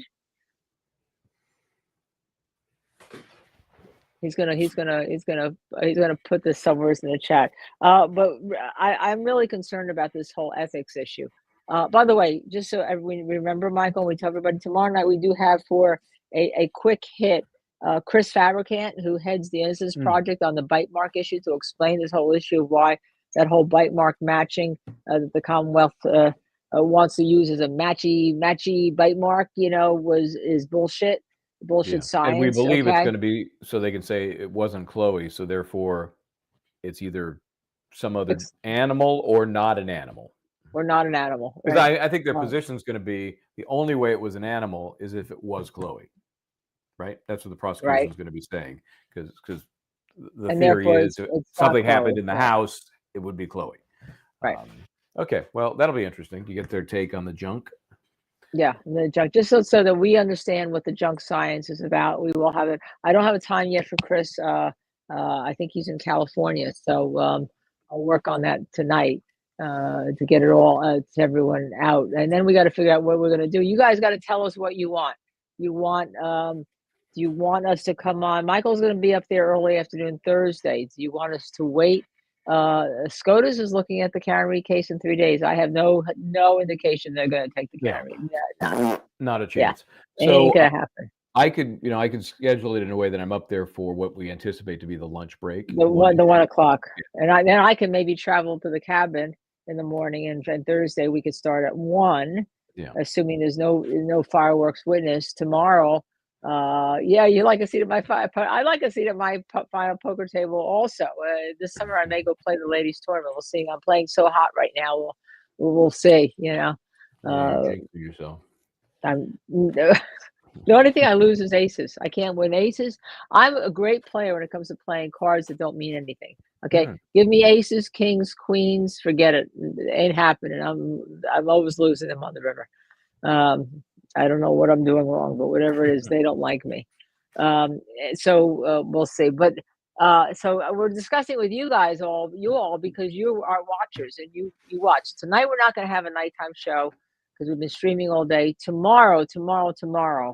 What are we going to start in the morning tomorrow? Yeah, I mean, I we can't really start haven't until decided. 10 or Obviously, 10:30ish. a lot of folks do, and a lot of folks Yeah. perhaps have more available hours than we do. I don't know. So it's definitely up in the air. We'll So have to. Missy, if you start same bad time, I can join you around 10:30 tomorrow. Michael, I can hold down the fort until a little bit, and then Thursday, Michael and I will both be on the road in the morning, and we can join you all about 1, even if Missy wants to start earlier, depending on which who's on, and Yeah, then we're certainly Friday, not trying to commit them, right? for hours beyond what we're able to do. Yeah, we don't want to commit We're not Missy for preventing it either, but we're not going to commit the to it. first week. We thought we'd try to figure out what's going on the first week, and Friday looks like it's going to be a pretty hot day, even though there's no witnesses. Certainly, Friday's even going if to she be, doesn't decide, whatever they argue is going to be critical. woo, going to be a hot day, and now we learn that's when the jury view was supposed to be. I guess it's not Yeah, going to we're be. see, they're not sharing a lot of the scheduling clearly Yeah, yeah, with the world. yeah. So very, very interesting. All right, so I guess Missy, then we've decided what you're going to start, and we'll jump on at some point tomorrow morning, or I'll jump on. Michael's, I should be caught up by 10. yeah, around 10 is, I should be caught up around 10ish. I mean, I have a lot of stuff to do yet tonight. And then we'll see where we go. Although we do have Chris Fabricant tomorrow night, so we have committed to between 6 and 7. So, unless Missy runs the stream and we come on about 1. Something else we might be able to do, and I'm just thinking, on the days that, like today, we're basically here between you in the morning and then both of us Right. after that. You can kind of log moments, and then at the evening re-rack those and just hit those moments. That's a Right. doable thing. There wouldn't be any editing involved, which is key. Otherwise, it's more logging them and then just showing up and doing like a highlight show that night, Q&A show during the day, highlight show that night. That's an option. Yeah, and on the days that there's going to be somebody that's really when Jen McCabe is critical, on, we're there. We're When there. Proctor's on, we're there. We're there, So right. kick that around. We're working for you. So kick that around. We'll Yeah. figure out what the best thing is to cover this as we really think it should be covered. So, Yeah, and you can put it in our chat, or you can email us at Yeah. justiceservedtv@gmail.com, and we'll get a time for that, because I know you all have our community here, and you want to stay in our community here. Maybe we can get poor Missy is Missy and Pixie are really doing their thing, and all of you are. We really appreciate you all. Really, thank you very much. So, partner, until tomorrow morning, I guess, at same time, same bad channel. All right, wait. Yes. If you're going to do that, I have to I wasn't do going to this. put it on, but I guess I will. I have to do this. This is from Venice, Italy. It's all. This is not. I noticed yours. Mine not so much. Mine. This one may be subject to a very large tariff soon. So hurry up and get it, because this one's in China. Yeah, this no, is made in China. I think Venice, Italy is going to be accepted with the. Oh yeah, they've already worked out a deal. They've already worked out a deal. But Smart. this is such a. I have to tell you, I've had stuff from Bergdorf Goodman that not made as good as this. This has got the complete patch. It's sewn inside. It's Nice. all embroidered. It's all Not bad embroidered. for $230. It was not $230, Oh. but this is the organic cotton one. This is not the other one. This is the higher, little higher end option. Gotcha. And then our mug is not the tumbler, by the way, is not dishwasher proof, but we're going to work out a new design. But the tumbler itself is fabulous. And then the mug, which is not the Where in the World is Justice, but this one, I have to tell you, this one That's is a both big one, isn't it? microwave, That's a large mug. 15 ounces. It's microwave and dishwasher safe. And then And so I'm are wearing these, by the way. So is this one. So is that one. And I'm wearing, I told you, I'm wearing the yoga pants. I'm going to order more tonight. I'm going to order, do not run small. I think the website says they run small. They do not run small. They run true to size. I'm wearing right now, I bought a gift for a girlfriend, and I've been wearing them all day. They're really comfortable. I may not, when I'm doing this, I may have to like learn how to become casual because, I Well, you just might as serve well few be. hands. Yeah, and I think you should be in a shirt so when you get arrested on Friday. Yeah, well, I don't have the my jogging fleece did not come in yet. They may be here by the time I leave. We'll see. Yeah. How was drinking Dunkin' out of the tumbler? It's been great. It's been I've had Dunkin' in this. This has been in here, okay, and I didn't have to worry about opening the cap at all. It's been fabulous. It's kept it nice and I've had it cold, kept it nice and cold, and even putting my gigantic mango drink in here has been great. I am like a Justice Serve TV like billboard today. Next thing you're gonna Home see, Shopping Network. come on, it goes well with Dolce. I mean, it's just it's so great. But this is the look organic cotton. It's very edgy. Thank you, Michael Bryant. All right, so Okay, we're so gonna stop with our chatter. something will happen tomorrow at 10, and the something will court happen tomorrow. supposedly starting at 9, I guess. Supposedly. Yep. Yeah. So we'll see you around 10ish. I may be a few minutes late, but I'll be there. All righty. Until then, hey, I'm Michael Bryant. Try to do the right thing. I'm Linda Kenny Bodden. Before you go, you have to hit that like button. Okay, I'll give you time. Like button, share, subscribe, and notify. But hit that like button, please, because we're getting pushed out into the Karen Reed algorithm. Not so much Koberger yet, because we've only done one show on that. And then if you haven't seen our Koberger show, you really should. But I'm going to give you a trigger warning because you will want, although I amazingly, there's so many Koberger supporters out there. There's more Koberger supporters than Reed supporters. It's unbelievable getting attacked, but really should go take a look at it. And we'll see you tomorrow. Okay, nighty night.